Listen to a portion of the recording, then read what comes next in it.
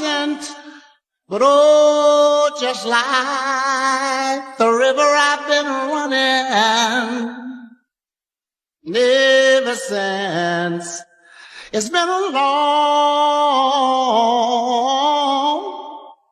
long time coming, but I know a change gonna come. But oh, yes it will. I wanna be with you. I wanna be with you. I wanna be with you. I wanna be with you. I wanna be with you. If I didn't ride blade on curve, would you still? If I'm in my mind at work, would you still? Keep it 100, I'd rather you trust me than to. Keep it a whole 100, don't got you, I got nothing. I got something. No time for tears, wasted water's all it is, and it don't make no flowers grow. Good things might come to those who wait, not for those who wait too late. We gotta go for all we know. Just the two of us. We can make it if we try. Just the two of us. Just the two of us. Just the two of us. Building castles in the sky. Just the two of us. You and I. I got diamonds proven to see slides in both ears. Dice rolling on the Las Vegas trip tonight. Slip that on and we might miss the fight. Fuck a night, I keep the koala in my shorty bag. You know she want a mom when she tattoo that ass. I'm a lover boy, she love the toys. Keep it coming, you a rider. This that roll myself a J and count my figure shit. This that stepping out, I feel like I'm that nigga shit. I drop 30 on this room, we ain't gon' sleep for shit. If I catch you nothing off, then it's gon' be your body. Is this real? Temperature's rising, I don't wanna feel I'm in the wrong place to be real. Whoa, and I'm longing to love you just for a night. Kissing and hugging and holding you tight. Please let me love you with all my might. The reasons is that we're here. The reasons that we feel, I feel as a won't disappear. After all the reasons why, all the reasons we're alive, all the reasons love. I don't know if you could take it. No, you wanna see me naked, naked, naked. I wanna be a baby, baby, baby. Spinning in his red just like he came from Maytag. Like a listen on the brownie. When I get like this, I can't be around you. I'm too little to turn down the line. Cause I can name some things that I'm gon' do. Wow, wow, wow. Wow, wow, wow, thoughts. Wow, wow, wow. When I'm with you, all I get is wow. Oh, you wanna leave me, but I refuse to let you go. If I have to beg, plead for your sympathy, I don't mind, cause you mean that much to me. Ain't too proud to beg, and you know it. Please don't leave me, girl. Ain't too proud to plead, baby, baby. Please don't leave me, girl. Now I've got a love so deep in the pit of my heart, and each day it grows more and more. I'm not ashamed to come and plead to you, baby. If pleading keeps you from walking out that door, ain't too proud to beg, and you know it. Please don't leave me, girl.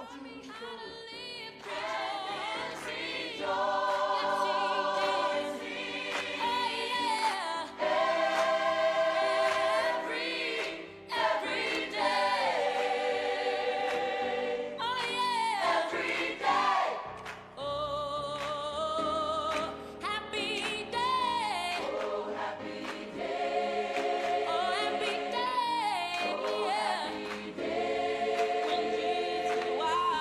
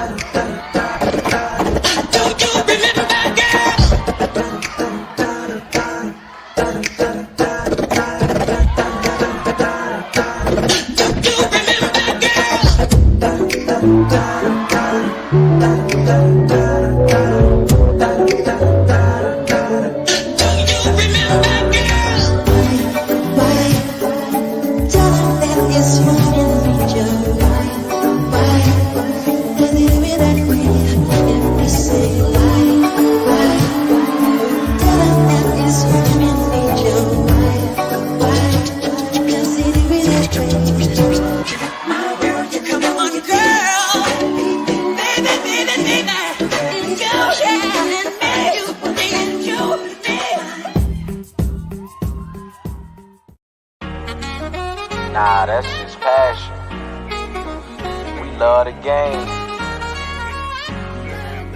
You already know what it is. FYF. You don't got tough skin. You might as well not even come on in. Talk to 'em. FYF, blow the whistle, man, we too official. Better check the film, we not one of them. The greatest to ever ball above the rim. They wasn't with me shooting in the gym. Cut the small conversation, debate on major levels. This the playoffs, baby, bring that pressure, we never settle. Cross and spin, getting it in, I wanna win. That teamwork got us headed to the ship again. Oh, LeBron better than MJ? Cut it out. Half these fans in the stands don't know what they talking about. Half-court jumpers, crowd going wild. FYF ranked #1, you better say it loud. Intellectual talk, but fuck your feelings. Elijah 1 too overrated, Kobe still a realist. Top 10 all time, now how they cut the line. Magic Johnson, Draymond Green, one in the same kind. Fuck your feelings, fast break, stop and pull a J. He got how many rings, nothing else to say. With the team, live streaming, play by play. This the dream, full steam on the road to 100K. FYF, blow the whistle, man, we too official. Better check the film, we not one of them. The greatest to ever ball above the rim. They wasn't with me shooting in the gym. Cut the small conversation, debate on major levels. This the playoffs, baby, bring that pressure, we never settle. Cross and spin, getting it in, I wanna win. That teamwork got us headed to the ship again. Started small, then turned into big dogs. They treat me like the GM, I just make the call. No matter who my op is, I'ma stand tall. Then pull up to the game, fresh like I just left the mall. 100K, 100K, 100K, check the score. We gon' bust the shot clock, fans running to the floor. All I hear is go this and go that. Man, your team suck, hang it up like a coat rack. I love the game, I admit it, I can't quit it. Step in front of me, man, your ankles gon' get the business. Been a legend like Moses Malone, way ahead of my time. This the greatest sports show ever, I just had to remind. FYF, FYF, blow the whistle, man, we too official. Better check the film, we not one of them. The greatest to ever ball above the rim. They wasn't with me shooting in the gym. Cut the small conversation, debate on major levels. This the playoffs, baby, bring that pressure, we never settle. Cross and spin, getting it in, I wanna win. That teamwork got us headed to the ship again.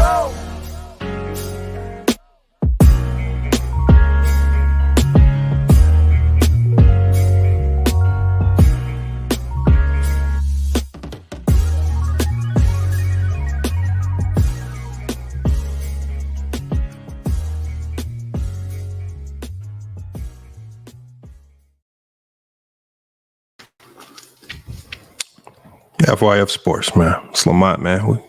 Early morning, man. At least for me. It's not even really that early. Just got a morning show for you guys, man. Salute to everybody pulling up. My apologies. I got to push these notifications out late. So if you're getting a notification late, that's fine. We'll give people time to get here before we get started with the crux of the show. Salute to Renegade, So Crazy TV. Negative thoughts. Salute to everybody in the chat already. Andrew said impromptu live. I don't know if it's impromptu. I mean, I put the notification. I actually created the live last night. So, I mean, some people saw it last night. So I don't know how impromptu it is. Salute to Isaiah Elliott, man. Goat James Kingdom, man. See you.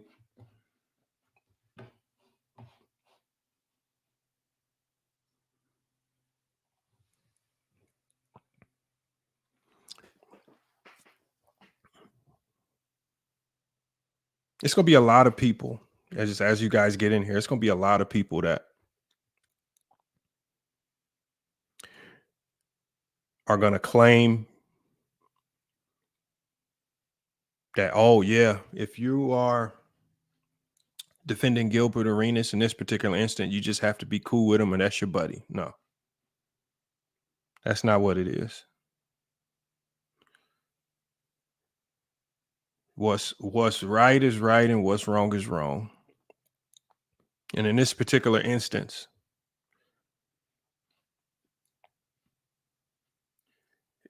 he did nothing wrong.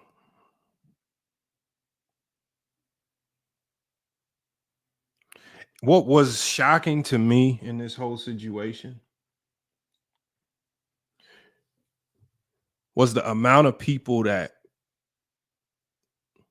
are pretending to be outraged over what he said.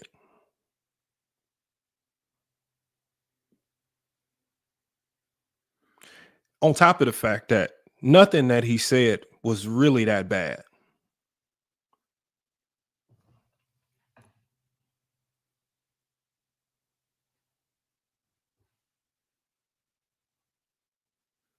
Nothing that he said I felt could be deemed as racist. Nothing that he said could be deemed as what this new term, and I don't even know if it's a new term, but it's a new term that I know a lot of people just added to their vocabulary. This two term that they're using is xenophobic.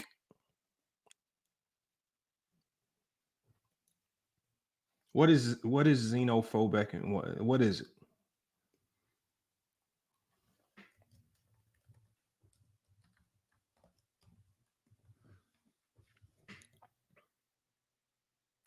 I know Renegade. So just so we get an understanding of what xenophobia is, because when I drop the link, there's going to be a ton of people up here that are going to claim as if this word is actually in their vocabulary, and they're going to pretend that they were offended. Xenophobia is a fear of, it's an irrational fear of those who are different in terms of nationality, ethnicity, or culture. It can sometimes lead to discrimination, actions, policies such as denying employment, housing, or services to other people. It can lead to violence in extreme cases. That's what xenophobia is.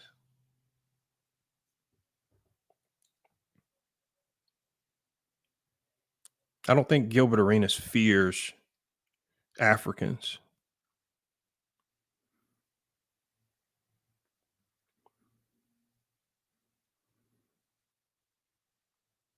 And salute to everybody pulling up in here, man. I saw you in here, Goat James Kingdom, Moose Talks Hoop, man. Appreciate everybody pulling up to the show.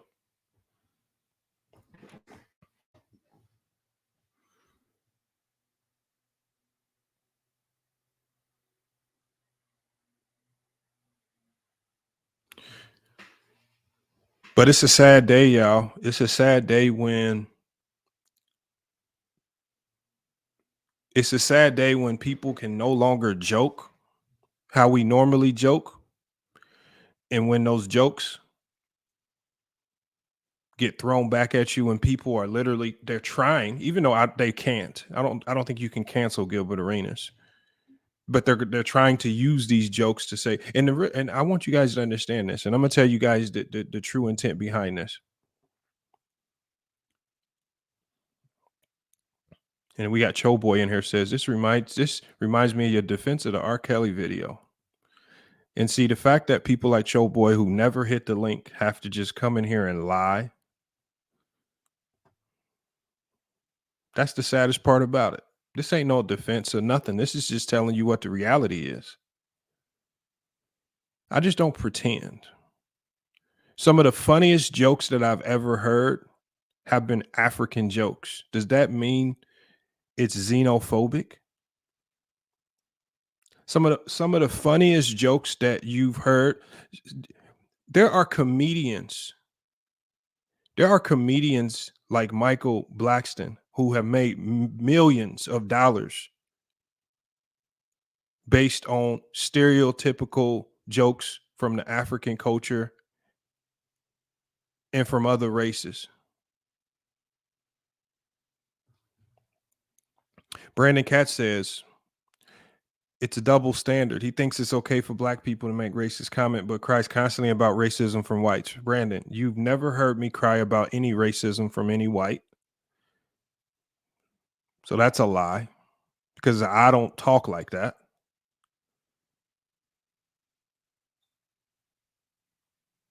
We don't even talk about stuff like that.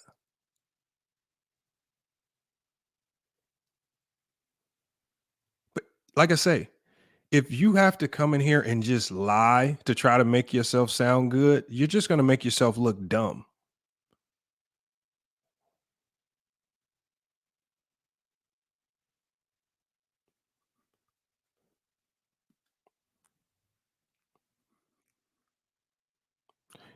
And the funniest part about it is, we got a spammer in the chat. Let's just get the spammer out of here. I mean, look, check this out. So let's just get back to what I was saying. He says, you imply Skip Bayless being racist. I never implied Skip Bayless being racist.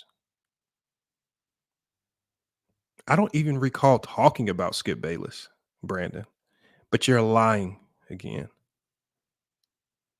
And you're always you always say that if I wanted to say Skip Bayless was racist, I would just say Skip was racist.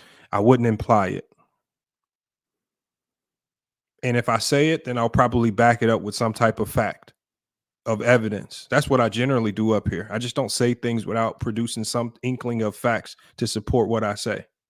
That's how I know you're lying. Because every time I come up here, whether I'm saying something about Jordan not being able to defend, I come up and I bring something tangible to show the people why I believe what I believe. I don't just come up here and make blanket statements. Nor do I believe that Skip Bayless is a racist. Kid Trunk says, who is trying to cancel Gil? We're going to get to that. I'm going to show you who's trying to cancel Gil. But like I said before, there are comedians who have made millions of dollars, from some of the biggest Mexican comedians to even one of my favorite comedians in Michael Blackston, who's literally made millions of dollars using stereotypical jokes stemming from the African community. And just because we laugh at those jokes, it does not mean we have any ill intent towards the African community or the African people or the African plight over there or any race. When we hear comedians make jokes about Mexicans and the wall, do we run around and say, oh, that's distasteful? Don't do that. When we hear comedians crack jokes about Asians or even blacks, as long as we know the intent isn't, as long as we know it's coming from just a place of jest, we're fine with it.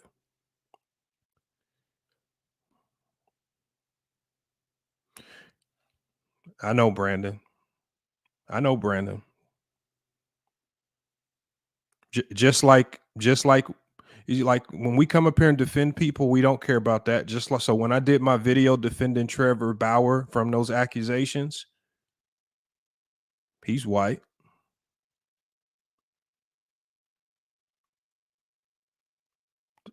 Brandon, if you have to lie, then why be a part of this conversation? And then I think the most disrespectful element out of this right here. This is, you guys know what the most disrespectful element of this whole conversation is.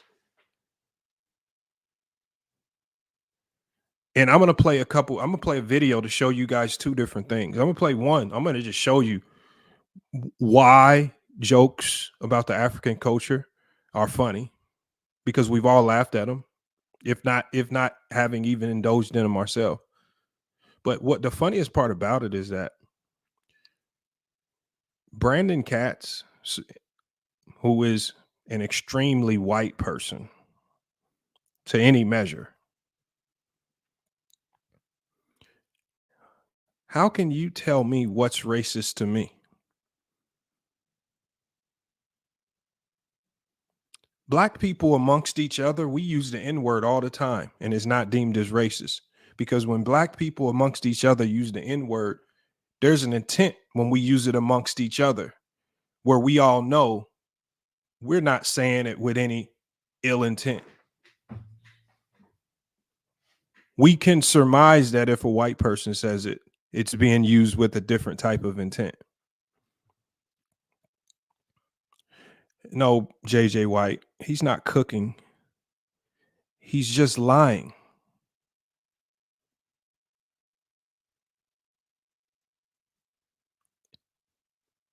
He says I called Skip Bayless a racist. I can make $1,000 bet with Brandon Katz right now that he can't find the timestamp of me ever saying such a quote. JJ White, I'll make $1,000 bet with you right now. And Ishmael, Brandon is extremely white.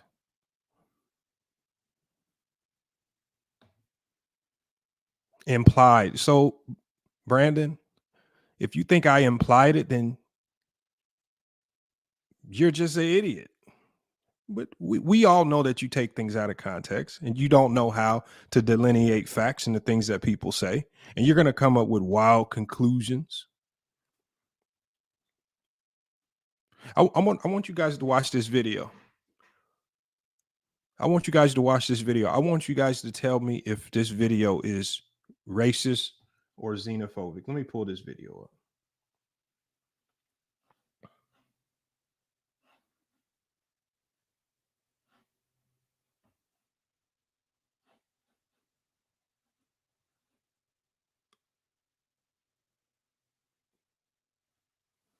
Give it up, y'all. Mike Watson. Represent West Africa. Come on, Mike. Bring them on. What's up, you motherfuckers? What's up, Brooklyn? What's up, you motherfuckers? Let me get some goddamn love in this motherfucker, goddammit. These motherfuckers better have my money. I don't know that nigga named Sean, John, Puff, Daddy, Tom, P. Diddy. All three of you better have my shit, motherfuckers. You don't have my money, I kill everybody in this motherfucker. They've been nice to me all day. You want something to eat? No, motherfuckers. I didn't eat in Africa, I'm not gonna eat now. Fuck you, pay me, motherfucker. That's why I like do shows for white people, because white people look you in the eyes when they talk to you. You can believe that shit. You tell a white man, where you have my money? White man say, I have your money as soon as you get to the show. Black man, where you have my money? I have to talk to you about that.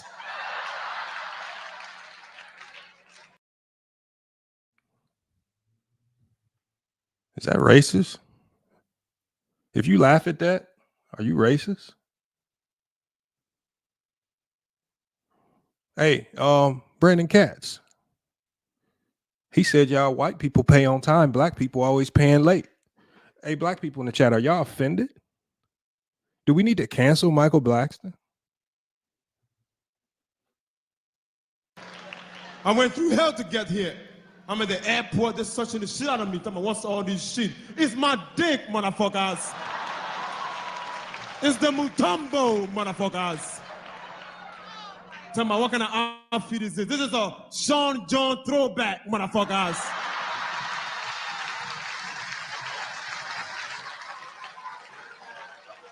There's the original shit. This shit is not even here yet. You guys wearing shirts and jackets. This is a shirt and a jacket. It's a jacket, motherfuckers. This shit's coming out 2008. Y'all wearing gold and platinum. My shit is gold and platinum. It's platinum, motherfuckers. They're wearing S-Dot, Katas, Timberland shoes, Air Force Ones. Kiss my eyes. This is the new shit. Skin shoes, motherfuckers. This is the low top. Hey, y'all. Now, Gilbert in his video talking about South Sudan said that they play barefoot out there. He said they play barefoot. Michael Blackson up here cracking African jokes. He said these are his shoes, skin shoes. Are y'all offended? He said these the new low tops. Let's listen to this. This is a hot top right here, motherfuckers.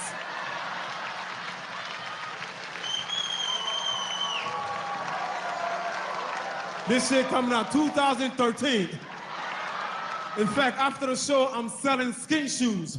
I don't have the white ones yet, but it's coming out, motherfucker. In fact, I feel that bitch coming now. Look at the white ones coming right now, right now. Right now, motherfucker.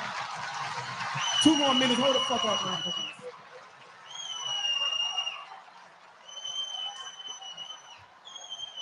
The white low top. Oh, you want Nike? Fuck you, I have Nike. Nike, motherfucker.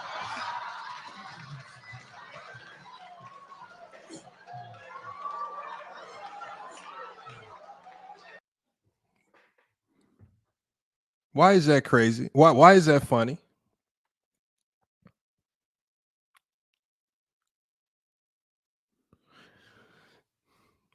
Is it funny because we all racist or we all xenophobic and we all hate Africans?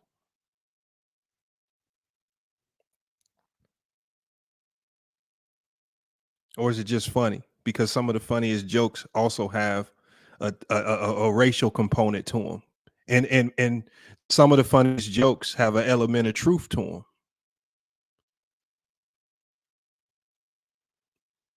When people talk about what's going on in Africa, how they living, they do play barefoot over there. What's going on in South Sudan right now? It's not necessarily funny. We can make light of it because no one walks around and just lives life being all serious and whatnot. Sometimes you have to laugh and make light of certain situations.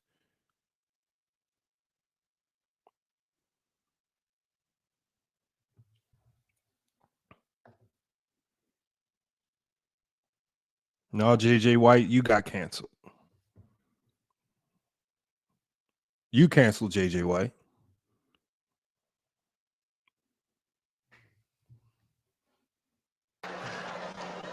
Man, America, you're losing your mind, America. You know, now they're talking about legalizing gay marriage. They want to make it legal to take it up the ass. Ain't that a bitch?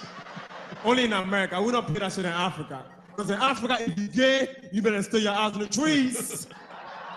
Because if you come out, that's your ass. They cut your ass off, motherfuckers. You walk around no ass. Oh, shit. These niggas cut my ass off. Listen, if anybody see 2 pieces of chocolate asses, pick it up. Now they want to start drafting for the army, you know. And I'm from Africa. Africans are hardworking. They're warriors. They fight to the death. But not me. I'm just a bitch-ass nigga. I can't fight nobody. I fight people I could beat. I fight all women and infants, motherfuckers. If you're 75, I'll knock you the fuck out. And I fight a babe. You can crawl, we can brawl, motherfucker. And it's all good. They say, make it in life, don't forget where you came from. I'm not going to forget. I'm just saying, going the fuck back. I ain't going back to Africa to kiss my eyes. It's too hot in that bitch. It's too hot. Ain't nothing left in Africa. What the fuck I'm going to do? Open up a strip club? I ain't going to make no fucking money. The bitches are naked already. Niggas like, get my money back. I saw that bitch already.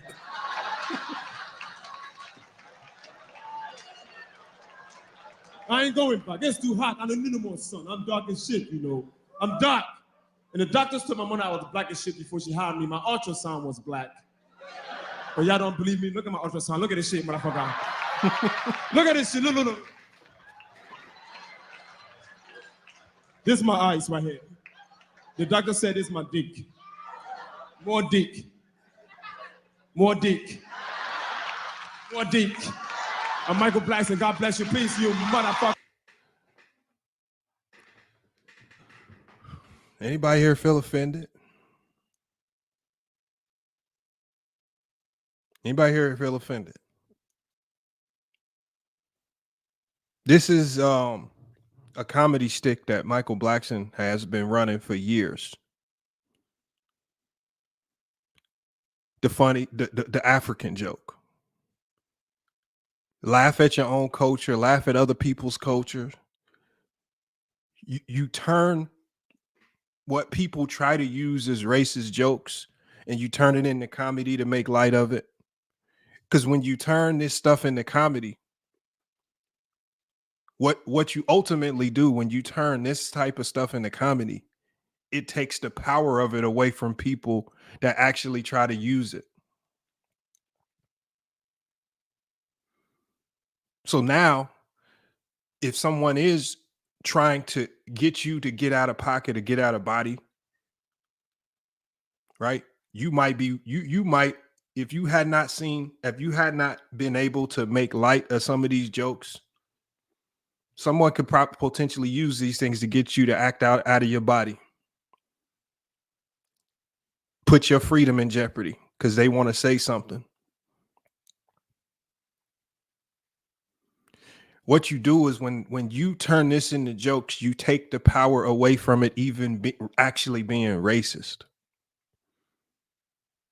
or xenophobic.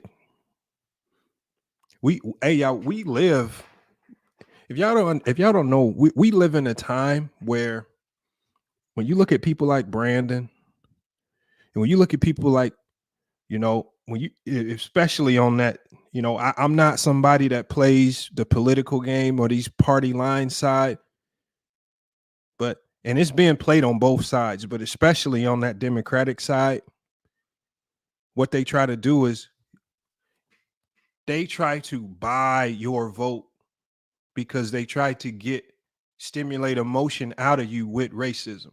They don't want you to think logically. They just try to galvanize you emotionally with the racism term or the xenophobic term. You can't vote for this person because he's racist.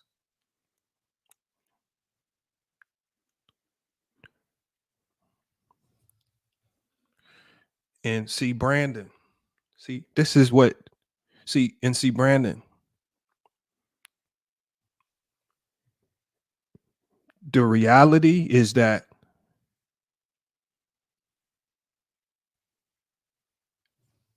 Black people can communicate with each other and it ain't racist. There's certain things that we can say amongst each other and it's not racist. Just because your skin color doesn't permit you to say certain things in front of a Black person, Brandon, don't get mad at us. Brandon, there's certain things you can't, you can't go to 79th and Halsted in Chicago and say the wrong thing. You go to 79th and Halsted in Chicago, Brandon, you ain't gonna get the benefit of the doubt, or they ain't gonna consider what you say as funny. You just gonna get the brakes beat off you. When we talk amongst each other, like even for example with me, when I moved to Chicago, right? I'm a guy from the hood. I was in college. I don't talk like I'm from the streets, but just by me being Black, you know what I was able to do? I still could go to almost any basketball court in Chicago, engage with the guys, go back and forth with the guys, talk with the guys. And there's a connection there just because we Black. We start off with that connection right there. It's just the reality of it. Brandon, you can say it's a bad take, Brandon, but this ain't for you. Not everything, Brandon, not everything that I say is for you. I don't expect you to get it. You won't get nothing that I say. Brandon, the reason why you won't get half of what I'm talking about is because you are white.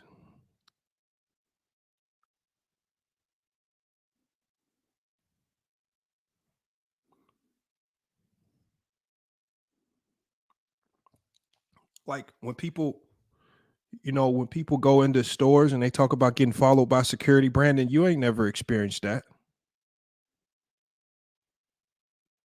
because you white.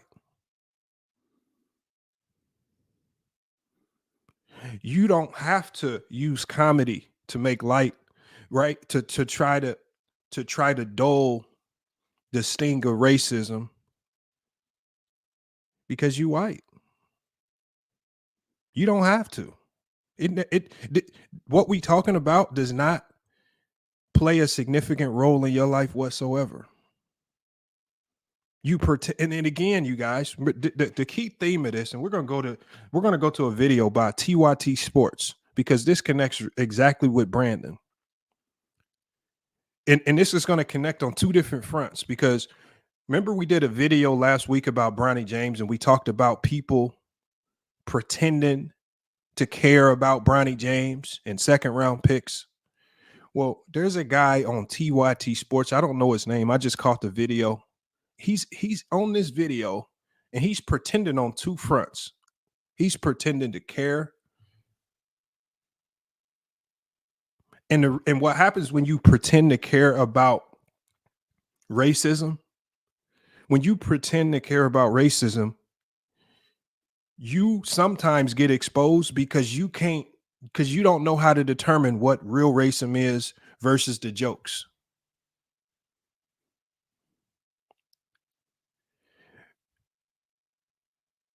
Just like I can tell all of the fake people running around talking about Bronny James, pretending like they really watched him in college, like they understand his game, saying he's not a good basketball player.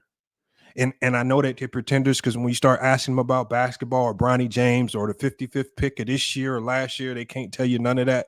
Oh, you just saying it because you don't like Bronny. Oh, you just here because you got an agenda. And I'm seeing the same thing with Gilbert, because a lot of the people that don't like that are saying these things about Gilbert Arenas, they just so happen to also be people that don't like Gilbert Arenas. Lucas Landon says, stick to basketball. This is basketball. Lucas Landon, like I say, I can drop the link for any one of you guys if you want to have a conversation. Mario says Gil comments were very wrong. I don't think they were wrong. I don't think he said anything wrong. When he joked about them kids over there not having shoes, they don't have shoes. It's a war-torn country. They still in war right now. When he made a joke about the fact that the U.S. has to donate shoes over there, that's a fact. You know why? Because the rebels over there steal everything. When he talked about the fact that they don't have any indoor basketball courts, that's a fact. They don't have any indoor basketball courts. They play outside, because the whole purpose of what he said wasn't meant to be racist or xenophobic. It's just meant to highlight how can a country that isn't even a basketball country, they don't even have the capability to train for basketball the way we do, how can that country compete with the U.S. in basketball, and basketball is our sport? That was the whole point. If you feel like his jokes didn't hit home, or maybe it didn't hit like Michael Blackson's jokes hit, that's cool. But at the end of the day, it's no ill intent. Lucas said, you turning into Dreamers Pro. All right. Lucas London, I dropped the link. I want you to explain it to me. I'm just not in the business of, one, this cancel culture. You guys know I've done a number of videos killing cancel culture. I feel like people should be able to say what they want, and I feel like people just way too sensitive. And I don't even think people are too sensitive. I just think people pretend to be sensitive when it's people they don't agree with all the time. People are pretending to be sensitive. He didn't say nothing that offensive. Everything that he said about Africa not having shoes, that's not xenophobic. At the end of the day, it's still true to a certain degree.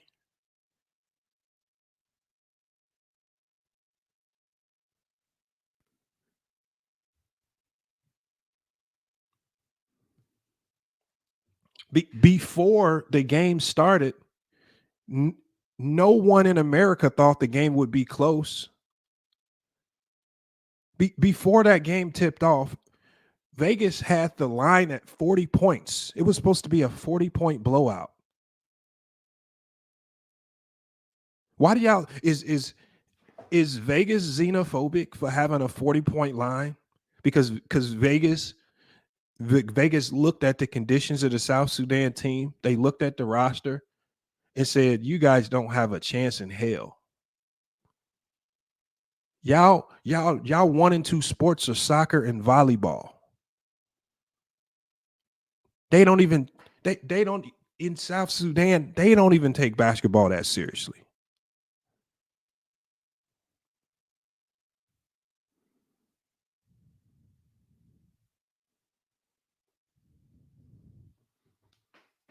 people pretend, man. Like it's this sad pretending to be offended thing. Ain't nobody offended. We hear African jokes all the time.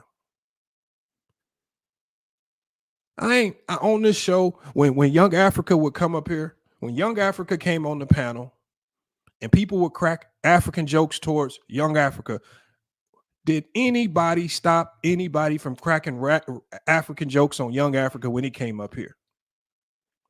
When Locker Room was running around calling out Dreamers Pro in Nigeria, I didn't hear nobody coming to Dreamers Pro defense talking about, man, don't talk about no Nigeria. Everybody was laughing. Y'all are like, y'all can't pick, don't pick and choose when the African jokes are funny and when they racist.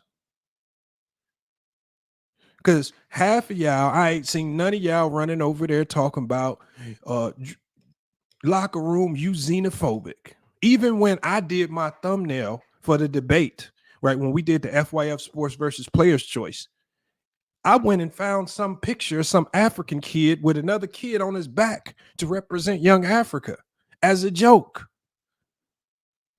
Did none of y'all say I was xenophobic or racist? Because it's a joke. Whether you think the joke was funny or not, it's still a joke. And at the end of the day, Young Africa, who's still on this channel, who's still a part of this panel, who is African, he didn't take offense to it. He thought it was damn funny. Why did he think it was funny? Because he doesn't pretend to be offended. Because he knows that when I put that image on the thumbnail representing him, it was just meant out of jest. It wasn't meant to attack him or his culture. It was just meant to be funny. But when the people say that Scap Attack and Dreamers Pro called Gil out, well, Scap Attack and Dreamers Pro have never, ever said anything positive about Gilbert Arenas. Their hate for Gilbert Arenas stems from his affinity for LeBron James and their disdain for LeBron James. They don't truly care about these issues. Dreamers Pro don't care about these issues.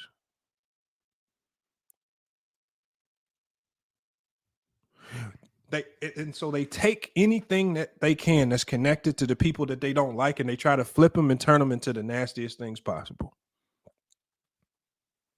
And it's sad that they try to go to this level to do it.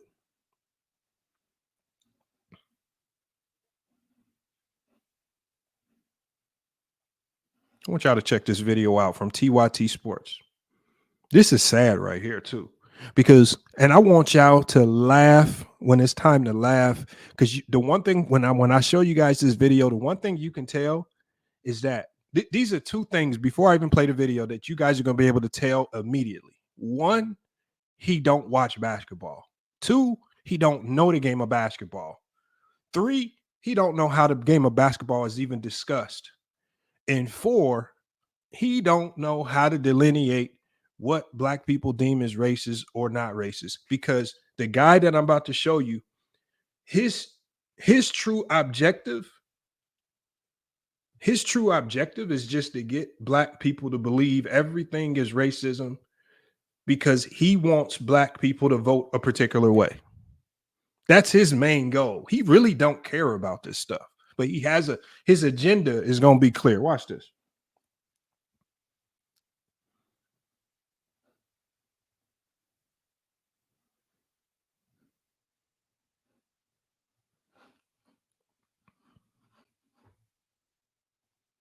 We got to talk about this guy, Gilbert Arenas. After Team USA eked out a victory against South Sudan, we got the males almost lost to some Africans.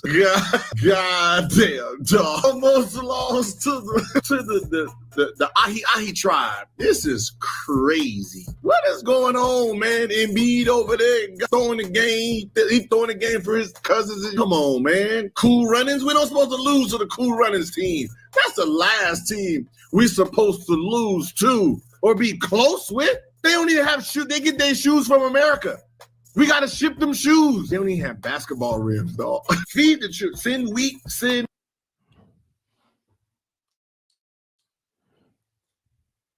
It's all facts. You might not like the jokes, but they don't play basketball over there. South Sudan is not a basketball country. Their number 1 and 2 sports is soccer or football and volleyball. Brandon Katz said he's clearly not joking. Are you serious? Brandon Katz, you know how you know he's joking? Because the African beat in the background playing. He said that you know he's joking when he said that he believes that Embiid is sabotaging the game to allow his brethren to win because Embiid was playing so bad. One could assume that Embiid was playing like straight garbage that game.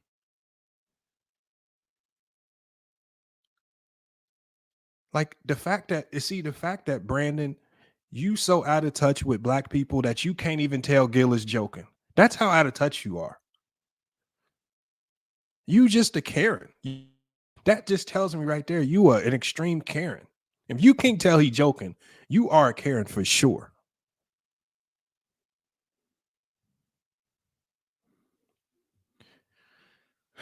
Brandon says if a white person made the same comments, so if Gary Owens made these comments, a known comedian who generally, let's just use Gary Owens, a white person. We all know Gary Owens, the comedian. Gary Owens consistently makes jokes about black people and the black culture. How many of us have said that Gary Owens is racist? Gary Owens, a white comedian, has built his entire career on making jokes about black people and the black culture. What you're doing is you're lying, Brandon, because we're not stupid, Brandon. We know how to determine when white people are actually saying things to try to intimidate or be racist, or if it's just meant to make light of certain situations and just be funny. We ain't dummies, Brandon. No, he's not a so-called comedian, but he makes a whole bunch of takes based out of humor. That's his stick on YouTube. He says edgy things based out of humor. Why are you pretending that you don't know who Gilbert Arenas is, Brandon? Now this is what I mean, y'all. Did y'all see how Brandon will just lie? He says he's not a comedian.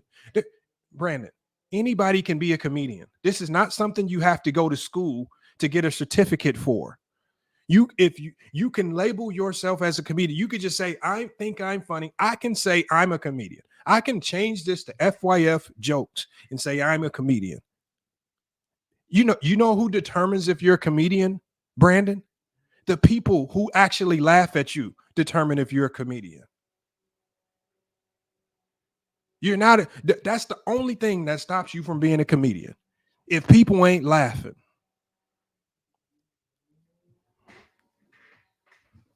So if you want to say that he's a bad comedian because you didn't think it was that funny, fine. But to take it to another level and to say that this was xenophobic or racist, that's just you trying to get people not to like him. That's just you trying to tell people how to think. But Brandon, as black people, we used to white people doing that for years. White people consistently try to tell black people how to think. They try to tell us what's what.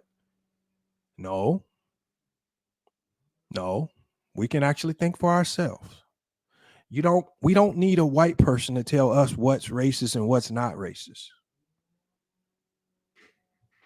This is why this guy TYT Sports don't jump into these conversations. He's one of the white people that run around talking about the Black Lives Matter movement. Black Lives Matter. Go support Black Lives Matter. Like we care about that silly movement. Told y'all. Brandon just out of touch. He don't know what's what. Brandon be thinking he cooking on something. I'm like, Brandon, you can't even tell he joking. That's the saddest part about it. Sorry, you guys. I got landscapers outside, so if you can hear that, the lawnmowers and stuff, I apologize. I don't think it should be too big of a problem. Let's play some more of this. Water and bread them. That's what he said. That is what he ran with. It was one of the most despicable rants I have ever seen from a fellow media member. I mean, you want to know the bar? Look at this. The New York Post, which knows a thing or two about endorsing bigotry from a former president or presidents because it's owned by Rupert Murdoch, called it a xenophobic rant. I mean, the ignorance, bro. Like, you would have felt like this is a member of the KKK talking black. You understand? If you didn't know this guy was black, if you just heard the audio, you would have felt like this was some racist from deep down somewhere there in America, blood. Yeah. Shout out to JP on TikTok. Throw him a follow if you can, because he's right. He is 1,000% right. This is something that you would hear from Tucker Carlson. Actually, you did when he had an interview with. Hey, do y'all now see what he's trying to do? Do y'all now see what he's trying to do? Do y'all see how he's trying to mix in? Thank you, as is comedy. He says, as a comedian myself, I can tell you that most jokes are made from stereotypes, and black people, we rib on each other about anything. That's a fact. But I want y'all to see what TYT Sports is trying to turn this Gilbert Arenas situation into. This TYT Sports guy don't really care about sports or Gilbert Arenas. His objective, this channel's objective, is to get people from the Republican side to the Democratic side. So he's already connected this Gilbert Arenas situation. He's already connected it to Donald Trump and the New York Post. He says, even the New York Post said it was xenophobic and they support Trump. Now he's connected this situation to Tucker Carlson, a guy that's a known Republican. And he's saying, look what Tucker Carlson said. Tucker Carlson said it too.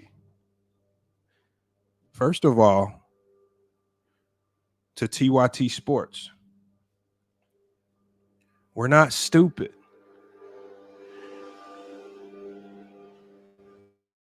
Says, Lamont is digging a deep hole here. He just defending racism. Imagine that coming from the whitest person in here.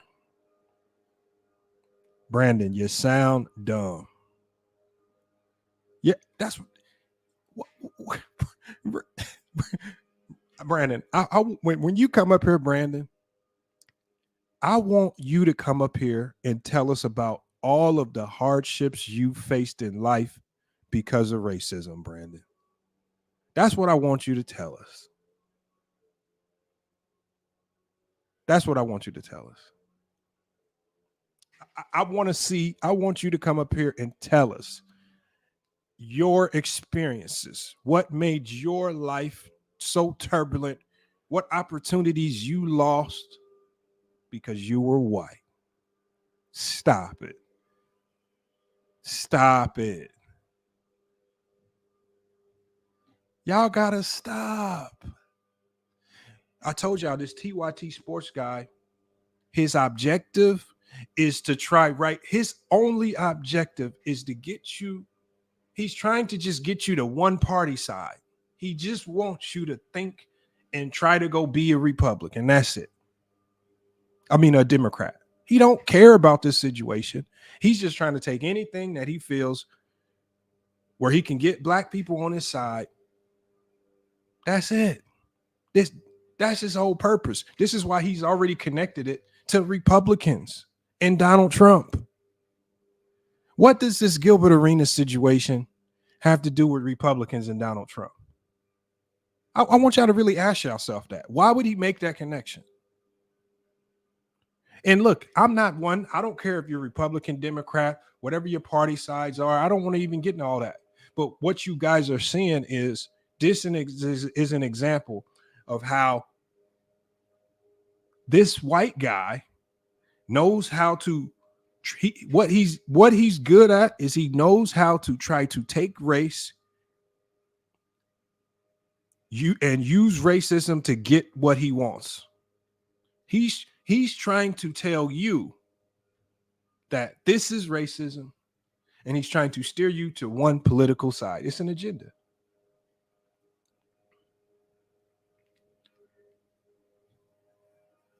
Thank you, Adrius. It's the oldest trick in the book. Did y'all even hear? I want y'all to listen to even more of this. Listen to more what he has to say. Listen to this. Radio shock jock Bubba the Love Sponge. Yeah, I had to learn about that guy because of Tucker Carlson.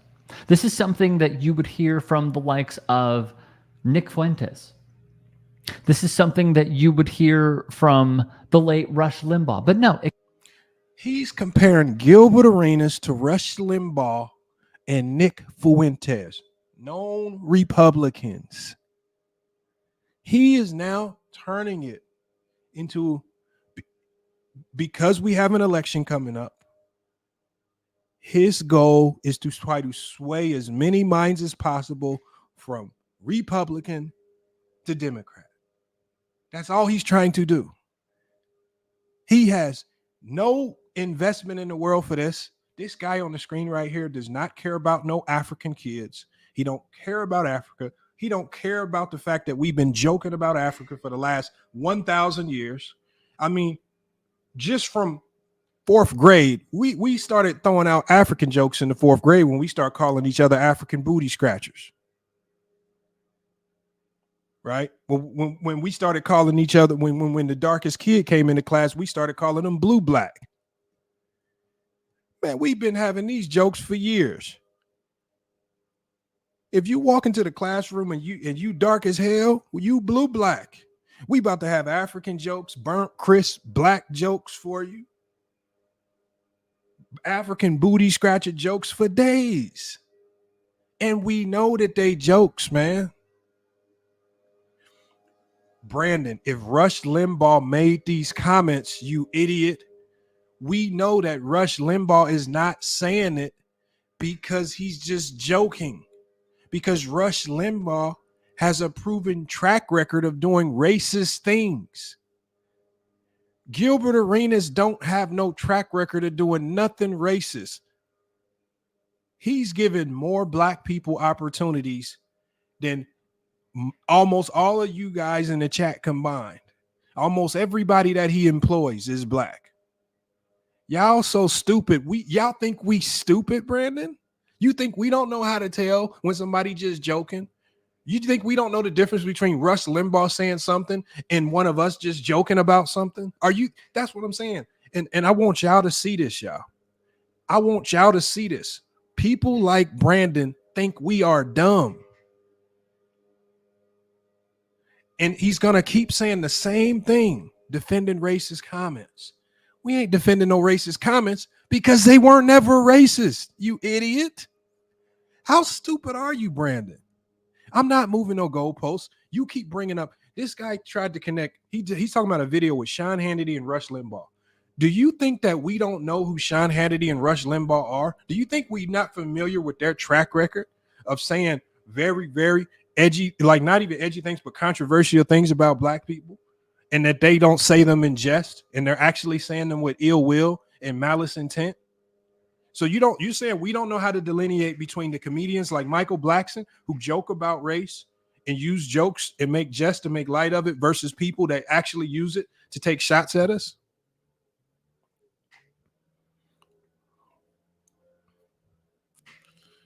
Come on, y'all. Y'all just gotta stop lying. Y'all just you Brandon, you don't know how you're Brandon. Just put it like this, Brandon. I'll just summarize it with this and we'll get back to the video. Just like this idiot on the screen right here, right? This idiot on the screen right here thinks black people are too stupid to know what real racism is. So he needs to tell us what it is so we can go vote the way he wants us to vote. I don't care how you vote. I want you to vote based on whatever you vote on. But when you see people like this, I want y'all to know. I want people like this to know we know what you're doing. This is all I'm saying. To salute to Big Ox Media. Thank you, Big Ox Media. He says, didn't Rush Limbaugh call? No, was it Rush Limbaugh? I don't think it was Rush Limbaugh. It was the other. It was Don Imus. I think Rush Limbaugh defended it, but when Don Imus called the black girls nappy-headed hoes. See, like I said, Brandon Katz, it's just certain things that white people can't say, especially if you don't have the track record to support that. You joke with us like that. Gary Owens can probably get away with a joke like that because he's built up a track record of being able to joke with the black community to that degree. It's a lot of Mexican comedians that can joke with us like that because you know what? They've built up a track record of, yeah, you can joke with us like that because we know you're not bringing it to us with no ill intent. But this dude is so stupid. He thinks we can't tell what Gil says. He's trying to convolute what Gilbert Arenas says. And he's convoluting that with a Rush Limbaugh and Sean Hannity and these guys because they think we stupid, y'all.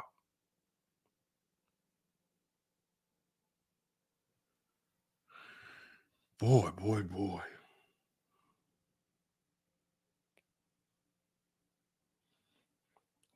Not what I said, Brandon. You just lying.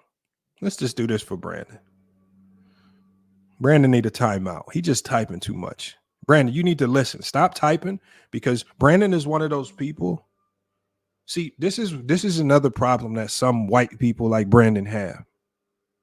They ain't trying to hear us out. They just trying to tell us what to think. Brandon came in here immediately and did not ask any questions. He didn't let the video play. He just jumped to conclusions, and it's his job as the whitest white person in here to tell us how to think about racism. Not your job. We don't need your help with that. It came from Gilbert Arenas. Gilbert freaking Arenas. You know what's also odd about this is that the NBA player turned media man referred to South Sudan as the Cool Runnings team. He couldn't even get the country right. That's because it was a joke. Do you see how stupid this dude is? He used Cool Runnings, TYT, Sports Network, because it's a joke. That's why he used Cool Runnings. We all know that Cool Runnings was the Jamaican bobsled team. We don't really think, but it's just part of the joke. He wasn't like, this is how stupid. And salute to Hoop Jargon. Hoop Jargon, you got to come up here and talk to this. Thank you. Like, they be thinking, Hoop Jargon, that we just dumb. Gil was just joking. And he up here trying to tell us. He says he couldn't even get that right. Cool Runnings is from Jamaica. That's because it's a joke. Jokes ain't meant to be this accurate. As soon as I get through this video, Hoop Jargon, I'm gonna bring you up, man. Because the one thing I know is that a lot of the people that want to try to dictate and tell us what's racist and what's not, especially the white people that try to do so, they ain't gonna click the link. I don't have time. What I don't have time for today is for anyone white to come up here and try to tell me what is racist and what isn't. Maybe you can tell, like I said, tell us about your experiences amongst white people dealing with racism, or maybe tell us about the time you went into Sally's beauty and hair supply with all the black workers working there and none of the black people asked you if you needed help or something. Tell us about, maybe do that.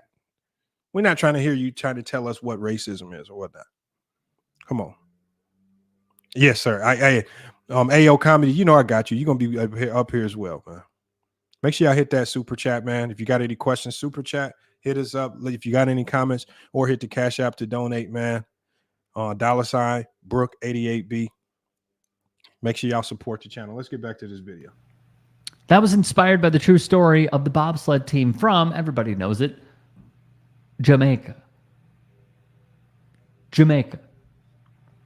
And yet that's what he ran with. He said Joel Embiid threw the game for his cousins. Embiid is originally born in Cameroon, which means Arenas once again generalized all of Africa. Embiid, though... No, you idiot. What he did was he's telling you in so many words, Embiid played like a walking garbage can. That's what he's telling you. When he says that Joel Embiid was playing so bad that he looked like he was allowing his cousins to win the game, it ain't because another. He's basically telling you, because remember, y'all, this TYT sports guy don't watch sports. He don't care about sports. He don't talk sports. I got the Rob Parker video right here too, because Rob Parker also had agenda negative thoughts. I'm going to show you what Rob Parker's agenda was. No, so people that actually know sports, if TYT Sports is listening, he's just telling us that Joel Embiid was playing. One of the reasons why that game versus South Sudan was so close is because Joel Embiid played like a walking garbage can. The guy that was supposed to be the biggest difference maker on Team USA, because we did not have a center, is running around playing. He's running around making comments about LeBron James being old and then stepping onto the court looking like the oldest motherfucker in the NBA. Slow, lethargic, not defending, falling down. That's what he meant. Y'all see how we have to explain this to this idiot TYT Sports, because he don't watch sports. Brandon says, if any white person came on the panel on the channel and made the exact same comments Gil did about black people, he would be offended. No, Brandon, if you did, I would be offended, because Brandon, we know that you wouldn't be joking. Brandon, so the thing is, Brandon, if you came up here and made those comments, you would get excommunicated off the show, because we know that you wouldn't be joking. But like I said, if Gary Owens came onto the panel and made those same jokes, well, he has a track record of joking with us. We know there's no ill intent. He be cool. He got the pass. Brandon, don't get mad because you ain't got the pass. I know you done had some heated back and forth with the locker room. You done had some heated back and forth. But don't get mad because you ain't got the pass. Come on, man. Don't get mad.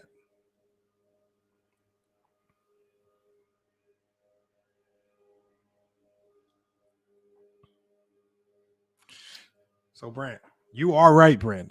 But the thing is, Brandon,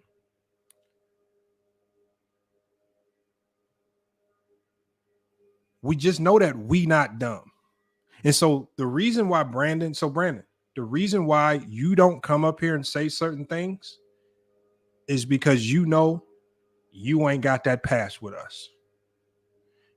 The white people that got that pass, they know. And what's understood don't need to be explained.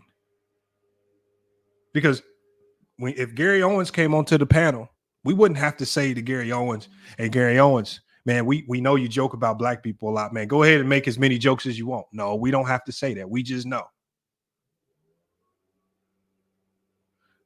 But what Brandon is doing, just like TYT Sports, is they're trying to tell us what racism is. Because there's always an agenda. Gilbert is not Sudanese. He talk about a group of people that's not his people. Hey, Brandon, this is how I know you out of touch. Brandon, this is how you know you. Brandon, check this out, Brandon. You know, black people here in the United States, we don't have a nationality. If you dark skinned and you look like us, you're black. If you're from Puerto Rico and you're dark skinned with nappy hair, you're black. If you're Costa Rica and your skin is black as hell and you got naps that nap up, you're black. Brandon, stop being out of touch. We don't go by nationality. Because the one thing that we do know, if you was black, and I don't care what your nationality was, and you walk in 1890 and you walking in the backwoods of Mississippi and some KK members stopped you, you think them KK members are going to stop you and be like, hold on, are you black or are you Sudanese? And you say, I'm Sudanese, I'm not black. And you really think they're going to be like, yeah, you good with us, you Sudanese, you not black. You really think that's what's going to happen? Because the thing is, what we know, Brandon, is that real racists don't give a damn about your nationality. Just like y'all don't really give a damn about the Sudanese people. Y'all don't care. Y'all are pretending to care. Anybody from Sudan can walk through any hood in America and is going to be considered just as black as us. Stop it. And you know what? Somebody from Suzanne can walk through the hood and be cool. Brandon, if you walk through the hood, it's going to be a lot of eyes on you. And there ain't nobody going to ask you about your nationality. You ain't going to be able to walk through and say, hey, y'all, I'm Irish. Right? I'm not Caucasian. I'm Irish. I'm not white, y'all. That's not a bad take. That's facts. Told y'all. And we're in America, Brandon. Stop acting like we dumb. We don't talk nationality in America. This is why we say the word black and white and brown, because y'all don't know how to delineate between any of the Mexicans or any of the Puerto Ricans. Y'all just call them all brown. Y'all don't give a damn. Right? Anybody that look like they came from Mexico, Trump needs to build the wall to stop them. They could have came from Puerto Rico or anywhere else. Y'all don't give a damn. Y'all call them all brown. Stop it. Just like y'all call the Asian people yellow. Japan, Korea, China, throw them all in one bag because y'all don't care. Y'all call them, y'all put groups of people in the bags all the time. So don't try to separate black people here now from the Sudanese. Nah, don't do that, Brandon. That's all fake. This is what I mean. It's all fake. We got Congolese. I'm from Central Africa. Gilbert Arenas' so-called jokes are offended. Yeah, I know. Congolese. Sometimes jokes will offend you.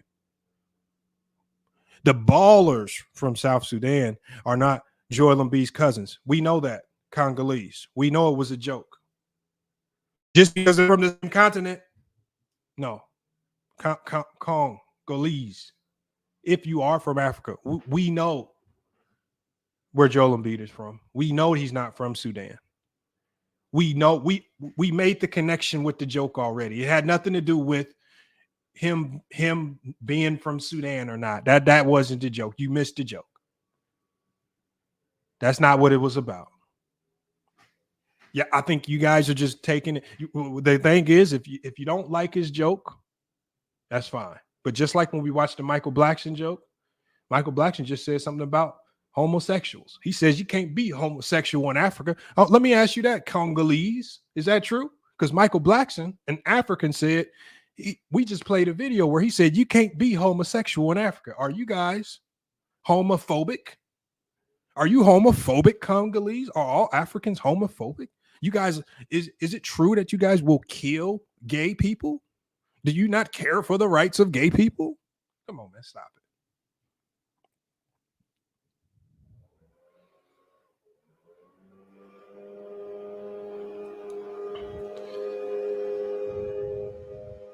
I'm saying Gil don't have to apologize for shit, especially if it's some white dude who don't really care about the culture asking for it.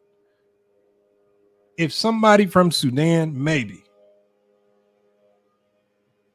But ain't no white person about to be saying Gil needs to apologize. That got to be one of the dumbest things I've ever heard.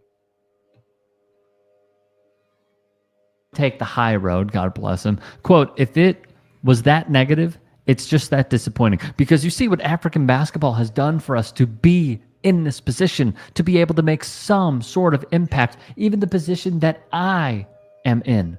It's really unfortunate, especially in the world we live in right now. So much negativity. What Arenas... No, and Joel Embiid, how you playing out there on the court is so much negativity. Joel Embiid, Gilbert Arenas made his comments because you running around out there looking like the sorriest player. Because you were supposed to be the difference maker. Because you the one, Joel Embiid's the one running around making comments talking about LeBron James looking old. Then he proceeds to go out there and he gets dominated by a 17-year-old Duke recruit. He out there getting pushed around, right, by guys who at the highest level played in the second league in Australia. Stop it, man. Stop it. No, what I said, I'm not telling an African how to feel. I said, I don't care if you're offended. Jokes sometimes will offend people. I get that. Sometimes jokes can be offensive. It does not change the fact that they are jokes. Right? This is called Fuck Your Feelings, FYF Sports. I don't care about how this guy feels if he says, I felt offended. Do y'all think I care? This is not about what you feel. We're talking about the intent. Was it intended to be racist and xenophobic or not? Did he intend to slander a whole bunch of? Did he have any ill intent behind it or malice? No, it was meant to be a joke. Just because you don't like the joke, that's not my problem. That's not my problem.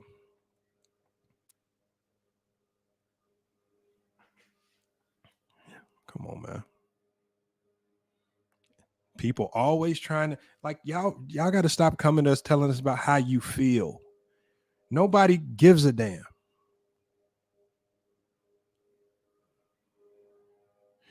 Hey, Brandon Katz. Trump said Haiti is a shithole country. Brandon Katz. Haiti is a shithole country. Brandon Katz. If Haiti isn't a shithole country, I want you right now, even amidst the travel warning that the U.S. has put out about going to Haiti right now, I want you to go over and fly to Haiti and stay out there for 3 weeks. Even though gangs have taken over the government and now run the country, I want you to just go over to Haiti. And then I want you to go out there, go engage with the people, go take pictures. And I want you to come back and tell us if it's not a shithole country or not. Sometimes when people say stuff, it just is what it is. Ain't nobody going to no Haiti right now. Haiti shithole country. What you mean? That's not racist. That's a fact. That whole country got taken over by the gang. Do you know these motherfuckers killed the goddamn president? They killed everybody. Yes, Haiti, when Trump said that, this is just true. And then the Haitians that come over to Florida, them motherfuckers is crazy. The Haitians that come to Miami, the Haitian gangbangers, they crazy. It's just true. That's just true. That's what I'm saying. Like, you want us to be offended about that? Thank you. Ayo. He says, Ye's intent came from a place of humor, not hate. That's the difference. Thank you. And the thing is, Ayo, is that people try to tell us where it's coming from. People that ain't even of the culture. Like this guy on the screen right here. I want y'all to ask yourself, do you think this dude on the screen has ever been to a black comedy show? Do you think he knows how to delineate what we like to joke about? Do you think he knows how to digest our jokes, our comedy, our humor? Who is his favorite comedian? I promise you, it ain't Mike Epps, who got white and black jokes for days. I promise you it's not Michael Blackson or Ari Spears or none of them. Look at this dude.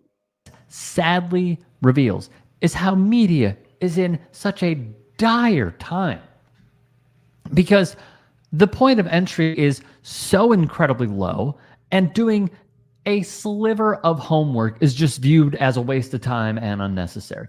And this is what you get, by the way.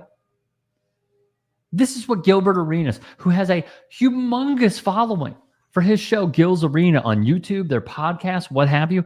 This is what they do. This is what he does, at least. This is what he brings. See, this man just said, y'all. He said, this is what he just said. He said, do an inkling of research. Okay. This is what he said. Gilbert Arenas did not drop this video on Gil's Arena, which is a completely separate entity or platform. This was not a Gil's Arena show. He did this on No Chill Gil. This has nothing to do with Gil's Arena, where on Gil's Arena, their takes are a bit more PC, as opposed to No Chill Gil, where he's a little bit more unfiltered and uncensored. This is how you know. So what did this guy do? He ultimately said, okay, what's the biggest platform that you're a part of? And I'm going to try to attach you to that platform, because his intent here is just to try to get him canceled, one. And then the second thing is his intent is to get people to think a certain way. Thank you, Tawan Gant. This was said on No Chill Gil. This was not said on no Gil's Arena. Two entirely different platforms that are ran completely different. They're completely independent of each other. He just said do an inkling of research, but then he did zero inkling of research on Gilbert Arenas.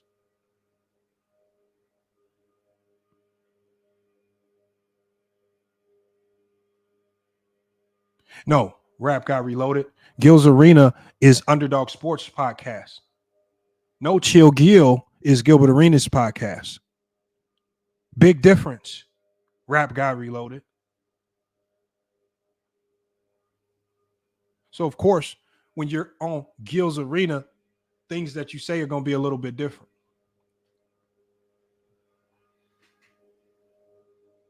You got to stop, man.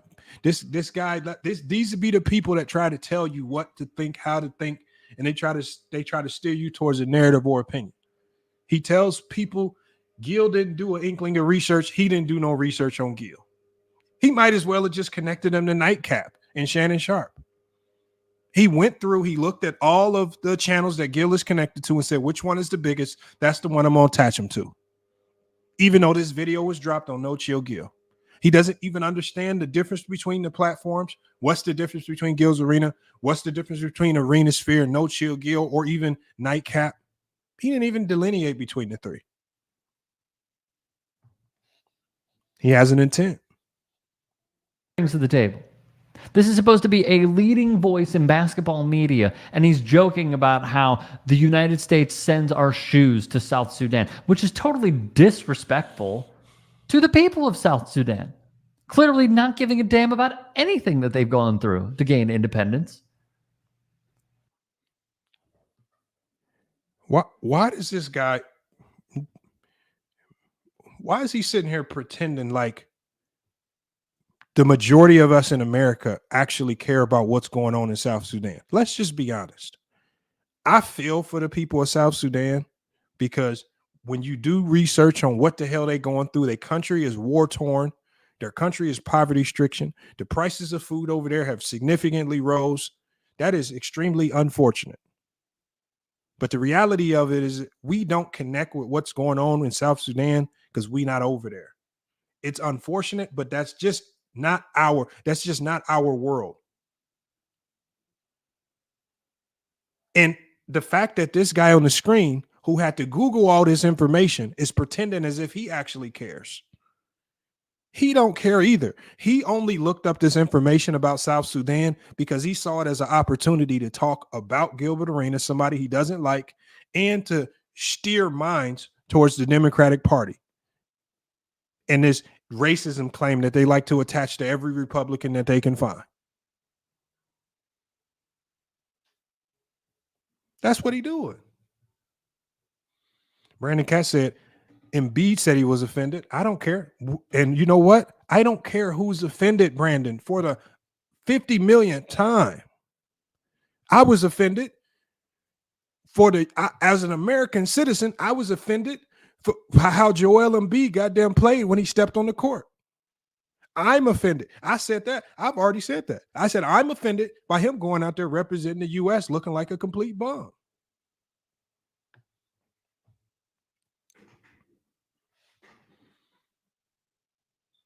So we all can be offended to a certain degree. Nobody cares who's offended or not. Jokes aren't meant to equally disperse comedy to everybody. If you're in a comedy club and you crack jokes about transgenders, you might get 99% of the crowd laughing, but you might offend that one transgender sitting there in the crowd. That's what happens sometimes. It ain't gonna stop people from cracking transgender jokes, Bruce Jenner jokes, Caitlyn Jenner jokes. They still gonna crack the jokes. Thank you, Relax and Talk Sports. I'm offended that he trying to speak for us. Just because you offended ain't gonna stop nothing.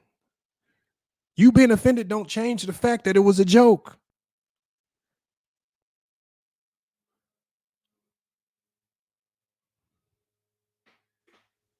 I mean, shit, Brandon walk around. I mean, look, people running around spreading Brandon Katz's picture all over the internet. Brandon, what if I walked around and said, I'm offended by people who got double chins? Are you going to go do something about that double chin, Brandon? What if I said I could just be people in this society today, society are offended by anything. We don't care. Nobody cares what you're offended by. It's your intent. That's all I care about. It's your intent. It's depressing. It's sad. It's troubling. It's stupid. It's frustrating that this guy can just say this or disrespect the women's game. And it's treated as if it's fact. It's insane. There are players, by the way, who are on this team that are fine hoopers. Fine. God, man. It's maddening. It's maddening. That's something you would hear on OAN. And you got it from Gilbert Arenas, man. Kaman Malawach, a 7'2", 250-pound center, 17 years old, committed to Duke. Committed to play for the Duke Blue Devils. A team that not only many know of in the country, but outside of, because they're a freaking powerhouse. Hey, this dude is so dumb. All of these countries got kids that are going to come to the U.S. and play college basketball. All of these countries got pros, college players, NBA players. It's over 60 NBA players on international teams. And you know what? They all still trash compared to the U.S. This is how you know he don't really talk sports. The Kaham Malachuk. I don't give a damn if he playing at Duke. Sudan ain't supposed to be competing with no U.S. And when we got our best players in the Olympics. I don't give a damn. That team is still walking garbage compared to the U.S. team. I don't care what players you bring up. I don't care how many Duke you can get. You can go ahead and bring all of Duke's recruits.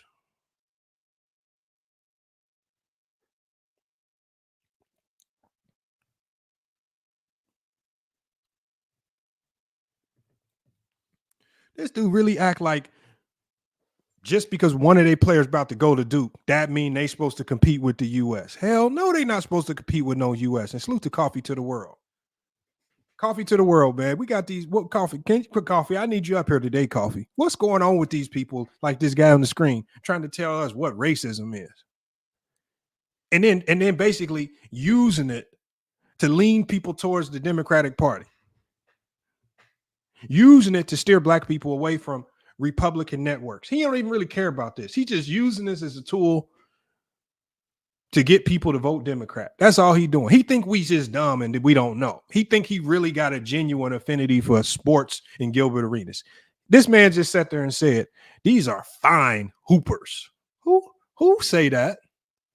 Who, when they talking about South Sudan basketball, says we got some fine hoopers? Like, I'm gonna rewind it for you. Check this out. Come in. And you got it from Gilbert Arenas, man. Come on, Malawatch is set. Let me fine.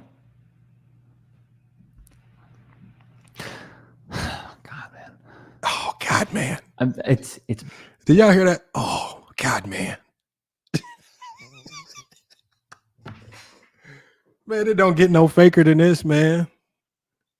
Man, I wish I had a soundboard like the locker rooms. I would be clipping that. We got some fine hoopers, man. I'm clipping that audio. If I had a locker room soundboard, you know how you got that automatic soundboard, he gonna clip your sound.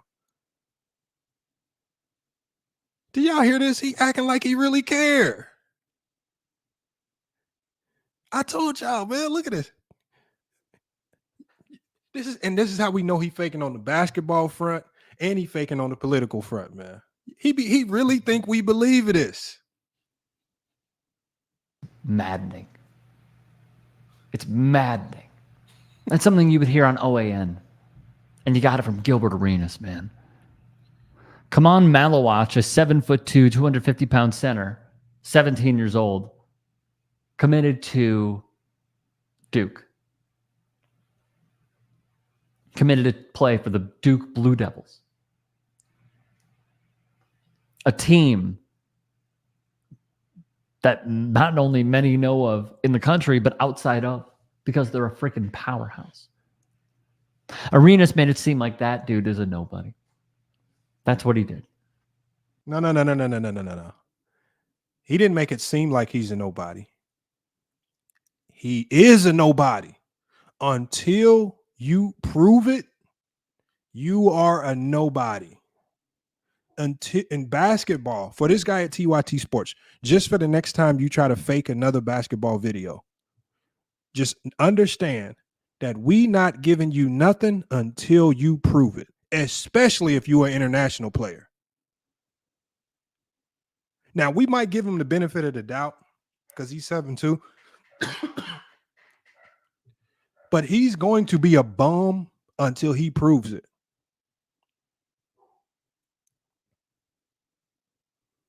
Like, you don't just get no automatic passes over here when we talking sports. He ain't nice. He ain't done nothing. And to be honest, Duke ain't really been that good since Coach K left. They kind of like slightly above average. They ain't even nice like that no more. How out of touch has this dude been? Duke ain't even like that no more. I just watched the game last year. Purdue walked in and smacked Duke by like 20. Duke ain't the same Duke no more. What is you talking about? He put them down and then ran with xenophobia to justify it. Noteworthy, Luol Deng, a 15-year NBA veteran who is from South Sudan and serves as president of the South Sudan Basketball Federation, built this team from the ground up. He also went to Duke. South Sudan won its independence in 2011, but you know, he doesn't care about any of that. What does that got to do with anything that Gil said? Salute to Sudan for winning y'all independence and fighting them fights. And I know y'all still in a war right now. What the hell that got to do with basketball? Do you get a pass in basketball because your country's at war? What hoopers do y'all know? When you go to LA Fitness and you see a bum sitting on the sideline, are you going to give him a pass for being a bum and go ahead and add him to your team because he might be from a country that's war torn? Or is he just a bum? Look, man, stop trying to, he's trying to use the problems that are going on in South Sudan right now as if that actually mattered, as if that makes people from Sudan immune to getting roasted. They still a team that's not supposed to beat the U.S. in basketball. Just like, I don't care if Angola plays the U.S., we're going to say the same thing. If Nigeria plays the U.S., we gonna say the same thing.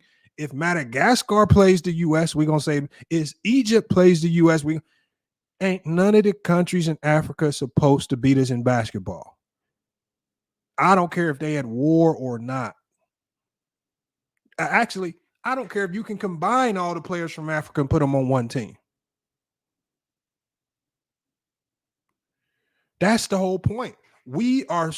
Basketball is our sport in the U.S. And the whole purpose of what Gil was saying is that countries where basketball isn't even one of the primary sports should not be competing with us. And how do we know that South Sudan even believes the same thing? Because Luol Deng, who even put this team together, he didn't even go get players that were born in Sudan. Y'all think, I want you to ask y'all something. Do y'all think Luol Deng is an idiot?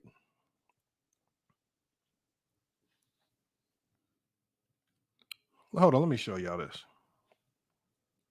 Let me find it real quick. Watch this. Here it is right here.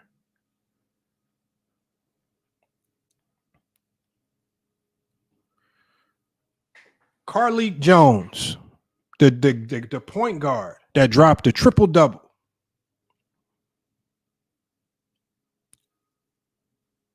Yeah, I know he from America, right? He American born. He ain't from no Sudan.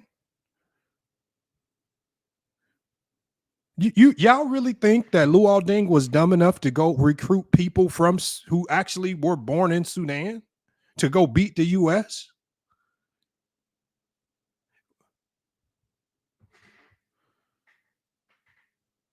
Bobo, he went and got Bobo, who backed out at the end. He born in the U.S. He went and tried to get Thon Maker. Thon Maker couldn't even play for him because Thon Maker had already committed. He's already played for the Australian national team. He don't even claim in Sudan. JT Thor was born in Nebraska. Yeah, JT Thor, the guy that hit the three at the end of the game, the nasty step back three, the guy that plays for the Charlotte Hornets, he from Nebraska. Do y'all really think Luol Deng, to put a team together that can potentially compete with the U.S., is going to go get a whole bunch of players that are from Sudan? Brandon,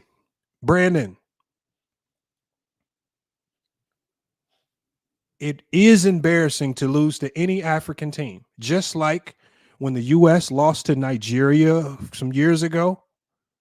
We roasted the U.S. because you're not supposed to lose to Nigeria. When they lost to Gabe Vincent and them, that was embarrassing.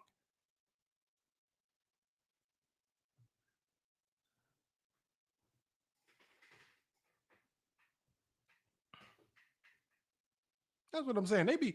Like Luol Deng wasn't even dumb enough to get players from Sudan. Luol Deng had enough sense to go get real basketball players from other countries that just got ties to Sudan.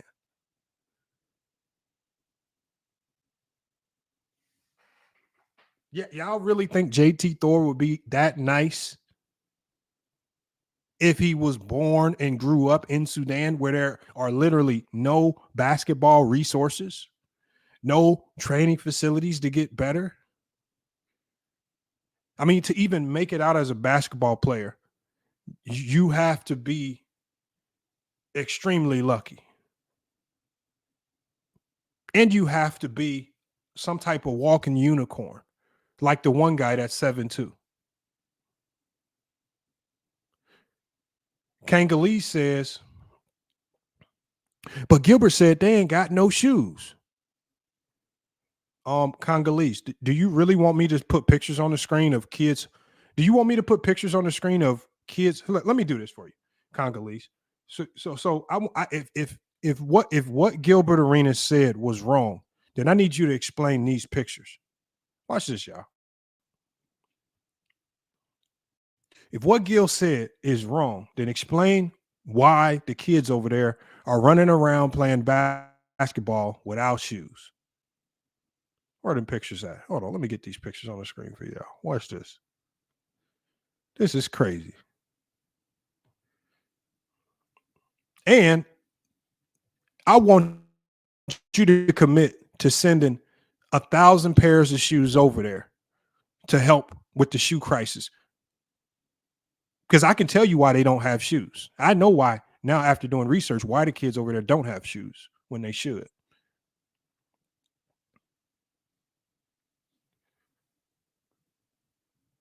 Oh, hold on. I'm in the wrong file right there. Let me get to the right section. I'm tripping.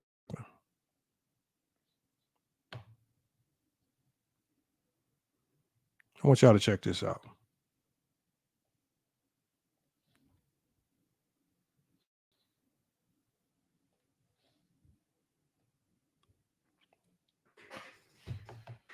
Because he said, Gilbert Arenas said they don't have shoes. Look at the thumbnail, man. Congolese. You got little homie right here playing in skin shoes like Michael Blackson said. You got homie right here playing in some Nike slides. You got homie right here playing in some beach sandals. What's going on? Are you implying that Gilbert Arenas was lying about the shoes?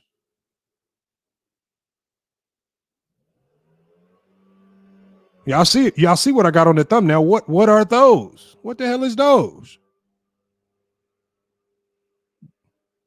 That looked like bare feet to the dirt.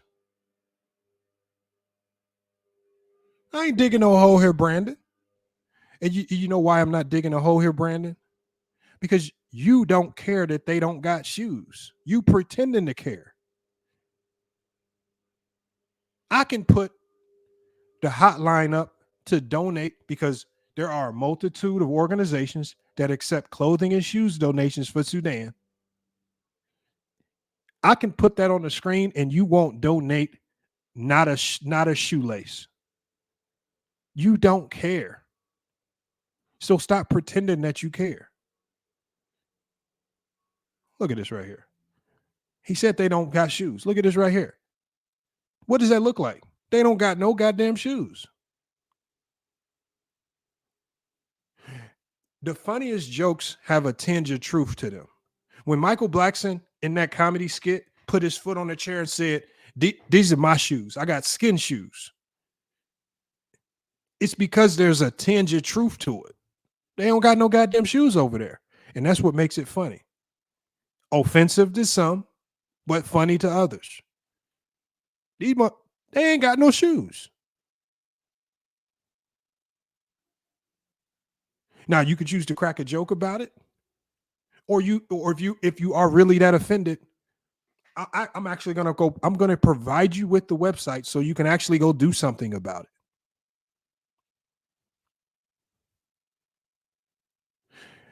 First of all, Congolese, see, this is how I know you didn't watch Gilbert Arenas' video.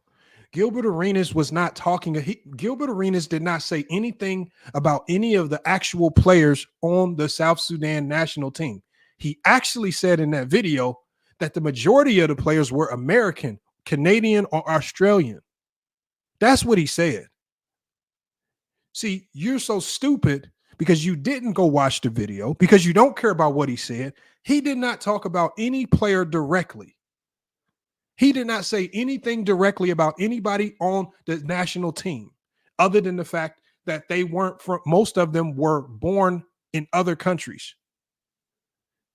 He didn't say that Carlik Jones did not have shoes growing up. He didn't say that Winyan Gabriel didn't have shoes growing up. He didn't say that JT Thor didn't have shoes when growing up. He said, this is a country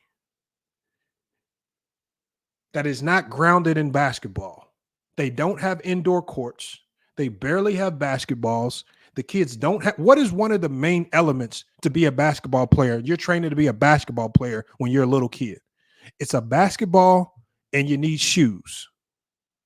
If you don't got them two basics, you ain't going to be a very good basketball player.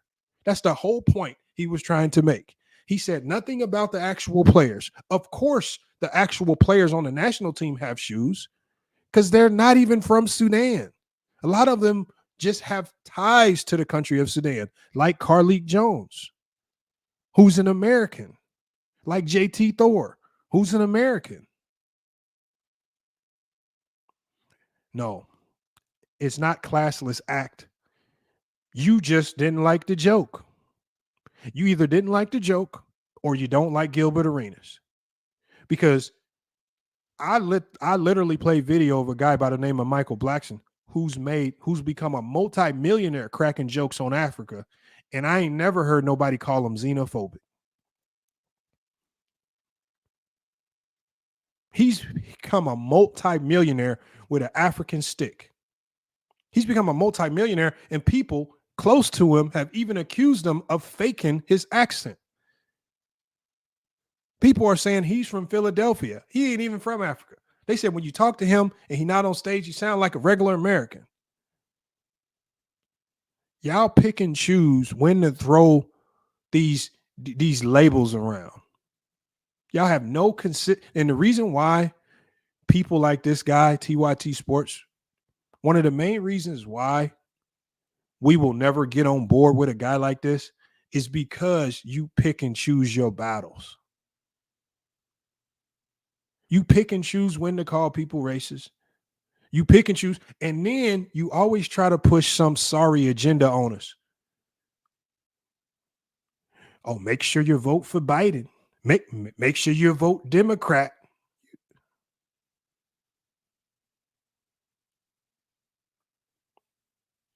I got a video with him on my channel. At the end of his show, when I went to Michael Blackson's show, that same show that's on my video, you know what he did at the end of the show? At the end of the show, Michael Blackson took his shirt off, poked his stomach out like one of the kids on the video, like on the UNICEF video, and he walking around like a little hungry kid, picking food off people's plates, eating it. He's just grabbing plates, eating food like a hungry African. That's how he closed out his show. He took his shirt off, poked his stomach out like he a hungry little African kid walking around everybody that was in the front row, grabbing food. How do I know this? He took my girl goddamn plate.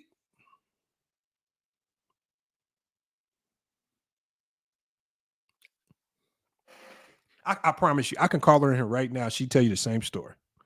He walking around like an African, just doing his look. You can probably find one of the videos of him doing it online. He took his shirt off, poked his belly out, grabbing food off people's plate, acting like a hungry African. That's how he ended the show.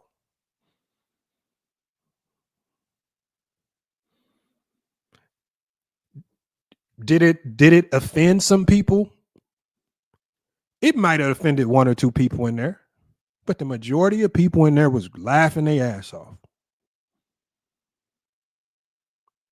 And my whole point is that if you are offended or you feel disrespected, I don't care.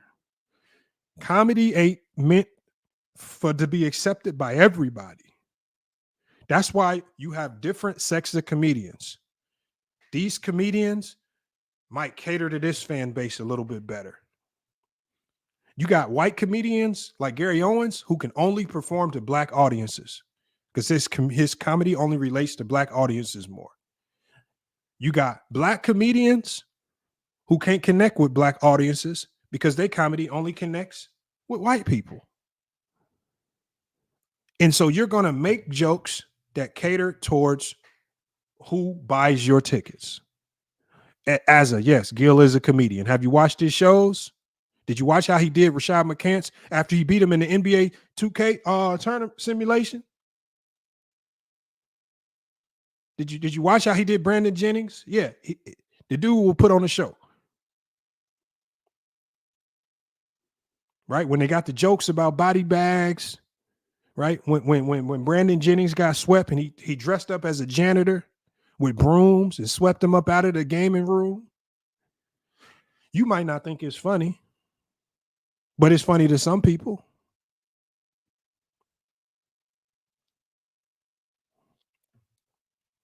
All I'm saying is it's the intent behind it. Did Gil pretending to be a janitor offend some real janitor somewhere? Probably, but nobody cares. Y'all try to incorporate y'all personal feelings just like this dude is, because this dude on the screen right here, he thinks that black people are stupid. He tries to galvanize them with racism, which racism stimulates emotion. And it's just like what you guys are saying in the chat. I am offended. My feelings were hurt. And if you feel that way, then this dude on the screen got you. This dude on the screen is going to be able to manipulate you any which way he wants. If you truly feel offended, then this dude on the screen got you. Y'all got to stop pretending, because he's pretending right here. You said don't compare Michael Blackson, a comedian who knows how to tell jokes, to Gilbert, a commentator whose craft is not to tell jokes. How do you know his craft is not to tell jokes, Congolese?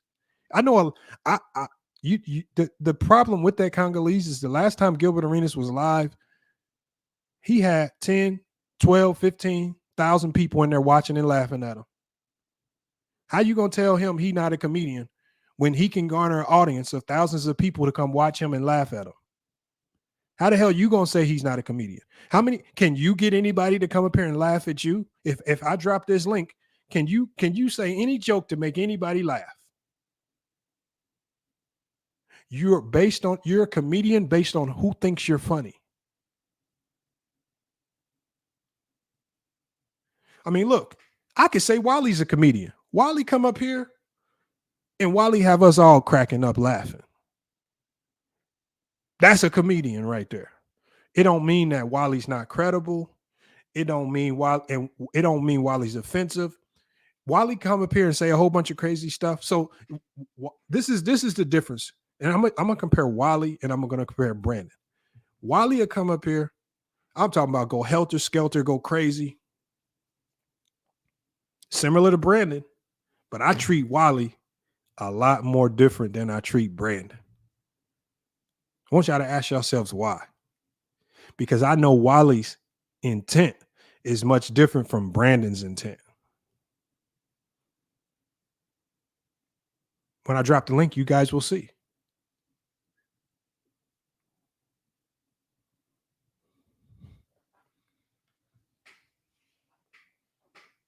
Y'all can't have it both ways, man.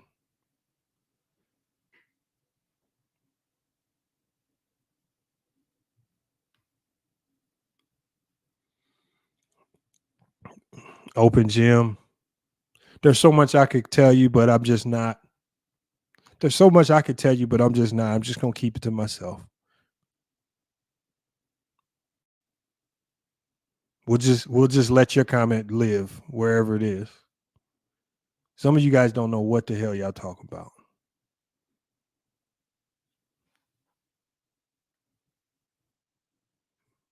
By connection, we all know that Gilbert doesn't live in Sudan. Just because you don't live in Sudan don't mean you can't joke about Sudan. On top of the fact that, joking or not, the things that he said about Sudan are true. They don't have shoes. They don't have basketball courts. Even one of the basketball players after the game admitted as much. They don't have an indoor basketball court. It's a poverty-stricken country. They have to play basketball with soccer balls most of the time.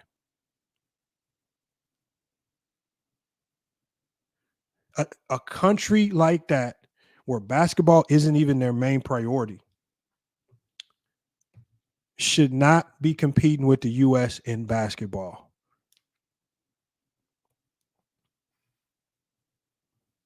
I'm going to drop the link, man. I'm going to get you some of you guys up here. Let me get TYT Sports off the screen. I should play a little bit of Rob Parker. I don't even have to play a little bit of what Rob Parker said.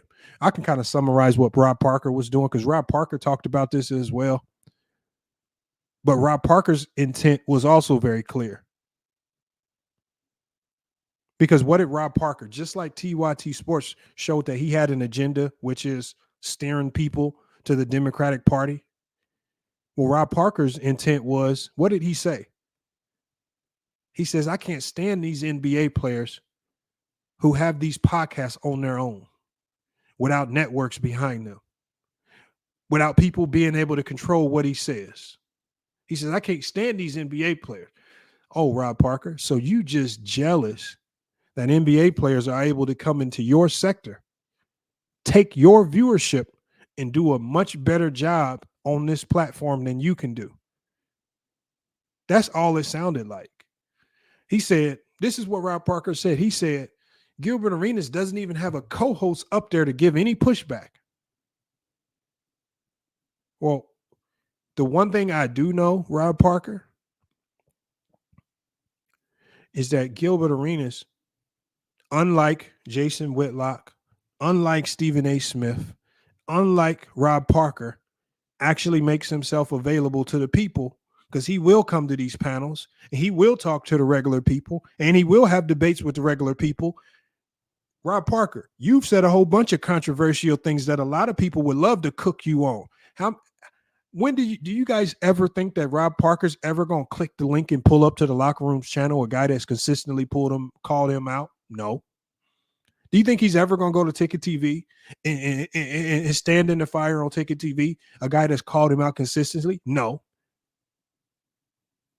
Rob Parker talking about there ain't nobody there to give Gil pushback.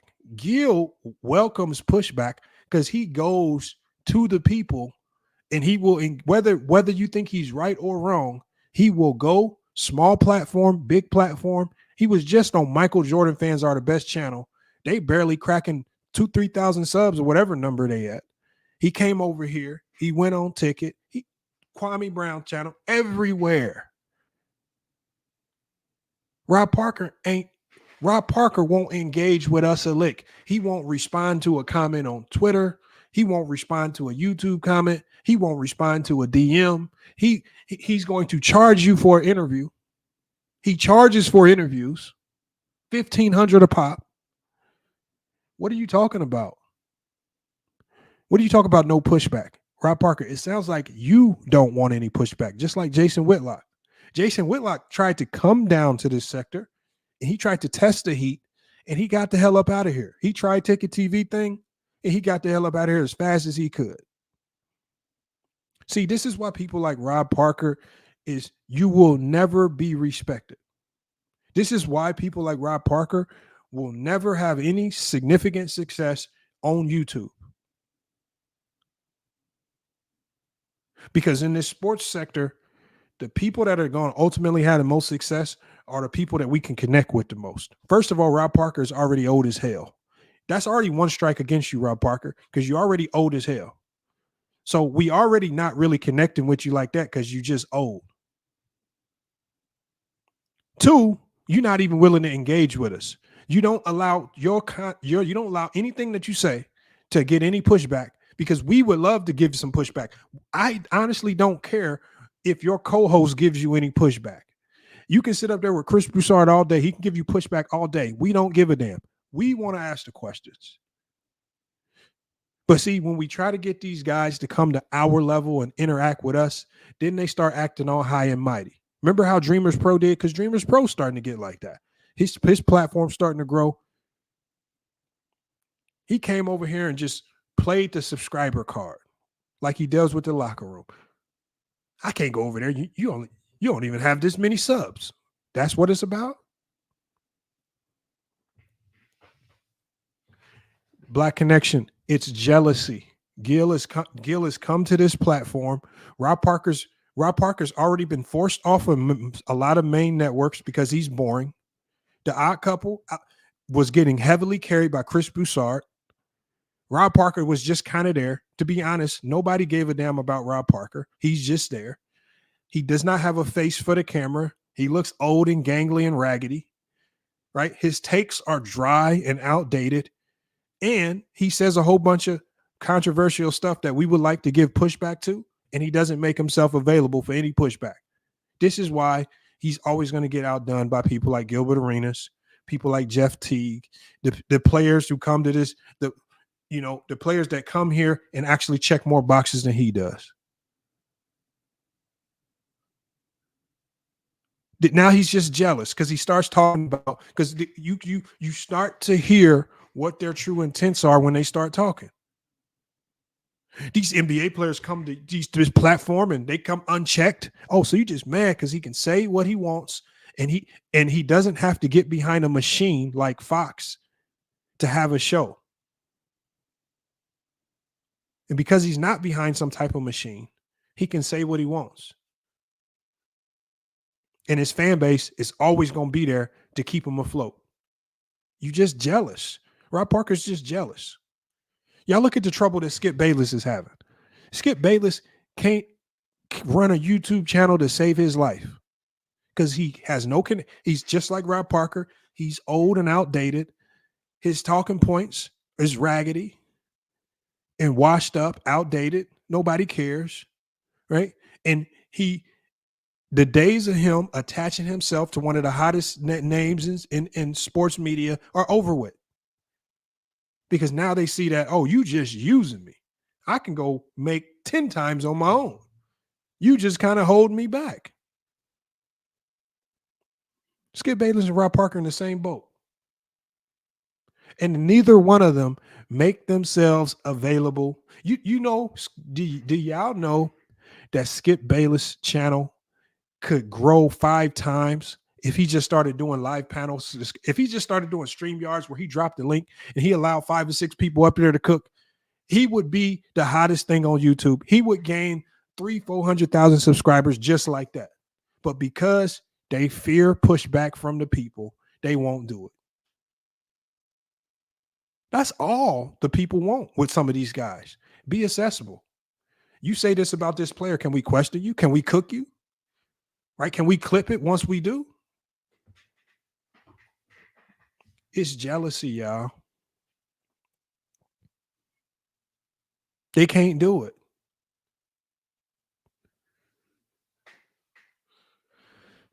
Sad, man. And we're not even asking them to have their own panels on their own channels. Make yourself accessible. Come over here. Cook with us over here on FYF Sports. Jason Whitlock, he came in the chat for 2.2 seconds. We was doing a Jason Whitlock video. Got up out of here. He said, this is uninteresting, and he left. Oh, that's all you got to say, Jason Whitlock? You can't click the link and speak with us for 5 minutes.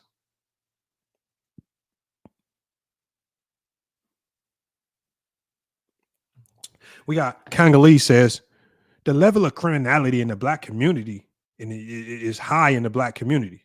Would that be a joke to you if any team in the world will refuse to play against LeBron because he's an African American? Well, what team refused to play because he's see, when you refuse to do something, that's just your loss. Why would I care? If somebody refused to play against LeBron because he's African American, what do you mean? So first of all, you connected criminality. So what criminals are on the U.S. basketball team would they be scared of? You're using you completely made up something that never happened. Now, what would probably be more comparable, what you're probably trying to say is, what if someone from another country made jokes about black crime in the U.S.? But you can't say that because people already joke about black crime in the U.S. People already joke about having to go to the other side of the road when you see the jokes are already there with black people in crime. We done heard every joke in the book about blacks being criminals.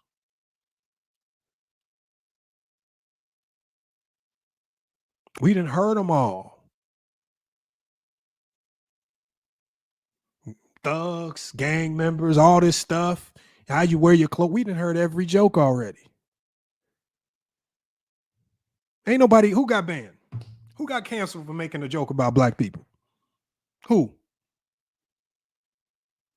What black person got banned? Did Gary Owens get banned? Especially if you do it, especially if you crack the joke out of just jest. There are thousands of white comedians and people who make jokes like that. If it's out of jest and we can all laugh about it and we know that there's no malice intent, cool, we can all laugh. Because you know what? I might have a white joke for you, or I might have a Mexican joke for you. And we can just crack a few jokes and we can keep it moving.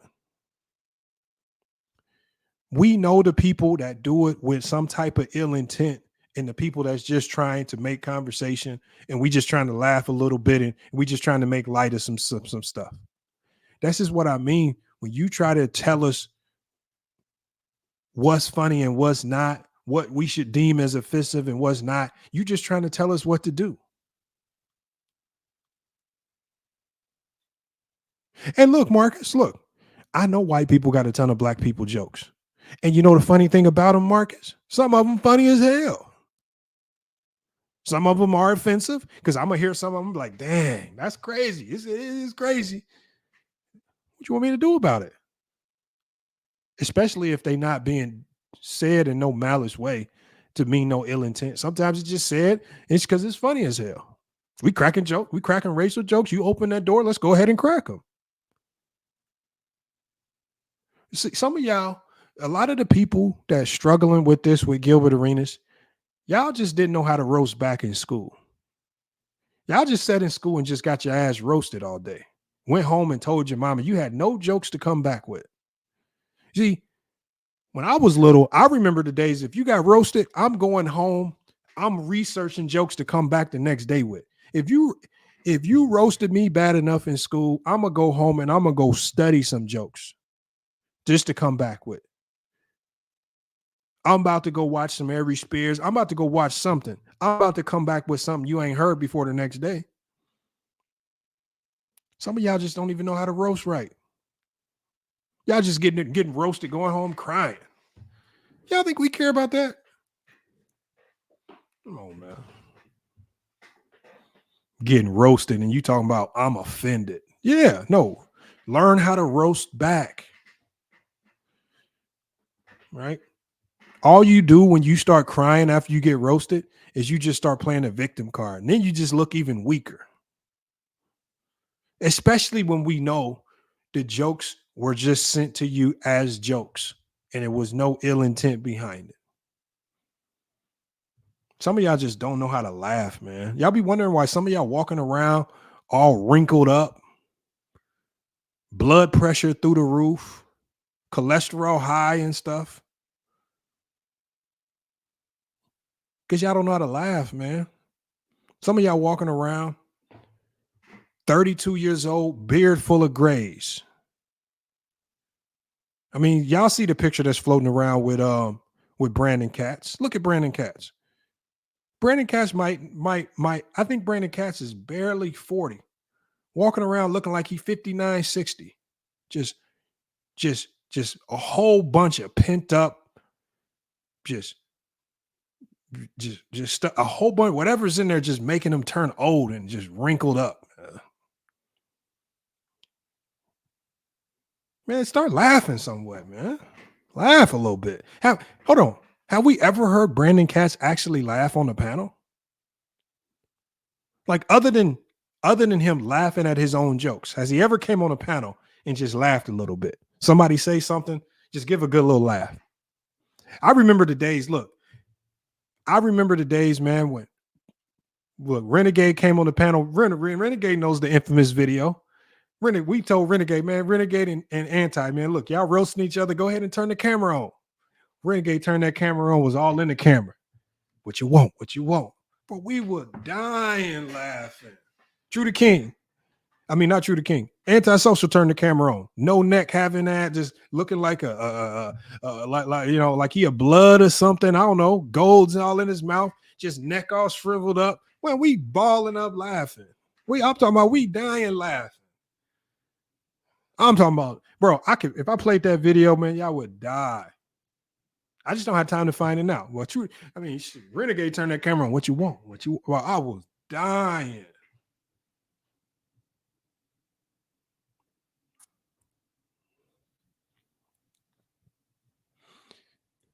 And you know what we did at the end of the stream?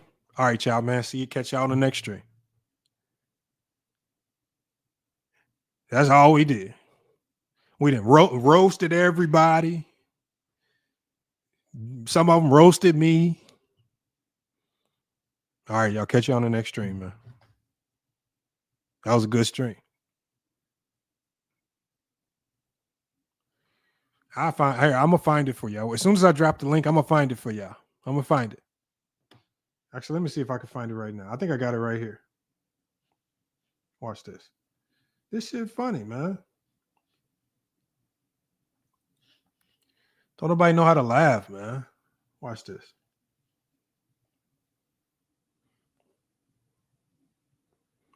Like, and that's what I'm saying with Gil. Like, people, like, the problem with Gil is that people have been searching and searching. Like, they're searching for something because they don't like his takes. So you got a plethora of people that just don't like his takes, whether it's his take on the WNBA, whether it's his takes on LeBron James, the GOAT debate. So, like, guys like Scap attacking him, they just don't like him. Right? There's a ton of people that just don't like Gilbert Arenas from his beef with Kwame Brown and how he exposed Kwame Brown.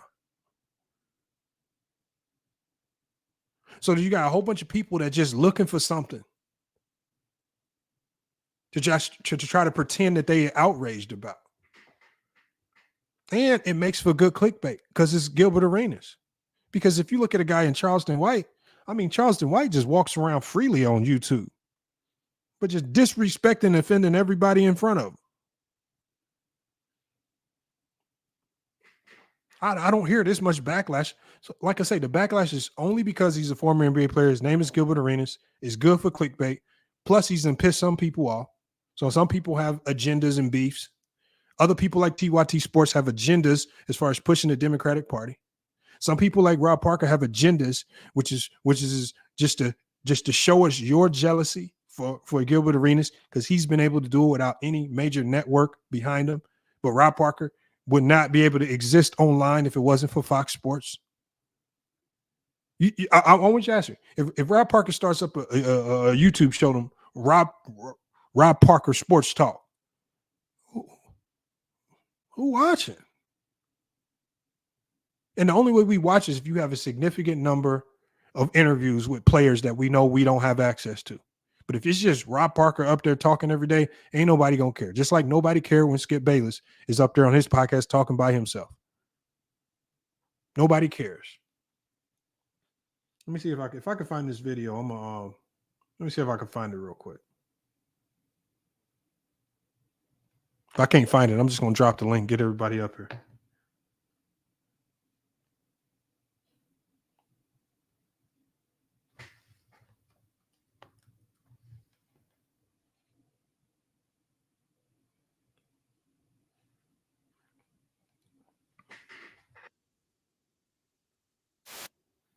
I think I got the video right here.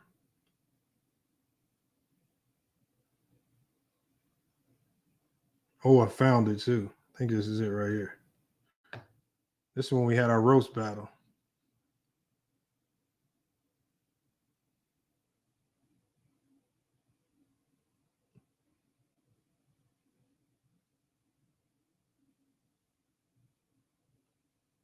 Watch this. It starts with True the King in there. I'm going to drop the link here in 1 second, y'all.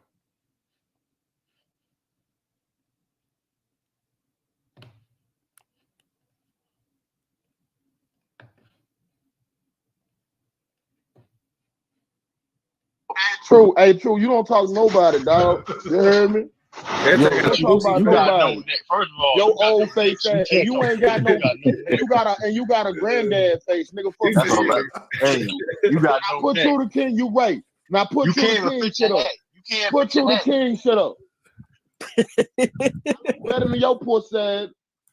Man, listen, man. That's a cover. That's what that nigga. Hey, take your glasses like off, nigga. Let's see how you look. Like take your glasses off. I ain't gonna lie. Hey, True, you do like an undercover cop right there, though. Don't do that. We ain't doing that. We ain't doing that, man. That nigga.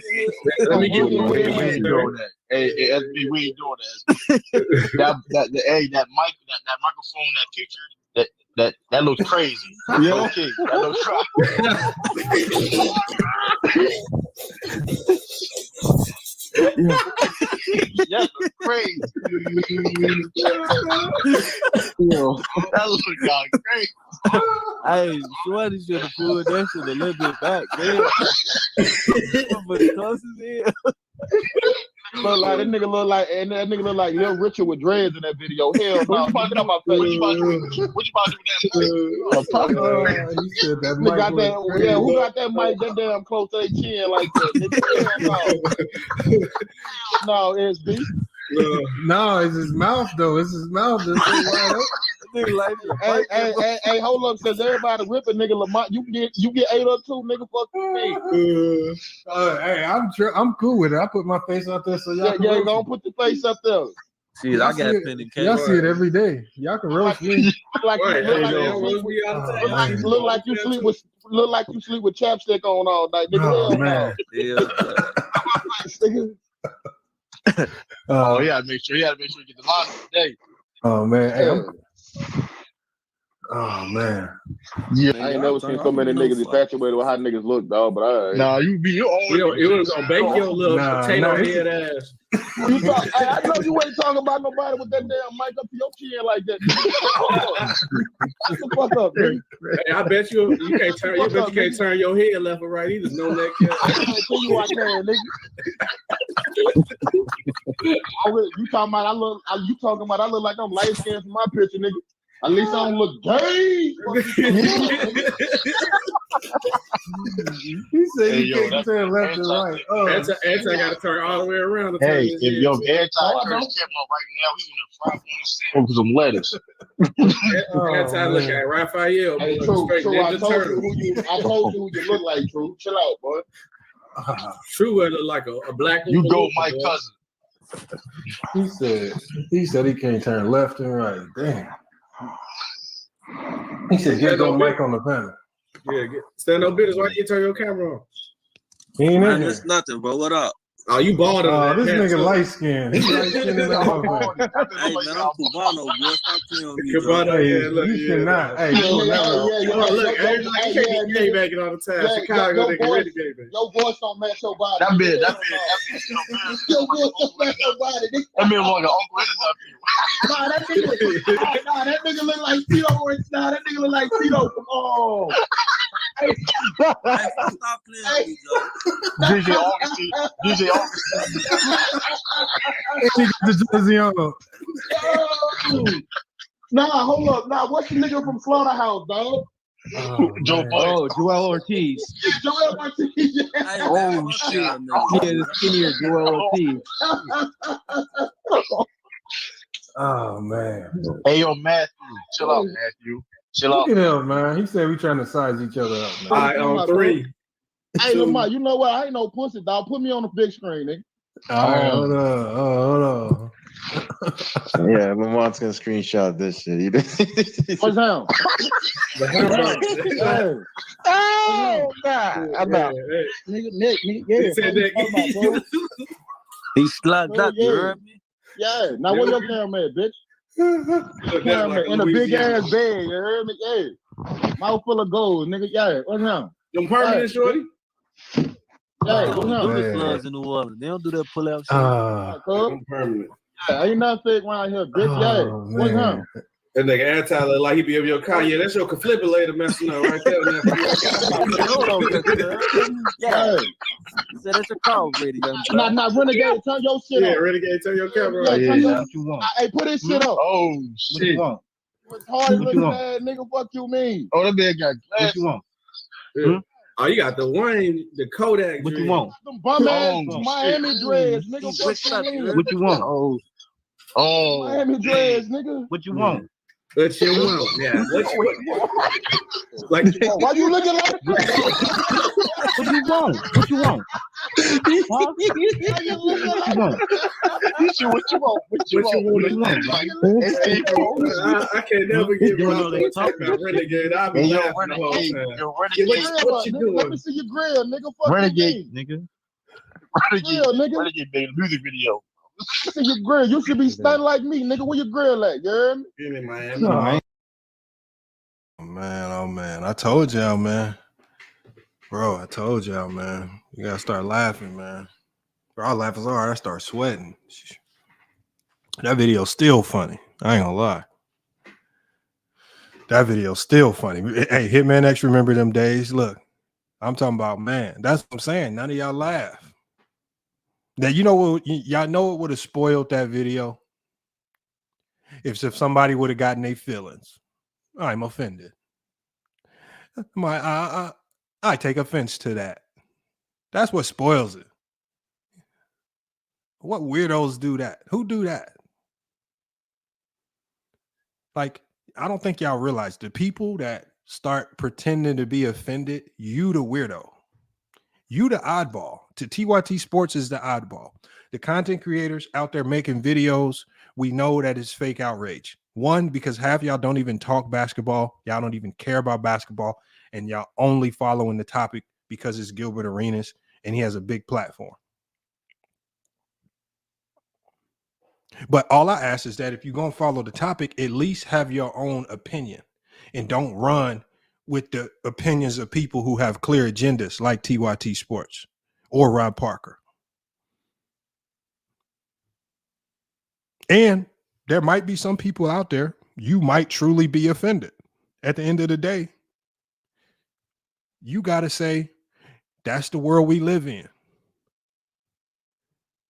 Some people might make jokes that's a little bit offensive. Keep it moving. Right? Because every time you hear a joke you don't like, you can't run around talking about you want to cancel somebody. Do y'all know how many people would be canceled if we spent our time doing that? Like, I want y'all to just think, just in our small sector of content creators, do y'all know how many content creators would not exist if we chose to try to cancel? That means there's no ticket, there's no Carcino, there's not even no Dreamers Pro because he's made offensive jokes. There's no Locker Room, there's no FYF Sports. If we started canceling people because of edgy things that get said, there ain't nothing left. This is why I say the people like TYG Sports gotta be some of the most boring people in the world.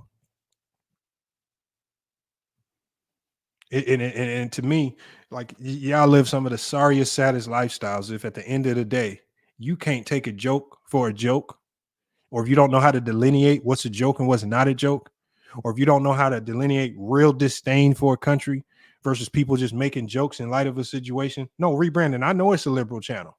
This is why as soon as he started talking about Gilbert Arenas, he tried to connect it to Tucker Carlson and all these other people connected with the Republican Party or conservatives. He has an agenda. Then he pretends like that's not his agenda. Y'all think we dumb? You think we don't know what TYT Sports, TYT is? Do y'all act like every time there's a social issue in Black America that TYT Sports isn't the first pushing it and propagating it and then throwing Black Lives Matter behind it? Do they really think we that dumb? They think we don't know these things? Like we don't know the play? We see the play. Like just because we don't say nothing about the play don't mean we don't see the play. And I agree, Maria knows best. Jokes are not equal opportunity. Some jokes funny to one person, offensive to another. Those are generally the best jokes. The jokes that are offensive to one person and funny to others, those just happen to be the funniest. Unfortunately. This is why the comedians that know how to crack that racial divide generally tend to be the best comedians. When they can joke to that degree and get everybody laughing. When they can talk about, when you got Mexican comedians who not only can talk about blacks and whites, but they also can talk about Mexicans and climbing a wall, right? Or swimming through water to get to the U.S. See, them generally be the best comedians. There's no double standard here, Brandon Katz, because I'm not saying, I'm clearly saying that I know that there are comedians and content creators alike who do the same thing. Now, there's some of them, I don't care for your comedy. Not as funny to me, but I'm not about to run around and say I need to cancel you because you're trying to be funny to your community, and it has no ill intent to anybody. Gil had no ill intent to any African person.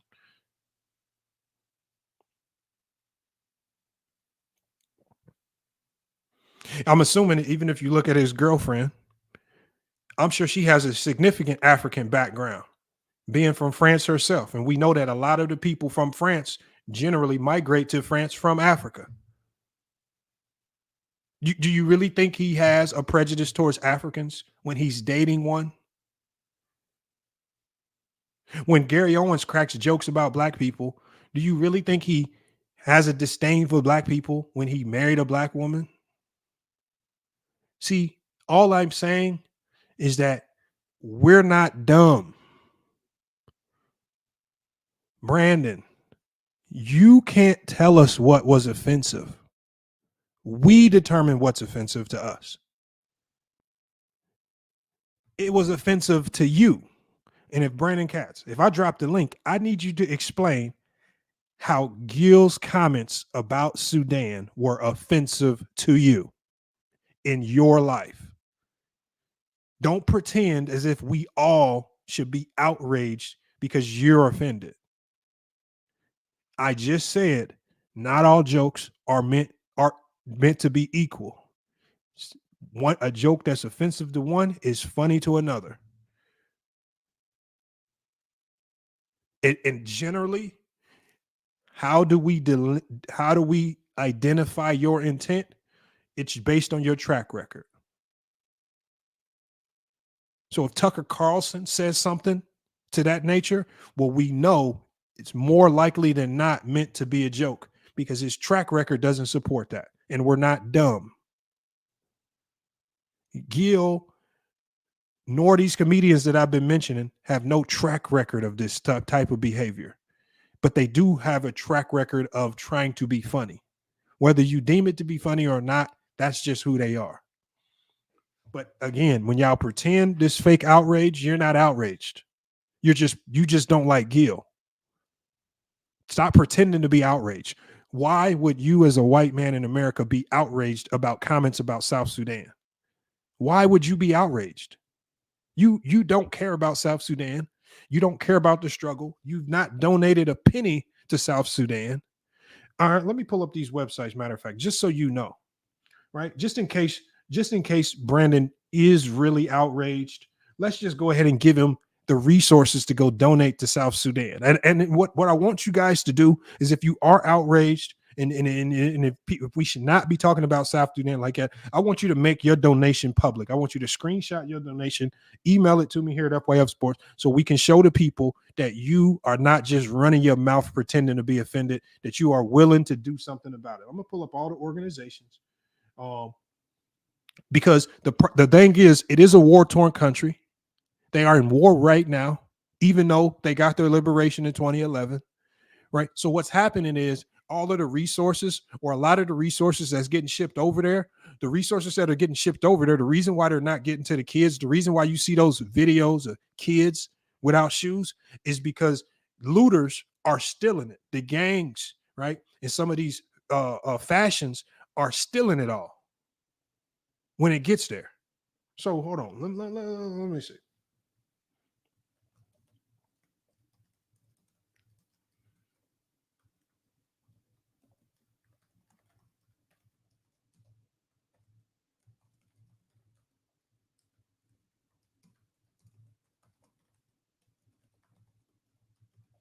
Okay, so we got some organizations for you. If you are outraged, you can do something about it today here on FYF Sports. All right, this is what you can do.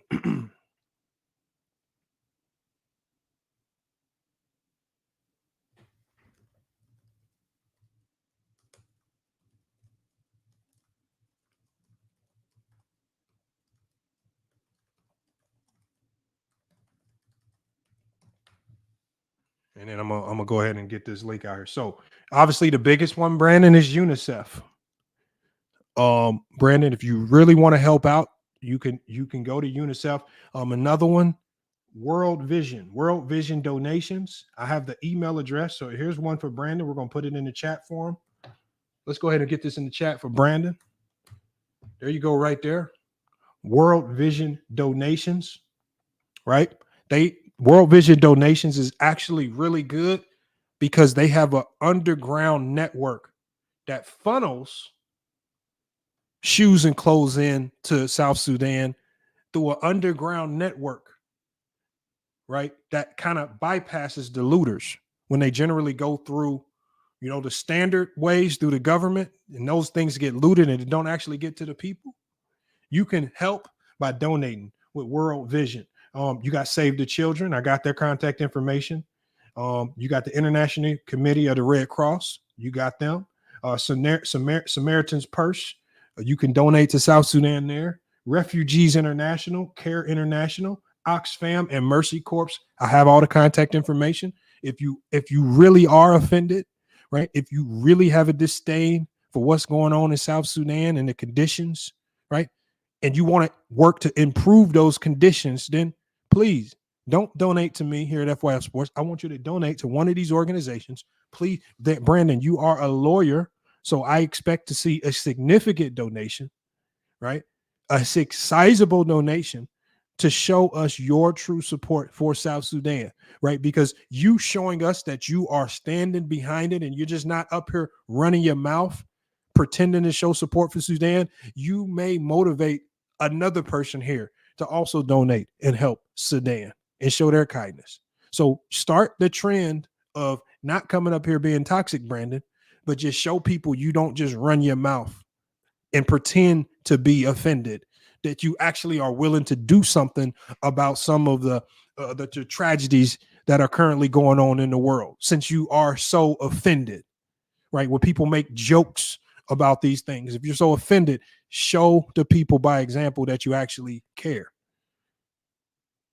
And so we'll open that up so anybody that's pretending to be offended, right? If you are so offended, you now have the opportunity to be a part of the change in South Sudan, right?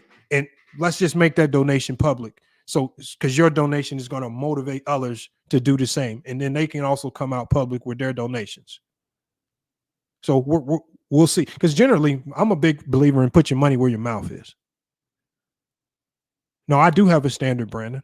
My standard is don't pretend to show support for South Sudan when you don't give a damn about South Sudan. You just don't like Gilbert Arenas. Just like people did not give a damn about Adonis Arms. Their only intent when we talked about that particular situation was to slander LeBron James. And they were going to do that using anything. His kid, his wife. We've seen people try to use his wife to slander LeBron James. They try to use everything. Don't pretend. Travis says, I don't care for our black brothers, our African brothers, because soon as they get established as an American, they start acting like they better. Well, there's a video that I just didn't play. I could actually play it right now. Michael Blackson was actually talking about this in one of the more serious interviews, where Michael Blackson was talking about how when he goes back to Africa, they just talk about how they don't like us. They try to separate themselves from African Americans, and even still, and the crazy thing, Travis Seals, is this: even though we all know that the Africans that migrate over here to the U.S. really don't like African Americans, we still look at them as black. We still treat them as black. We don't treat them any different, even though we know that there's a disdain. And the reason why we treat them the same is because if without us having a conversation with them, a lot of times we can't tell. We can't tell who's who. Just like the police can't tell who's who if they stop them, and if anything happened to them. Like real racial things that happen. So people got to stop pretending, but I got all the resources if you really want to donate to South Sudan, if you want to be a part of that change, man. But we'll see who's faking or not. Let me get this link up here.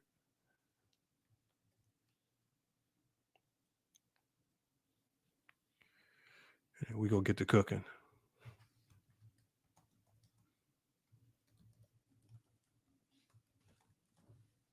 Link is in the chat.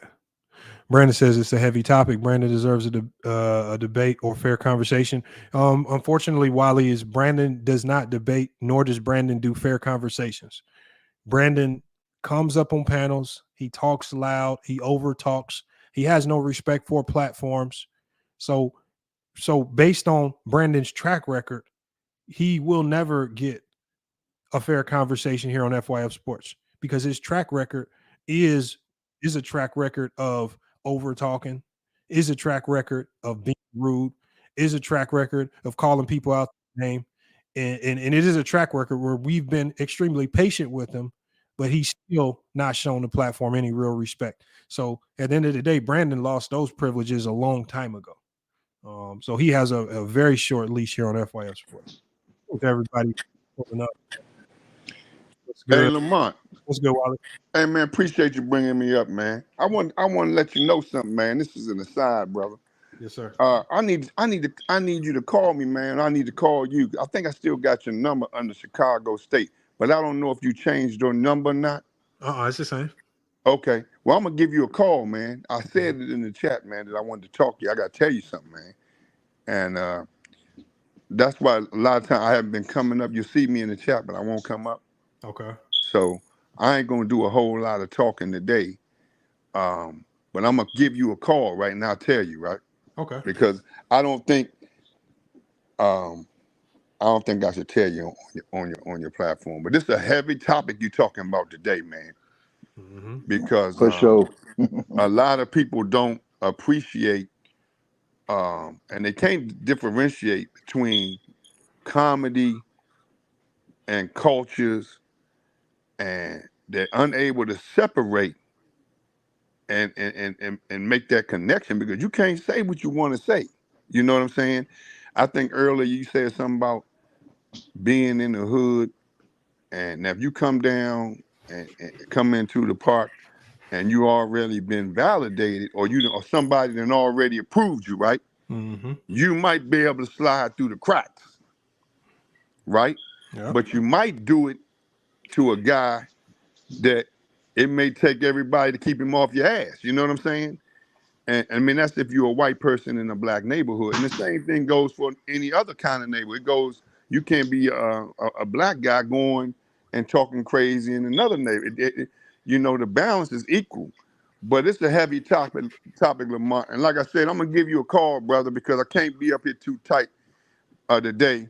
But I just want to let you know, when you seen me in the chat and I wasn't able to come up and talk, especially when y'all was talking about Bronny James, I wanted to come up so bad, man, but I couldn't.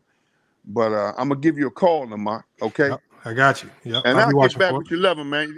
Go ahead and let Brandon say something, man, because don't put the cancel culture on the brother, man. Let the white boy speak, man. Don't cancel him. No, don't right, cancel him, don't man, I won't then you cancel would him. be kind of like hypocritical, right? That is a fact. Go ahead, man. let the white boy speak, man. Hilarious. Let the white boy get on the court.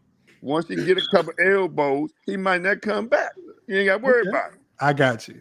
All right, man. Yeah, you know what? You're right about that. I can't cancel him. I can't cancel him. You're right. Hey, Lamont. Yeah.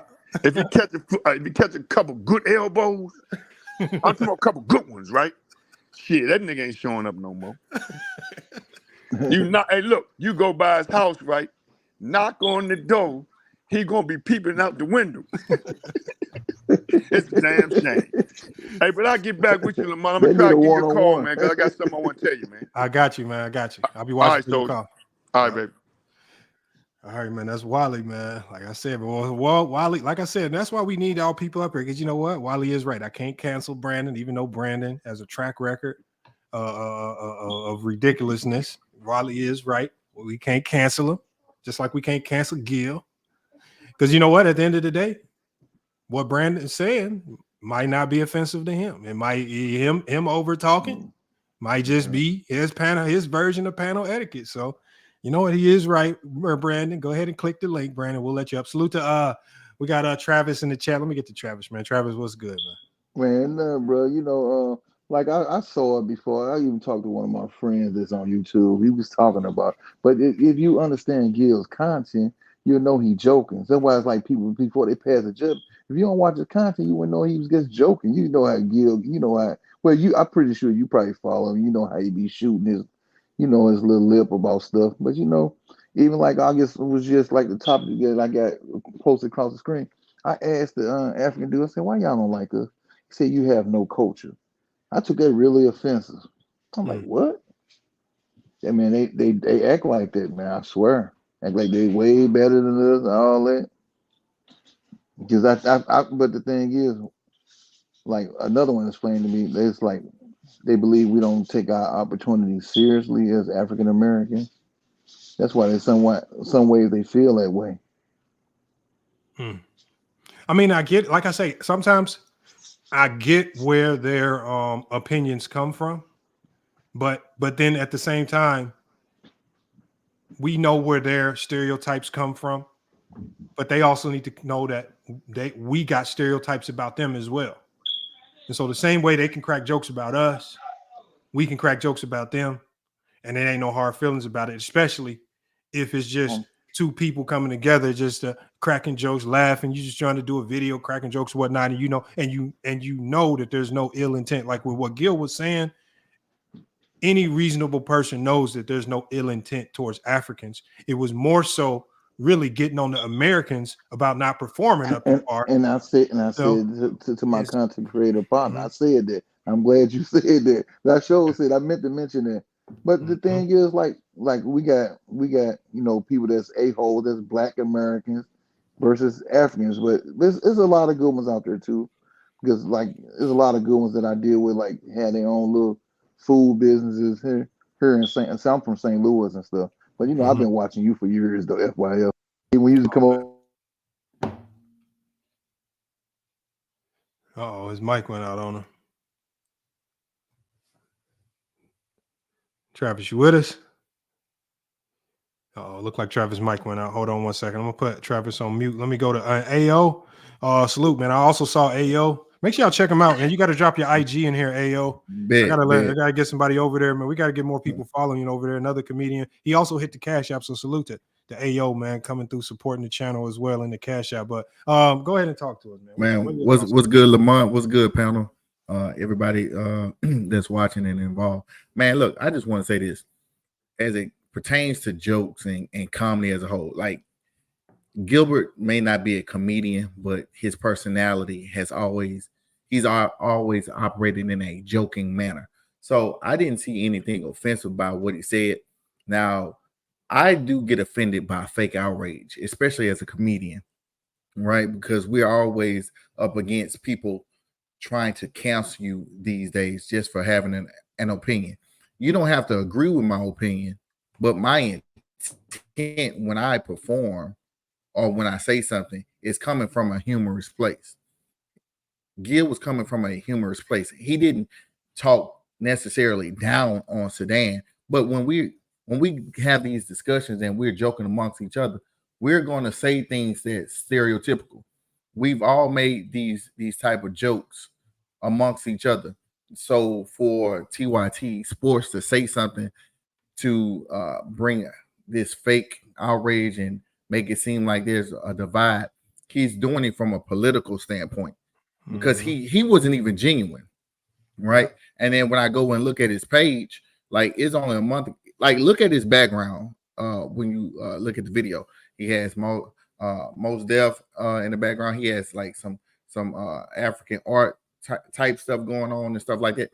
But that's pandering. What he's doing? He's pandering to his audience to persuade them in a direction.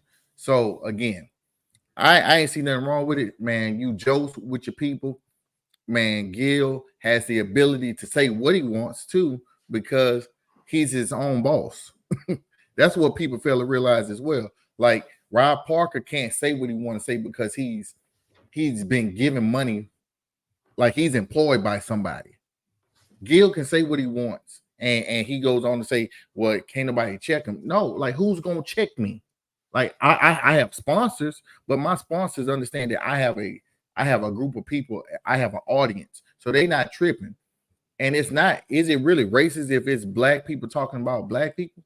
Now, if he says that they were talking about a certain nationality, about this nation or this nationality, I can get that, but it's not racist. Like, we're gonna clown, we're gonna joke, we're gonna rib each other, and that's just what it is. That's a fact right there, man. Let me go to Goat James Kingdom, man. Salute, man. Make sure y'all check Goat James Kingdom out every Friday, man. He been cooking. His last 2 shows been bangers over here.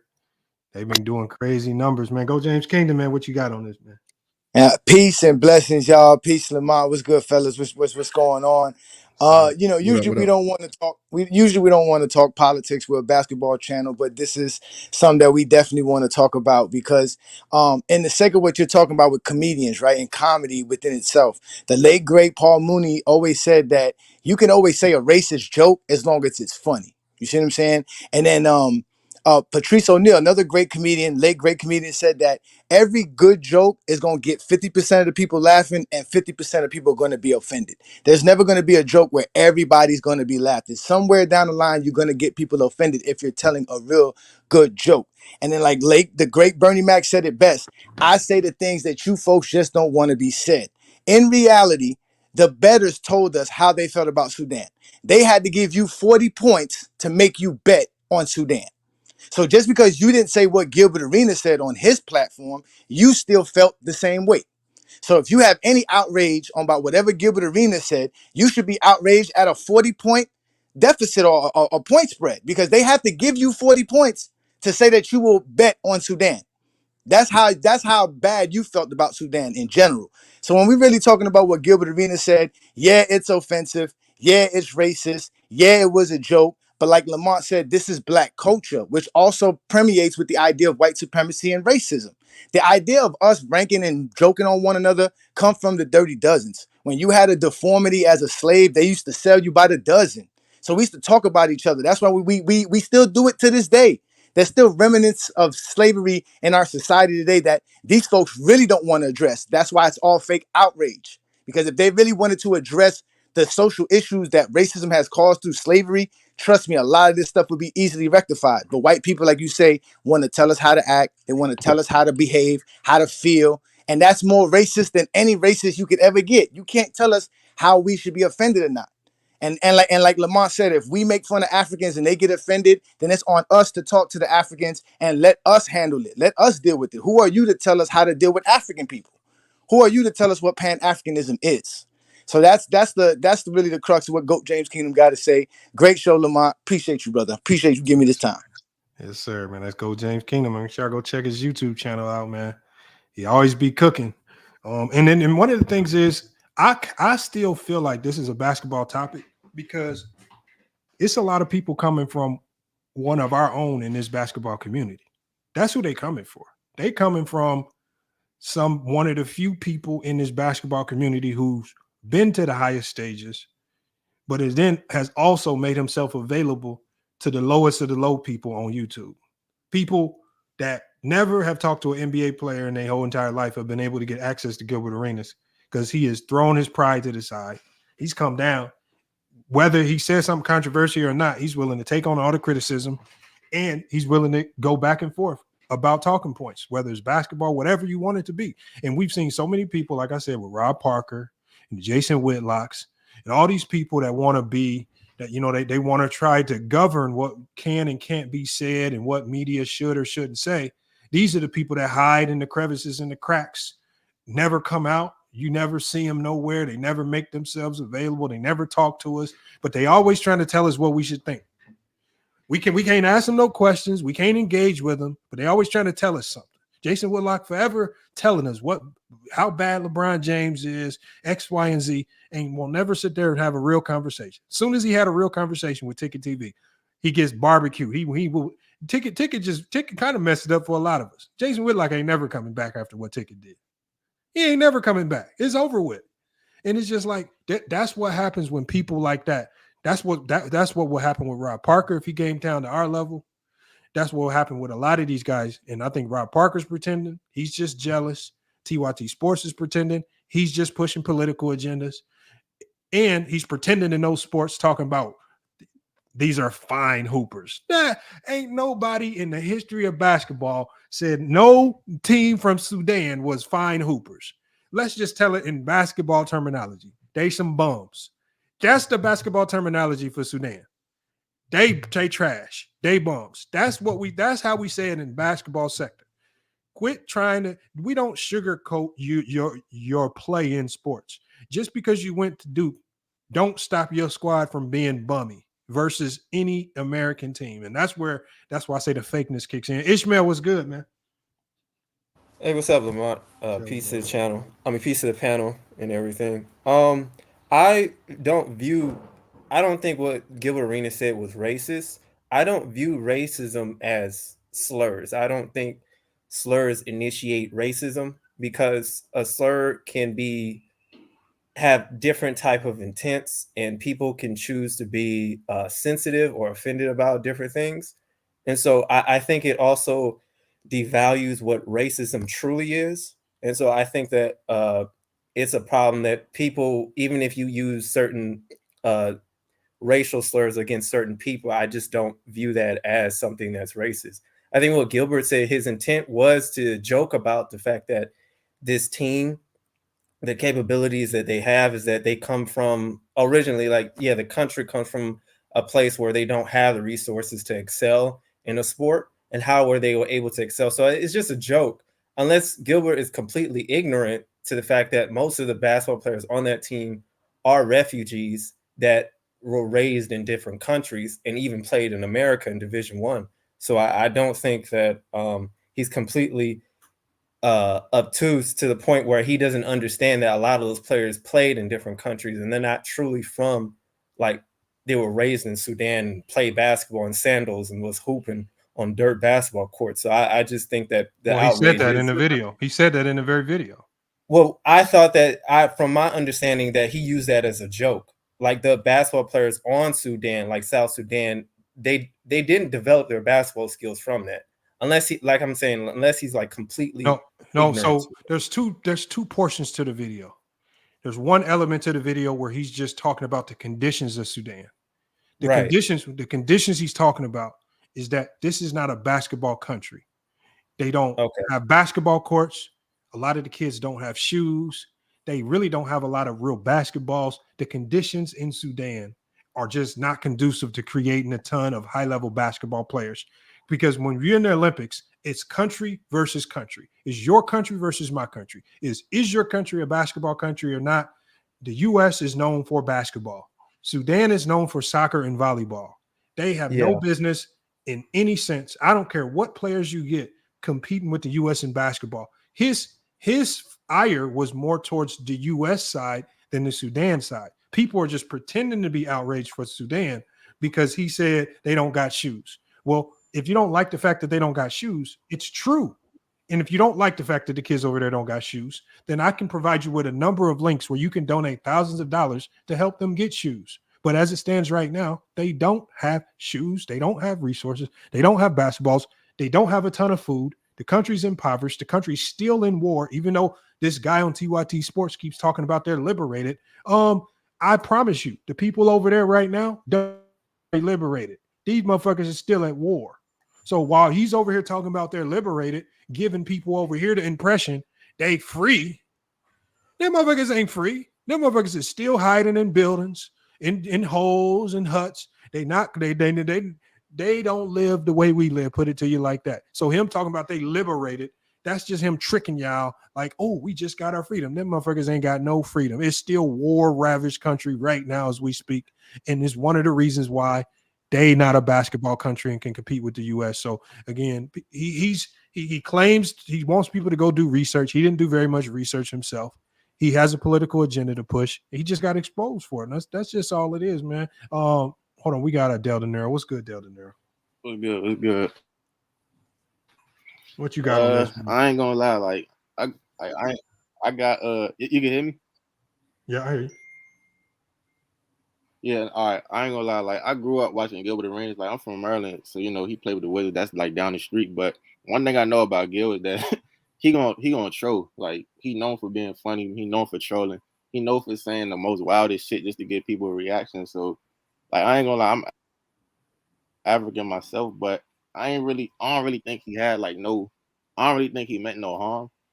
I think what people they probably most likely mad at is like, when he making fun out of the no shoes, or just basically like using like typical like stereotypes of like different African countries and they struggles. I think that's probably what people mostly mad at. But if you want to be honest, like you got Brandon and the white boy off that show, a lot of them they don't really care. They just, like you said, like they don't like Gilbert Arenas because he got blackballed from the NBA. He came up with his own show. And he independent, so they trying to a lot of these niggas don't like Gil, so it's like they don't really even care about Sudan or no African countries. They just trying to attack Gil because they don't like Gil for whatever reason. So that's that. And then it's like, I mean, like you said, I think he was mostly saying for the fact that like the spread was 44. Like they was expected to win by 44, and they won by 1. If anything, he was trying to be like, the game, it shouldn't have been no close game. He was basically trying to say it should have been a blowout. And he was also saying that Sudan was some bums. Like, let's not gloss. Like, I'm not about to sugarcoat it with Sudan. But it's a thing. Not to cut you off. They bums. I'm not gonna call any. This is the thing. I'm not gonna call like everybody saying, "Oh, Team USA." They looking now. They say, "Oh, this is concerning." They. Like a lot of these teams, like Sudan, they got niggas in the NBA. This ain't the 90s no more. Like it's competition. Like half of these niggas on these countries, Sudan are bums, man. They in the NBA, so you can't just say, Sudan is not good, bro. I'm saying, but you can't just say niggas is bums if they in the NBA. It's not like they the 90s. are. It's not like the 90s where it was only like 3 niggas from other countries on different teams in the Olympics. Like, so the same Wayne Gabriel was getting trashed by every LeBron and Laker fan that was. What? Now See, why is you dick? Now all of a sudden, hold on, Herb. Let Dale finish up, and I'm not talking about LeBron. Stop dick riding. Yeah, I said Laker fans. Like, you dick sucker. We're not talking about LeBron. These niggas always do. Okay, finish up real quick. Go ahead. Like dick around LeBron. We're not talking about LeBron. But now, like I said, all I know what I was trying to say. Like I said, I knew Gilbert Arenas since I was a kid, so I don't really think he meant no harm. He was just trolling. It just got taken the wrong way by some people. They probably didn't like it, but then you got some people they don't care. They just trying to take shots at Gil just because they don't like Gil. That's really it for real. All right, go ahead, Herb. End of the day, Lamar, man, this is sad. The world is too damn sensitive now, man. Like they try to make a big deal out of everything, especially a brother. Say they try to elevate it and make it bigger than what it is. Donald Trump be saying some of the most egregious things in the world. They don't give him the backlash that they giving Gil. It's really a damn shame. Yeah, we could let Donald Trump say whatever the hell he want and get away with it. Some niggas think it's funny, but when it comes to Gil, you got motherfuckers like Dreamers Pro. Oh, it's racist. It's this. Why you don't do videos on Donald Trump with the stuff he says? That's derogatory. That's race. That's racial and it really, degrading people in general. So I just want people to keep the same energy. If you go trip over Gil, keep the same energy with everybody else that say degraded and so-called harmful things. But what Gil said, all Gil really expressed is that he was very disappointed in the U.S. because of their performance, and he felt this game should not have been a game. And he really actually gave kudos to Sudan. He wasn't, he threw some little jabs just joking about him, but he actually gave them credit for playing a good game against U.S. But he's more disappointed in Team USA because he understands they keep playing like this, they might not get the gold. They gain the goal. Might not get the goal. That's all Gil's frustration is because he see the bigger picture about how they've been performing and beating Sudan by 1 point that hasn't been good at all. Period. That really hasn't been known to be a good basketball team. Yes, that's alarming. So he had a right to react the way he did. But for guys and stuff, it's not the 90s. We know it's not the 90s. We know basketball evolved. But Sudan's still a team full of bombs. Still a team full of bombs. Hey, hold on. Hey, Herm, go to that point that you were saying, because the point that you were saying is the point that exposes it all. And I want you to complete this point because you talked about Winnie and Gabriel, and all these Laker fans, they did not hold back in regards to calling Winnie and Gabriel one of the biggest bums in the world. Hold on, Del De Niro. Hold on. Let's not pretend like people wasn't calling Winnie and Gabriel a walking garbage can when he played with the Lakers and he wasn't making layups with LeBron James and the Lakers. And then no cap. So we all know. Oh, hold on. I'm not talking about you. I ain't say that. We're not talking about you. We talking in general, bro. We talking in general because we know in general, Winnie and Gabriel got killed as a Los Angeles Laker, and he was called a bum every day, every time he stepped on the court. Man, let's not pretend like he was. So the thing is, when people pretend like he can hoop now, that's a lie. This is that you gotta separate Laker fans. You gotta separate Laker fans from LeBron. Like a lot of these wild ass fans, they be both fan bases did it. Even so-called Laker fans be hating on LeBron. Do you agree that a lot of people were calling Winnie and Gabriel a bum when he was with the Lakers? That's what I'm saying. Them was mostly Laker fans. Hold on. Del De Niro, do you agree that when Winnie and Gabriel was a Laker, it was a lot of people on YouTube, just in our community, Ticket TV, FYF, they were calling him what? What were they calling him? They were calling him bums. He's some shit. He trash. He don't deserve to be in it. I know, but I'm saying, but you're not getting what I'm saying. I'm saying that a lot of Lakers fans, they don't even like LeBron. I don't care about all that. It's just the fact we were just talking about Sudan players, and Ryan Gabriel was one of them that had a great game against USA, and he's been considered a bum in the NBA. Put points to the side. I wanted to say this though. The thing is that people have the right to be offended if that comes directly towards those people. It's not the fact that whether people this generation or whatnot is sensitive, because you can point flaws about each generation. They are sensitive as hell. Okay, that's your opinion. But my point is that's that, the honest guy too. No, it's not. I mean, we could point to. But they have the right to be offended, is what he's saying, bro. Yeah, hold on. They don't have a right to be offended over. Yes, you do. Yes, you do. Like people make jokes about endless amount of things that people have been offended for, and so especially people that are from that country have the right to be able to be offended, or take offense to it. The thing is, so what person from Sudan has came? Hold on for a second. Hold on, let me finish. Let me finish. The point is that people are pretending to care what Gilbert Arenas said. Like what Gilbert Arenas said is a big deal. And so that's what I'm saying. It's like, yeah, people are gonna make jokes, and sometimes jokes can be classless and tacky, and you can find offense to it. And that's what the thing is about jokes. Everybody's not gonna be like applaud you for making jokes that can be offensive or insulting you, but it's that people are pretending to care what Gilbert Arenas said, like he's really some political influence, where he's always had hot takes and controversial things, where he's even talked about European players. So that's why I say I just disagree with that on what people say, why they pretending to care. Man, that's crazy. I didn't heard Gil say some worse shit than this. I ain't gonna lie. I ain't lying. No, what I'm saying is this. Hold on. It's not even about how. First of all, like for example, somebody got some background noise. It's kind of wild. I think it's Del in there. Hold on, my bad. Somebody playing R&B. Yeah. So all I'm saying is this: I don't care how anybody personally feels about what he said. Again, the comments. When people make comments aren't equal opportunity. When sometimes when we say things, they are meant to hit home with a certain group of people, and is meant to, and you can take it however you want. There's like, I just think we live in a time where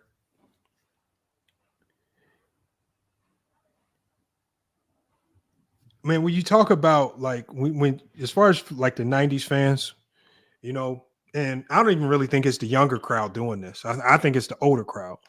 But when they say that this era, this generation is soft, this is what I mean. But the funniest part about it is that the people who appear to be the softest are the old heads. That TYT dude look like he pushing 40. He don't look like he really from this generation. Rob Parker definitely not from this generation. He old as a motherfucker. He up there talking about Gilbert Arenas and this being offensive. Like, it's like y'all don't have to pretend to be offended. If you don't like Gil, just come out and just do a video saying you don't like his platform and that NBA players are taking over the game.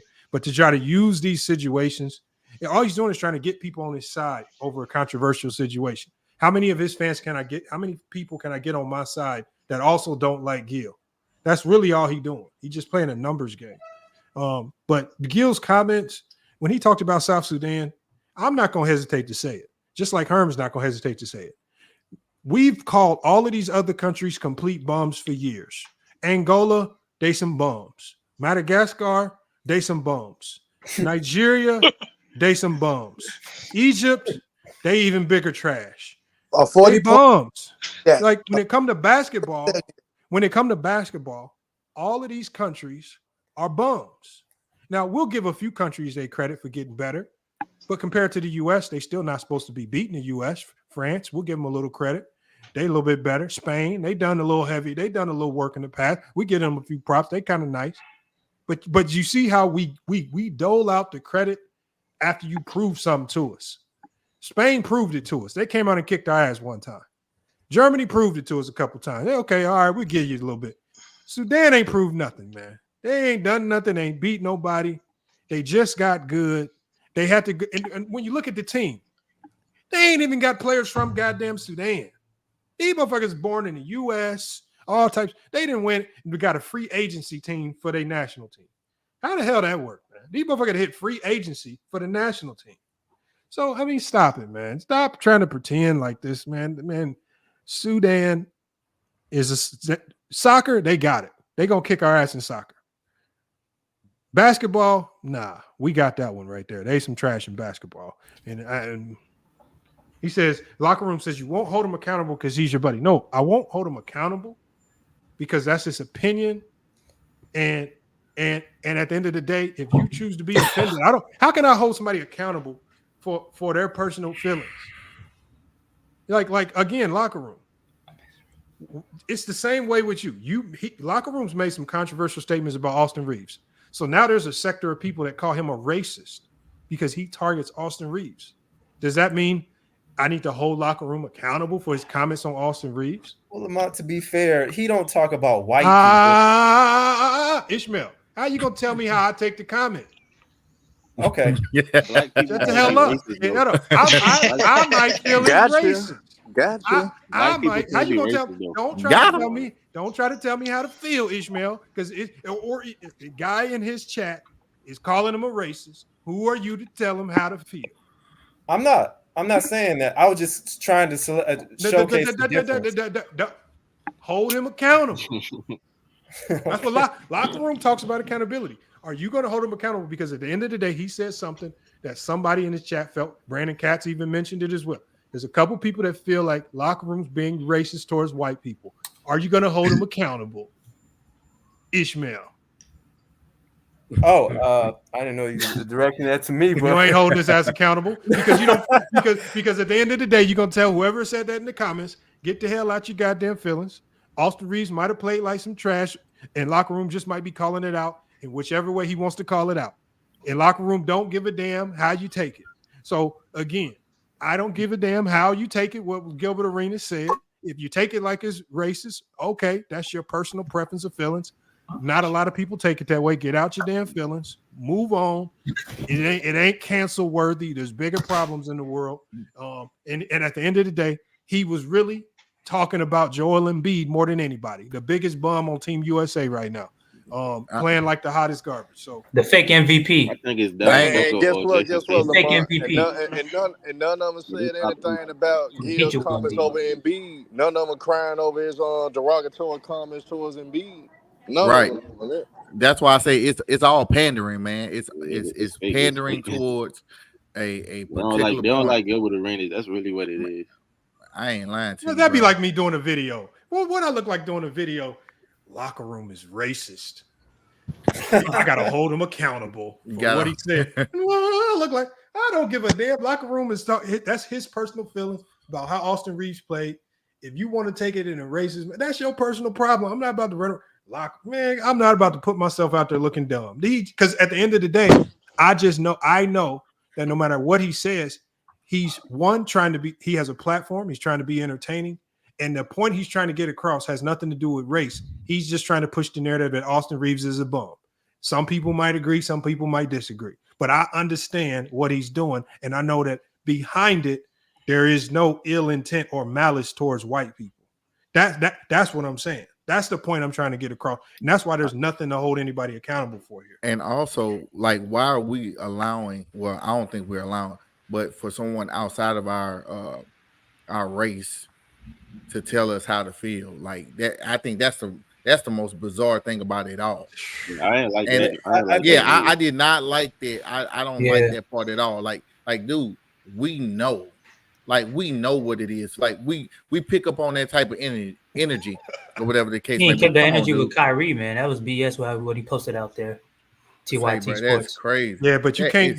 But he was like, he didn't have an ounce of culture in his soul. Like, he didn't have any swag to what he said. Nothing to indicate he with us. I mean, he was fake. Everything that glimmered from him just such a fine team. Such a yeah. It's the pause before he was like, just such a fine team. Stop it, bro. Stop it. Just stop. In my Rob Parker voice, stop it. You gotta stop being the. Stop it. He's bro. a cornball. He cannot be he's a cornball. You know, Tom Brady cannot throw the. Yeah. I get what you mean. Bro, it's crazy, man. And then they get mad about the whole shoe. Like, he said that they playing without shoes. But how many times have we joked about the Super Bowl team, the losing Super Bowl team or losing NBA team having to send a shirts over to Africa and stuff? Like, we've said these things and it's jokes. I mean, we've all made these jokes. Like, if you worked in certain environments, whether it be military, like I have an industrial plant background, like, we joke amongst each other about the different backgrounds that we come from, Black, white, Asian, Hispanic, and we all make these jokes, but we get it. We get it amongst each other. It is nothing to be so outraged about. Some are not informed about, like, the inside of how many Black Americans, like, have relationships with Black folks from the diaspora, and so they don't understand. We that. don't. And so they don't understand. Well, let me just hold on. They don't understand, like, how some of us went to school with them, or some of our family members, like, married into their culture or their relationship, and so they don't understand, like, how we make jokes of that, or we say things to that, and not all, like, Black folks from the diaspora get offended from that. So they make accusations, oh, you're just being hateful, you know. But it's like, when we make jokes about each other, like Black Americans from the South and like the church culture and stuff like that, they don't get that we're just saying things with each other, and it's something we understand and they don't. So agree. I agree with you. Gilbert. Yeah. Hold on. We got locker room. Locker room says now you fanned out for Gil. No, that's just a homie. Gil, just like I'm not gonna say that anything you say about Austin Reeves is racist, nor will I support anybody coming on here saying it. Is the same way I'm not gonna let people come up here and say Gil said anything racist.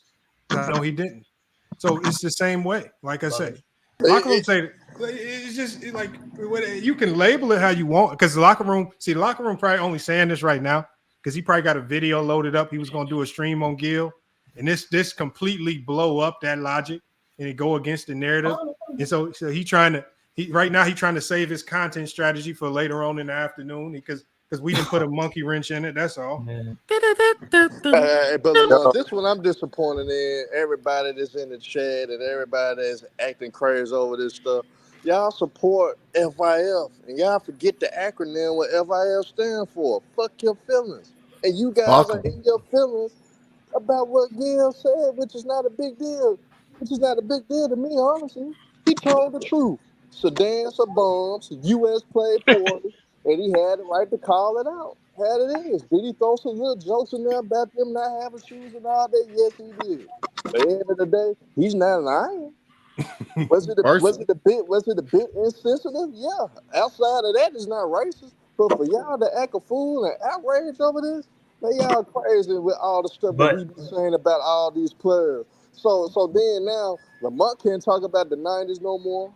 Lamont can't talk about Michael Jordan no more because everything he say is derogatory and racist because y'all sensitive to what people say about certain things that go on in basketball. This shit is sad, man. Hey, in locker room, for anybody that if you feel that what Gil said was insensitive, then and you want to do something to support South Sudan, I put the link for Refugees International in the chat. You can call them, and you got their email in the chat right now. You can go donate to Refugees International website. It's an organization that helps Sudanese people escape Sudan. Get the hell up out of there. Lamont, why do you do that? Hold on. This is soft in these comments. Refugees International is an organization that helps Sudanese people escape the depths of Sudan, the war-torn country, get them to places where they can have shoes and basketballs and indoor basketball court. If it wasn't for organizations like this, we wouldn't have the JT Thors. We wouldn't have some of these guys whose families were able to escape that war-tattered country of Sudan that's still in war. So again, make sure y'all donate to these Same causes. thing with Gilbert, right? Hey Lamont, you know where they place these refugees to as well? You know, everybody's talking about the difference between being an African American and Africans, right? Where do you think they send these African refugees? You think they put them in Detroit? You think they send them to Chicago? You think they send them to Miami, Florida? No, they put them in like somewhere in like Idaho somewhere. They put them somewhere in Nebraska somewhere about a bunch of white Americans and have them separated from black Americans so that the stereotype of black American culture can be fed to them and told to them how black Americans have no culture, how black Americans are criminals and all these other stereotypes that we get for black Americans. That's how the Africans learn that stuff. They barely even around. Is that what it South Sudanese think? I agree with y'all. Is that what it South Sudanese They don't put those refugees in Memphis. They don't put those refugees in the Bay. They put, I said, Hey, can I say another thing? Let me team say one more thing. I'm gonna drop the link for Mario too. Locker room. Y'all hear me? Yeah, I hear you. Hold on 1 second. I'm gonna let you cook right after this. The locker room says you tell us to donate, but not Gil. That's because if I ask Gil to donate, Gil's gonna be honest and he's gonna say, I don't give a damn. That's what he's gonna say. Right. So the thing is, the thing is what y'all pretend, y'all act like y'all too scared to say that ain't my problem or I don't want to donate. Y'all pretend like y'all the ones that pretend like y'all really do be donating to this stuff. Like y'all really sent some shoes over there or something. I'm giving y'all the opportunity to publicly donate and showcase your support for Sudan if it's real. And like I say right now, if I had to choose to donate to anything, I'm probably donating to some basketball camp to help kids in Chicago get to universities or something like that. I'm donating to a program because there's a ton of kids out there in Chicago on the streets, right? Don't even know how to apply for financial aid and sign up for community colleges. Half of them want to go to college. That's what a lot of things y'all don't know. So that's where my interest is going to lie, somewhere like that. I'm not about to donate no money to Sudan. So like I said, salute to the people over there. It's horrible what they're going through. But at the end of the day, that I can't fight everybody's fight. That's not my battle to fight right now. But I do wish them the best, and I wish them well in their endeavors and what they're trying to do with their country. But I can't fight the fight for everybody. And you got a whole bunch of people like TYT Sports, and you got people running around like Rob Parker pretending that they fight everybody's fight. I just don't pretend to take on everybody's fight. That's all. So again, just because Gil ain't taking on the entire Sudanese national army by himself, fighting them to help free the country, don't mean he has any ill will towards them or racism or xenophobia towards those people. So again, but I do know for a fact that Gil has done for black people in America way more than most people here. That's what I do know for a fact. But that's another conversation. Not to cut you off, but like I said, I grew up in the DMV. Like I remember, like during the games, like hold on, my bad. There was somebody trying to get their point in real quick before I cut them off. I was just saying, like he would donate like a certain, like if he scored a certain amount of points, like he would donate to like certain schools, like depending on how many points he scored. Like that was like when he was with the Wizards. Like go ahead. Yeah. Who was that trying to get their take in real quick? It's the original people. Yes, sir. What's good, man? How you doing? Shout out to you, Lamont, and yeah, shout out to my boy Reg in the chat. I fuck with bro. You know what I mean? That's the homie. Excuse my language. But I wanted to make a point about, like you said, fake outrage. So I'm from Sacramento, right? Yeah. And Gil, I watch Gil religiously, right? And I because he's funny. You feel what I'm saying? And then I can relate a lot to what he's saying and some of his jokes based on we're around the same age. You feel what I'm saying? Saying we around the same age. You know what I mean? So I kind of relate to what he's saying just based on the age bracket that we both in. But I remember he said something about Sacramento, right? No, and I'm from California, my nigga. I'm from Northern California. Excuse my language. I'm from Northern California, bro. And I got a bunch of folks from LA. Just like, and it go both ways. He had threw a shot at Sacramento. You think I took it personal? Nah, because I know for years us from Northern California, Sacramento, California, you know what I mean, Bay Area and all, we stay getting on the LA niggas talking about how ancient they are. Bro, y'all ancient, man. Y'all still rocking chucks and flannels and da da da da. But it's just the jokes we have amongst each other. So when I seen some of my peoples on the Facebook, right, on Facebook with the fake outrage, like, oh, Gilbert Arenas talked about saying, bro, we've been going through that when we had the Kings versus LA Lakers, and Shaq was calling it the Cowtown and da da da da da. That was just clowning, but we never took that personal. But and then to the other boy's point, when he was talking about how they dropped the Africans off in these different spots, he is right, because one of my partners, he used to go to Utah, right? And he said, man, I remember when I was in Utah, man, they had a small, the Africans was there, it was small. He said, I went back there, they got a big old conclave there now, man, in Utah, man, that's a whole conclave of them. He said, they all moving, and that's the whole that you don't never see them bringing the Africans to the hood or where we from, where the inner cities, you know what I mean, where we at. None of that. They send them to middle America, have them all the way out the way of other people, our own of us, and then they get they form their own opinion or whatever the case may be, or listen to the stereotype. So that was just my thought. Just wanted to let y'all know. But that fake outrage shit, y'all need to cut that out, man. Y'all don't even care like that. That you are right about. Hey, Big Ox. Hey, Big Ox. I need you to hit the link, Big Ox. I got to tell you something, Big Ox, because Big Ox ran into Big Ox. Actually, I was watching this channel one day, and Big Ox ran into one of our old nemesis here on FYF Sports. It was a nemesis that we discarded expeditiously.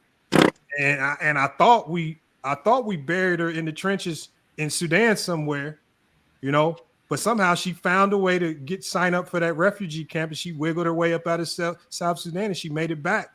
And I saw her pop up on Big Ox's channel because we ethered her so bad she disappeared from YouTube. And man, when I saw her rear her ugly head on Big Ox channel, I said, damn. How the hell did she pull that one off, man? Because we definitely sent her to South Sudan. But yeah, Big Ox, hit the link, man. We got to talk about that one. I got to tell you about what you're dealing with, man, with that one. He said from California, but hold on, who else we got? We got So Crazy. Oh, we got Locker Room and So Crazy up here. Crazy. What's up? What's up, Lamont? What's up? What's good, everybody? Appreciate being on the panel. But I just wanted to say, man, I'm African and I didn't take it offensive. It was funny. Gil's character, he's a funny guy. He be saying some wild stuff sometimes. Maybe he should have never said it like how he said it, but I mean, it is what it is. I didn't take it offensive. I mean, he did apologize on his community post, you know what I'm saying? But I don't get why everybody's so mad about what he said. Well, I mean, Lamont, he does have a history of doing this. I mean, come on, like this. Yeah, I mean, him doing it with Lupito Nyong'o, degrading a black woman. Like, come on,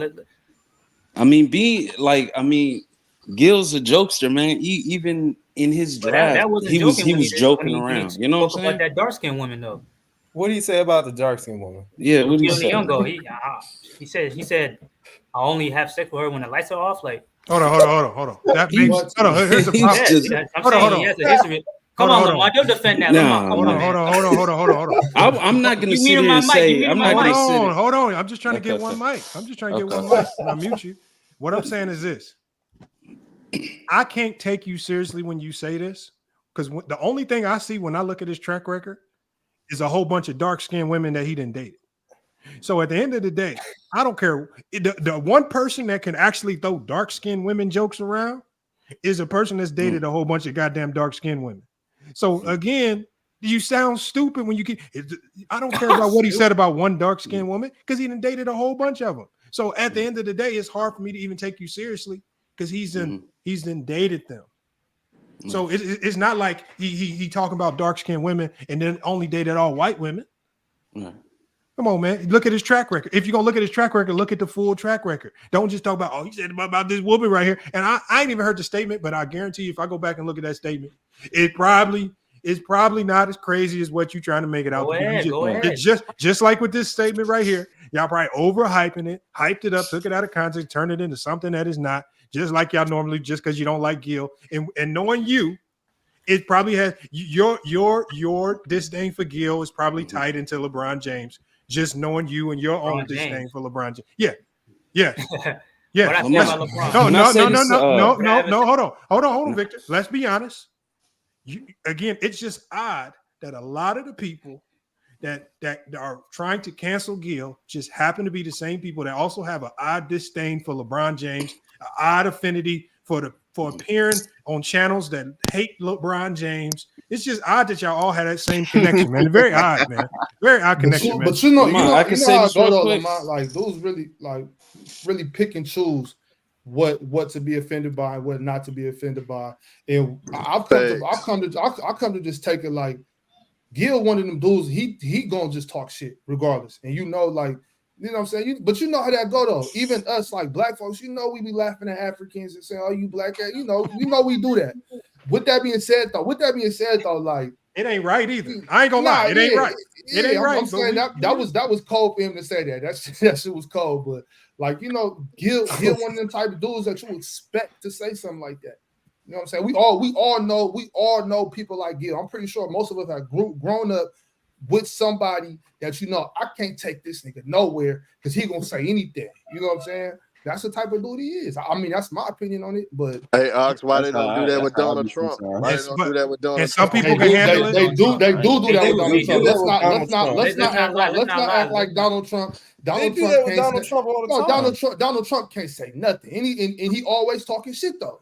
Donald Trump is just like that type of person. The person I just explained, he is just like that. He gonna say what he feel, and a lot of times, sometimes it should be right, but he just said it wrong. So you can't. ABJ. Hey, hold on, ABJ. Check this out, ABJ. And I want to get to Big Out because I want to ask him about Anna. But ABJ, check this out, ABJ.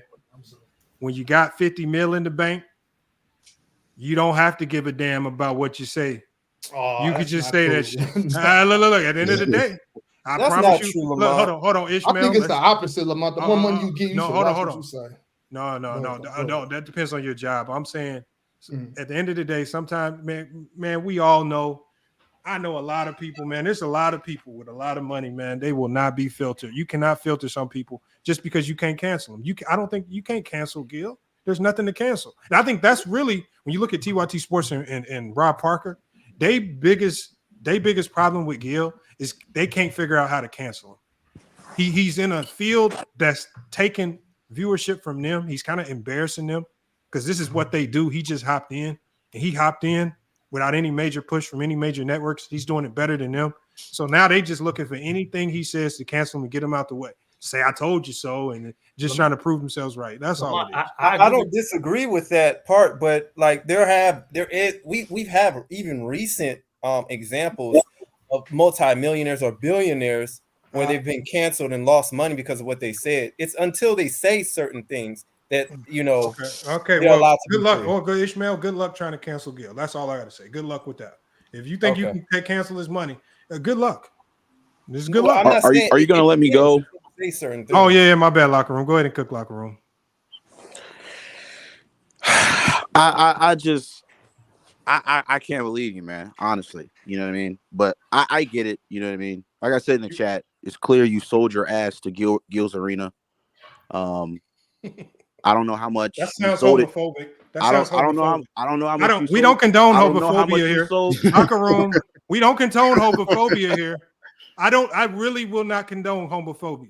That sounds homophobic to me, and that's a highly offensive. And I demand that you apologize right now, locker room. Please apologize, locker room, because I'm extremely offended. Go ahead. Yeah, are you gonna let me speak, man? No, you just offended me. I'm offended. No, seriously. I think we should cancel you for that. That's a homophobic joke. Can I speak without you mute? But I'm offended, locker room. I think you're a clown because you just offended me. You're muting me. Is anybody on the panel going to hold him accountable for offending me? It's not going to work, man. You're muting me 30 seconds. I'm not muting you. We all hear you. We all hear you, locker room. I'm offended though. But you went 30 seconds into your rant. Gil? You went 30 seconds into your rant.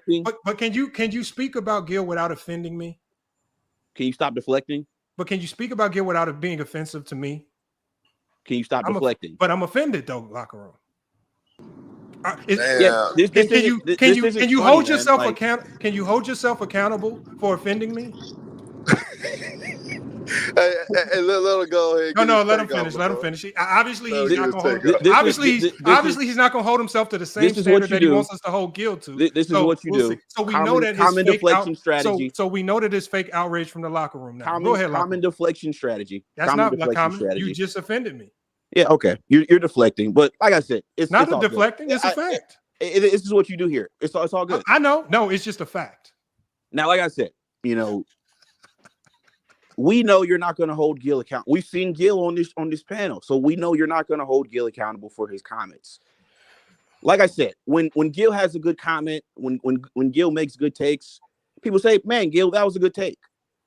If he makes a clown take, now we're hating on Gil because he made a clown take. He the one who made the take.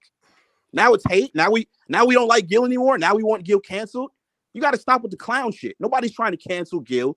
Nobody said that, we're going to stop watching the show. All we're saying is, that was a little bit insensitive and it was a clown take.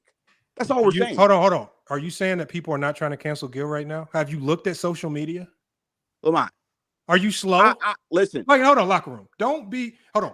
I just literally want you to take 2 minutes. Who's trying to cancel Gil? Hold on. Who's trying to cancel? Hold on, locker room. Just stop before you proceed with this. Take 2 minutes to go look at what people are saying on social media and then come back with people aren't trying to cancel Gil. They are.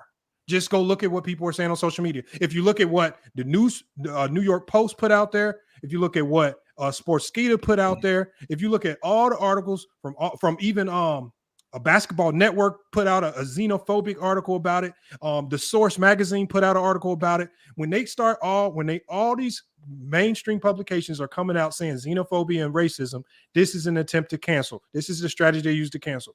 This is how I know it. Because it's not just people on YouTube. It's now mainstream media pushing it. Just like TYT Sports is mainstream media trying to push this narrative, but they're doing it with an agenda to get more people to vote Democrat. Everybody has some agenda. Do you mind if I continue? It's just a fact. Do you mind if I continue? I'm just saying. Okay. So like I said, my issue with comments like this, I'm gonna tell you my issue. Number one, I really wouldn't have a problem with it if Gil kept this same energy, with the European countries, right? But I don't think he would. He's not going to get up on his, I don't even know where he made the comment at, but he's not going to get up on his platform and say that about Slovenia or one of these poor European countries, but he's going to say that about a South Sudan country. And my thing is, the comments were, like I said, they weren't even funny.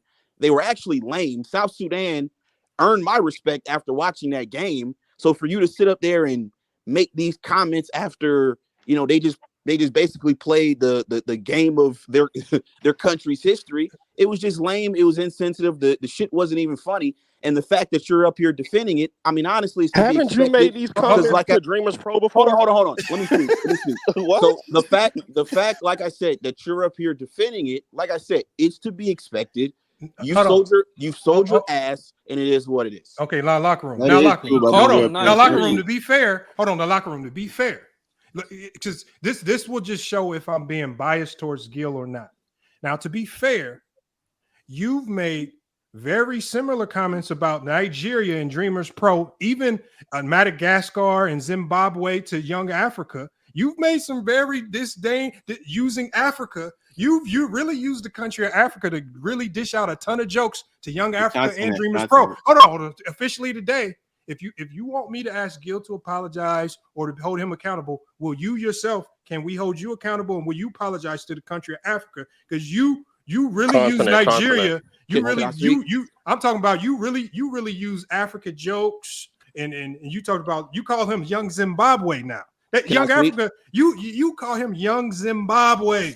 Can I respond to that? But you told us to hold people accountable. Can we start with you? Yeah, that's fine.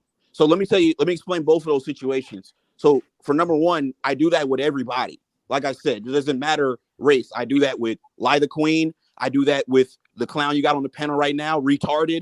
I do that with everybody, regardless of race or not. Black, white, doesn't matter. We just got done clowning Brandon yesterday on the show. Isn't he white? Exactly. Yeah, and as far as Dreamers Pro, I never about his nationality. Hold on. Let me respond to that. And as far as Dreamers Pro, I never attacked the country of Nigeria. I got homies that are Nigerian. I attacked Dreamers Pro, right? Individually. I didn't attack the nation of Nigeria. I didn't attack the country or continent of Africa. What Gil did was he attacked South Sudan. So please do not put me in the same category with that clown. Like I said, that's your boy, so we get it. Hey, Lamont, you're not going to stand on business. Lamont, you're going to allow. Hold on. You said Dreamers Pro lives in a hut in Zimbabwe. Yeah, that's me clowning Dreamers Pro. That's not me clowning the country of Nigeria. Lamont, he just called me the R word. Can he apologize? I am offended. Now that I think about it. Hey, now I do agree with Locker Room when he said about them European countries. Because Germany got some slums way worse than South Sudan and all Bro, that. hold on. Media don't show that. Y'all are some clowns. Like, hold on. Y'all are some clowns, bro. Like, and I still need my apology before you leave, Locker Room, please. That's offensive. We can't say the R word in 2024. But yeah, like a nigga will sit up here and come up here and tell you, Lamont, oh yeah, we need him to apologize because there was a crowd take and he said something so offensive. And it's like, nigga, you do the same shit. You do the exact same shit. Like, nigga, we didn't start saying Zimbabwe and all that shit in zebra meat until we heard you say it. You are the leader. You're the ringleader, Locker Room. You did say zebra meat. You did say zebra meat. No, somebody else actually commented that in my chat. No, Locker Room. Yes.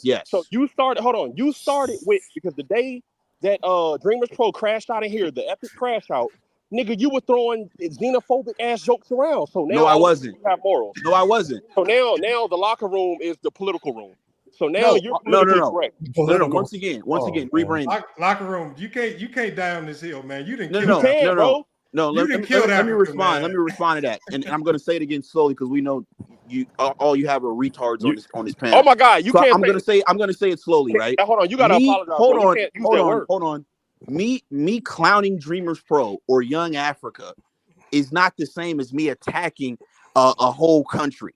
You didn't attack him. You attacked the whole country. I didn't, bro. Stop it. Yes, you did. Because hold on. So we're gonna act stupid. I got friends that are Nigerian. Locker Room. They gonna flip you, Locker Room. Hold on, Lamont. Stop it. Because you stereotype. I got homies that is Nigerian. Knock it off. Stereotype Nigeria. You tried to say no, that. I didn't. I was clowning. Just like I clown you. Just like I clown you for being a goofy, I was clowning for Young Africa for being a goofy. You already got watched. Hold on, y'all. Hey, hold on, y'all. Before we get too caught up in this, can I let Maria get her take in, please? Because she's been waiting patiently, and I know we didn't went off to a stint. I want to open it up to the whole panel, but I want to make sure everybody get their take in first.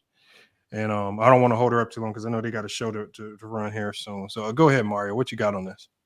I just want to say that Gil's comments were, I think racist isn't the word we're supposed to be using. I think it's the xenophobic word, from what I understand.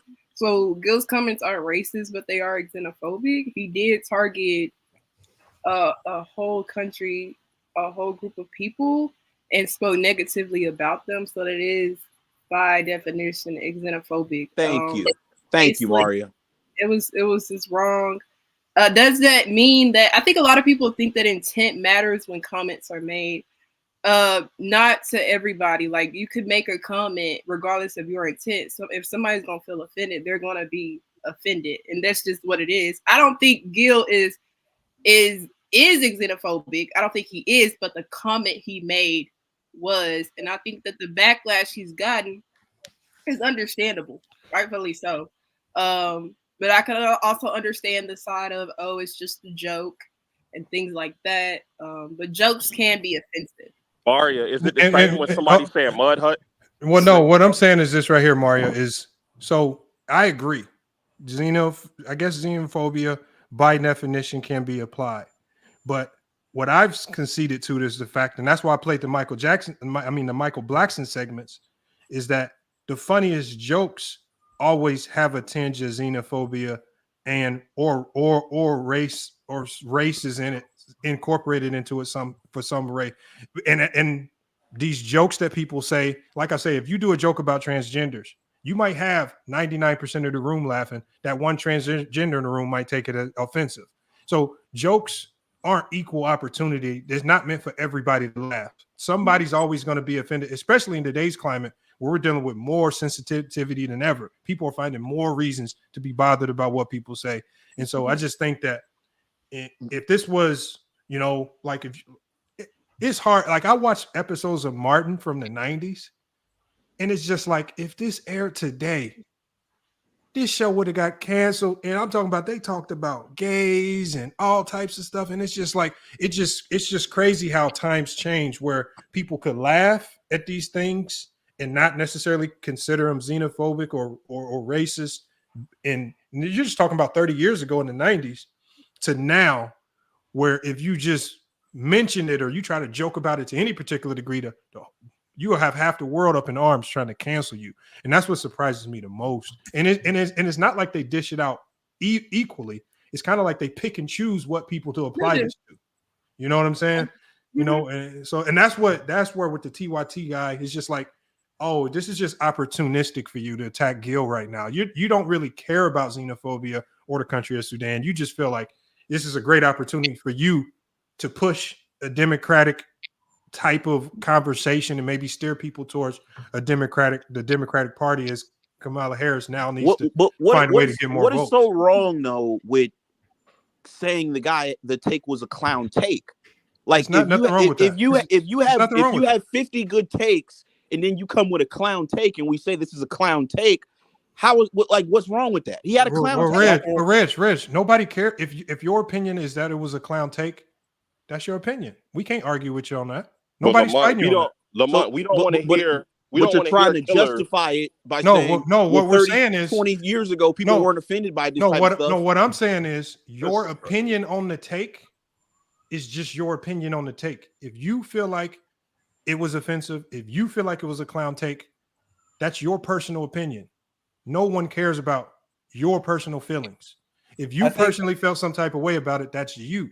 But at the end of the day, what I'm saying is we can't run around using our personal feelings about jokes, things that are clear-cut jokes, not necessarily meant to be malice towards anybody, and then try to use your personal feelings to run around and cancel people. Once again, nobody's trying to cancel the guy. That's not true. Clown take. Well, Reggie, I think that it's because a lot of the basketball groupies, the people that make basketball content, are using this as motivation in order to have an agenda against Gilbert Arenas because of his basketball takes. It's just like with LeBron James when Kevin Garnett said Balco or something, and people started saying, oh, he's on steroids. And so they started using motivation for what their hate against LeBron James as a way to stir up more controversy of what Gilbert Arenas has already had for what they disagreed with him already. But and Ishmael, we don't want to. So this is the thing. We don't want to hear the crying from niggas that we know to be killers on YouTube. If you say some crazy, egregious shit, shut your ass up. Like, and that's the problem with a lot of you niggas. You niggas hold other niggas to a higher standard than you hold yourself.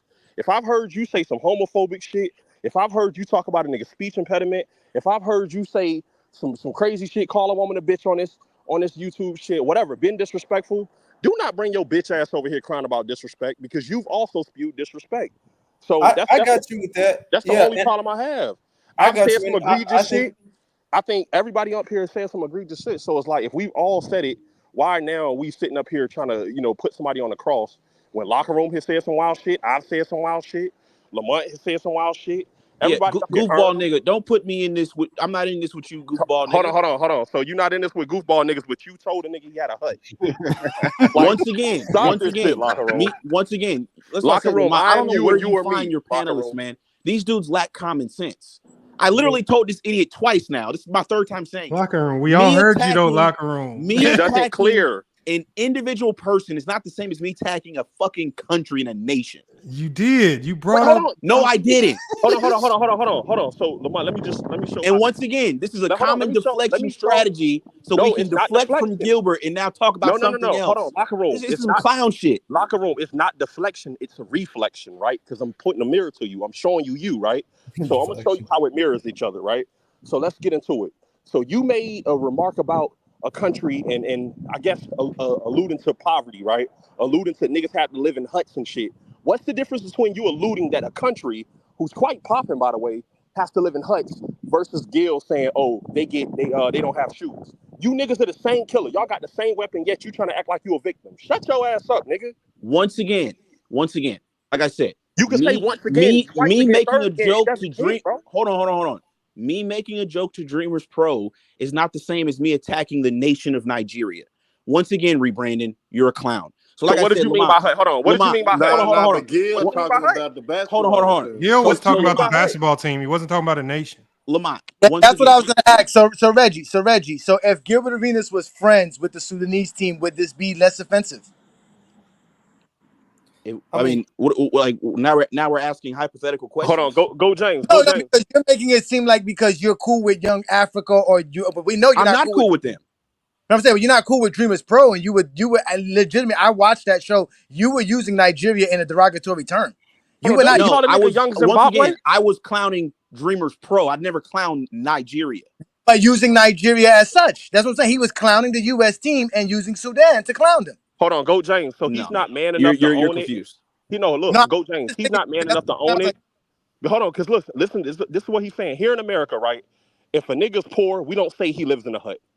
We just say a nigga poor or a nigga homeless. So with you alluding that man lived in a hut, that was some xenophobic shit, and you're just not gonna stand on it. Stand on it. I've said some egregious shit. I've made 9/11 jokes. Are there not huts in Africa? You say what? Are there not huts in Africa? Are there not barefoot kids in Africa? Hold on. So hold on. So let me get this straight. So are there not huts in Africa? So then you're admitting that it was for Africa. Hold on. So let me get this straight. You just the wrong person to be making this argument. Hold on. So let me get this straight. If a nigga lived overseas and he said that I'm living in a shelter in America, you think I would take offense to that? There are shelters here in America. Aren't there huts in Nigeria? Hold on. So hold on. You're talking about huts in Nigeria.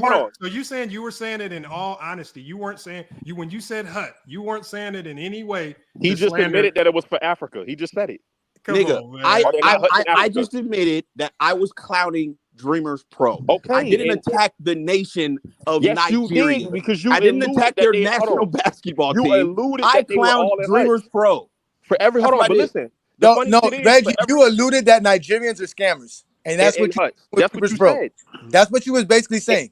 And you call Young Africa Young Zimbabwe. So Lamont, real quick, I just want to know, how much is it, right, for you and the rest of your panelists to buy their ass back from Gilbert? Because it's clear you guys have, Gil's not going to let you guys on the show, man. So, what's the real motivation behind defending this guy? Is hard. What do you mean? He's not going to let you on the show.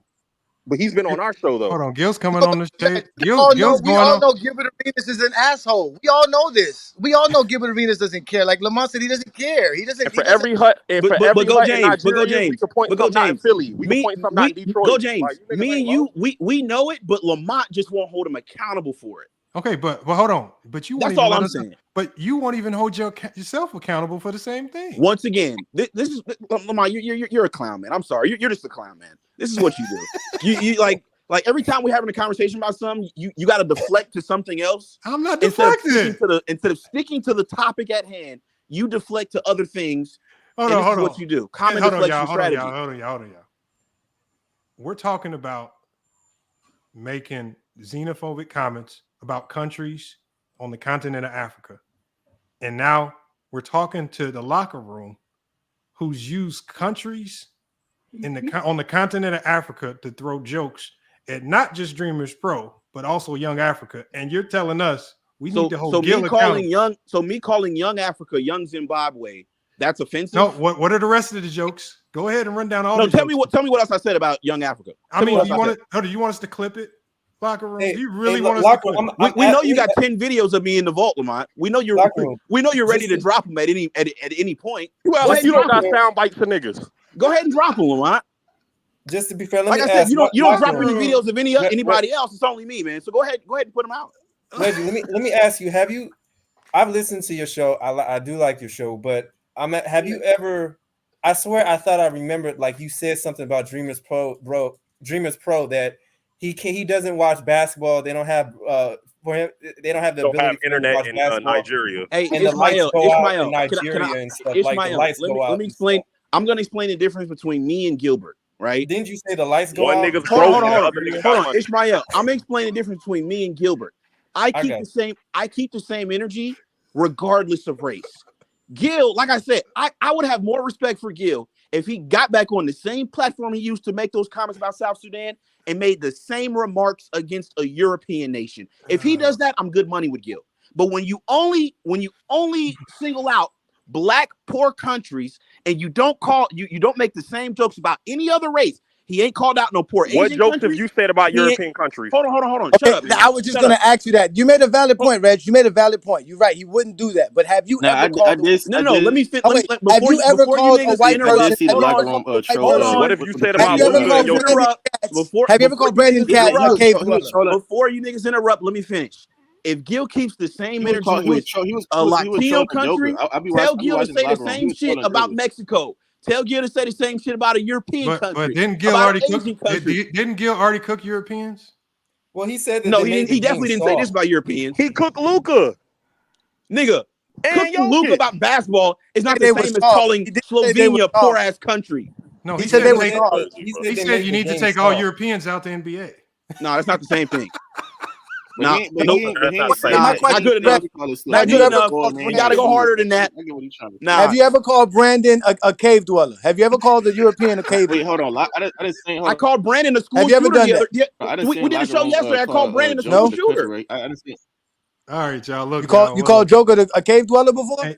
Listen, there's a white guy that's listening right now. His name's Brandon. Yesterday, we did a whole 30-minute segment clowning him, calling him a school shooter. I keep the same energy regardless of race. Like I said, until Gilbert Arenas gets on a platform and keeps the same energy with every other race, he's a clown. And Lamont, like I said, you're right there with him, a clown as well, because you're not going to hold him accountable because you want him to come on your show. Apologize for that was a good one, locker room. I like that one. I like that school shooter. That's big name, school shooter. I like that one. Good job, Reggie. School shooter, shut up. Y'all gotta watch the video where he was trolling Joker and Joker's accent and like I didn't see in locker room. He didn't troll other races too. I'll give him that. Oh, man. Okay, so then why are you crying? Stop acting like you above the shit when you be in the shit too. Like, who's crying? Who's crying? No, he's just I'm talking about locker room. You can cry. Like I said, hey y'all, look, y'all. We got to shut this one down pretty soon here. Like, because can I just say this before you go? We got the crossover coming up with Maria and those guys, man. They about to cook. And they got. Can I say this before you go one more time for your slowest panelists? Once again, Brandon, whatever your name is, right? I keep the same energy regardless of race until I see Gilbert Arenas doing the same thing. He is a clown. So and what have you said about Europeans? Bro, I'm not finna go down the list. What have you said about Europeans? All I'm saying is I keep the same energy. You said something about a mass shooter. Black people do mass shootings too, so that's not exclusive to white. So give us something. Like I said, Lamont, about Europeans. Lamont, did you put out a Facebook ad to find Rebrandon? Did you put out a Craigslist ad to find? All right, so I'm asking you now, Lamont. Where do you find these guys at? Where do you find these guys? Locker room is in here being sensitive because we calling you on your shit, nigga. You have the slowest set of Brandon is an active shooter. Brandon is an active shooter. No, he is for sure. He's definitely an active shooter. But we want Cocker-Room to keep the energy, man. That's it, bro. Like, hey, Rebrandon. Say, Ma, tell me this. Hold up, Ma. Tell me this ain't funny. Oh man, he getting us all canceled. All right. Lamont, what is this cornball shit, man? Come on, man. Tell me that ain't funny, man. Lamont, you interrupted me for this cornball shit, man. I didn't. What you mean? Okay, rebrand. Tell me that ain't funny, dog. What you mean so insensitive? What you talking about? We just joking on them boys, and you talking about you want them to say sorry for what? Who you gonna see? Who you gonna say sorry to? He still owe me and Dreamers Pro an apology. I want to know who are you gonna say sorry to? Who you gonna say sorry to? Talk to her. Hello? You gonna say sorry to anybody while you demanding Gilbert say sorry to the Sudanese team when he telling the truth and you trying to cap? You don't know what Dreamers Pro live at or whatever the hell you talking about. But we do know that Sudan plays the Sudanese people because of the lack of resources. They do play in sandals and fucking crates for basketball courts and dirt pavements and shit. We know that this is a fact, but you capping because he joking on it. But that's a real fact. Lamont, you're a clown, man. And what you want him to say sorry about that? But what you gonna say sorry about? Shout out to the Sudanese team, man. They played hard, man. Shout out to them guys. Yeah, this is crazy. Now, what the Lamont, hell? can I say something real quick? Oh man, it's so really supposed to be on Mario, but go ahead, Locker. Okay, I do want to say I'm proud of rebranding. I seen that he's he started his own show. You know what I mean. So I do want to say congratulations to that. How did you know that before me? You must follow him a lot because you knew that. No, I seen he followed me on Twitter and then I went on his page. I follow Locker Room on Twitter. Yeah, so I want to say congratulations, man. All right. Rebranding ownership is key, man. Ownership is key. Locker Room was a hey nigga, you're blocked, nigga. But go ahead, back on Mario, I guess. And real quick, Lamont, can I say this to Mario? Now, Mario, I haven't seen you on the show, right? Yeah, you already know why. I'm a little bit disappointed. You offended her. You offended her. Now, Mario, what's up? Ooh. Like, what's going on? When can we see you back on the Locker Room? I'm never going back. Damn. Oh, damn. That's rejection. Never coming back is insane. Okay. One thing about Mario, she stand 10 toes down. She ain't never say sorry. Oh, whoa. How about you say sorry? See what I take you. Take accountability, You good? You good? What you mean you good? Just take accountability, Locker Room. No. You just gonna stay a hypocrite? What that do about your words though? If you a hypocrite, what do that do for your word? If you're a big old hypocrite out like there, I said, Lamont, are you doing this now? Like, are you gonna clip this now and make a spoof video now? This is getting like cringe now, man. What you mean? Is it? I mean, that's what you dreading. So that's what you dreading, huh? Come on, man. You better swing back, nigga. You know how I get down. Now, Lamont, can I give you some credit too? What did I do now, man? I don't even be doing that. I tuned in the other night, right? And I seen that you pulled one of the nastier moves I've seen on the internet. So Ticket, Young Africa and Herm, they both had shows on Tickets Network. They did get canceled, and I seen that you brought those two together. Nigga, I ain't canceled on Ticket, nigga. So I do want to say. Lamont, I like that. That was. Hey, Locker Room, what you think about the show though? You will get smoked. Don't start now. Hold on. You can always pull up. You will get smoked now. I think y'all had good chemistry though. Locker Room, what you think? How did you like the show? Oh, I mean, I can't take Africa seriously, but you know. Why? Because he's from Africa? Oh, nah, because he said on. See, once again, Lamont, you're being a clown. No, it's not because he's from Africa. It's because he sits on the stream in a fucking ninja suit. Like it's some clown shit. Yeah, but he gave us a reason. He gave us a cultural reason for that. Are you not disrespecting his culture? What's the reason? He is a Muslim. I thought it was the girl. I thought it was only the women that didn't show their face like that. Oh, see, now that's offensive. You gotta apologize to the Muslims, man. Yeah, you're on some clown shit. That's culturally insensitive. You're on some clown shit. That's crazy. You done offended Amaria. You done offended homosexuals. You done offended retard community. You didn't offended really everybody up here the whole time. Okay. I'm offended. I'm black. It's all good. That retarded shit was hilarious, though. I ain't gonna lie. That was probably the. Nah, salute locker room. You know he's just messing with you, man. Even though you did. No, like I said, I already know the spoof video's coming, man. No, I know you got them locked and loaded.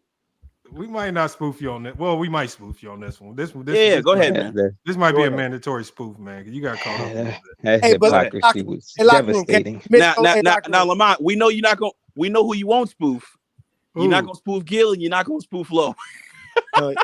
You sold your ass, nigga. You got to buy your ass back, Lamont. Seriously, you got to do something to get spoofed. They haven't really done anything. Exactly. That's why. Hey, go James. When you gonna leak up before though? When you gonna leak up with the casual? Go James. Oh, I have. That is right. Yeah, me and Logan. Yeah, I was supposed to link up with Casual this past Sunday. Something came up, but I'm doing that this Sunday. Okay, I've been seeing y'all go back and forth and shit. Like, Casual doing thing. Y'all make sure to subscribe to them channels, man. Let's get ready for the crossover, man. Let's go, man. The crossover. Yeah, we gotta shut this one down, man. Look, y'all. Mario, you can kind of give the people a sneak preview of what y'all gonna be chopping it up about. Of course, we'll be going over Gil comments again. We'll be talking about the WNBA, of course. Oh my God, why you make me like the big screen? Oh my Hey, that's FYF treatment. That's FYF. That's that. Hold on, you gotta get used to the cameras. We'll be going over We'll be going over the WNBA. We'll go over how Team USA has been playing. A lot of little issues with the last two games regarding them and how they've been playing, Steve Kerr comments and everything like that. So yeah, make sure y'all tune in. I'll be there. Ace 30 and True to King for sure. We'll be there. And Aaliyah Edwards, Rookie of the Year. Hey, Mario. Adrian Wilson finna get cooked. No, she not. Cooked by who? Finna get cooked. Adrian Wilson gonna get cooked by who? Aaliyah Edwards, Rookie of the Year, man. Aaliyah Edwards. Hold on, Herm. Hold on, Herm. Who cooking Asia? Hey, she got cooked the whole All-Star game. They took time. Okay, but you said she about to get cooked. Cooked by who? Oh yeah, by me, by Hollywood Herm. Hey, Big Ox, Big Ox, Big Ox. Can I ask you a question? Can I ask you a question, Big Ox? All right, bro. Listen, somebody sent me a link to your channel the other day. For what? It was, I don't know. They text me a thumbnail, and it was like you had some chick on there. She was naked, and then the show said Champagne Room. So, what is that about? You know about the Champagne Room? No, I don't know what that's about. Yeah, I interview young women in the sex worker industry. That's something I do. Okay, and then what's the Ox Court thing? Because I've seen that too. What's that about? That's when somebody do something stupid on YouTube or say something, you know what I'm saying? I'll take them to Ox Court and we handle it. We hold court on YouTube. We are a legit courtroom with legit jurisdiction over the goings ons of YouTube. So, you know. Hey, salute to you for the Dolores Tucker joint too. Hey, now, Ox. Oh yeah, I was serious about that Dolores Tucker shit for real. I'm trying to catch back up on Anna. See, I had only talked before she came up that day, Lamont. I had only talked to Anna one time in my whole life. I didn't know any of this shit about her. Like, I didn't know none of that. So when she came up, she started saying that shit, I was like, damn. Now check this out. No, check this out. Hold on, Herm. Now, Herm, tell me if I'm wrong. But watch this. This is her play. This is she has a common tactic, and she's been doing this for 5 years now. So what she does is she will find a new platform to continuously go on for. Usually, she only lasts on each platform about 60 to 90 days before they ban her. But what happens is this: her stick is this. The first time she comes on, she's gonna say something that just pisses everybody off for shock value, right? So now she's just trying to galvanize people, right? And so she tries to galvanize people, right? She tries to pit one person versus another. Right. And then what she's going to try to do is ultimately, like with you, because I think your channel is not as much sports. Sometimes you guys venture off into other things. So that's kind of more right up her alley. But what she will do is she's going to try to find a way to get in bed with some of the things that you talk about, pretend like she really is invested in it. But really, she's just trying to sell herself and sell her channel. And so, like when she went to Ticket's channel, she pretended to talk about LeBron James. And then I sat there. I really tolerated her for a few weeks. And she was talking about LeBron in the zone. And I asked her after I asked her this question, she never liked me. I said, "What'd you ask?" Can you tell me what a 2-3 zone is? Oh, she went off.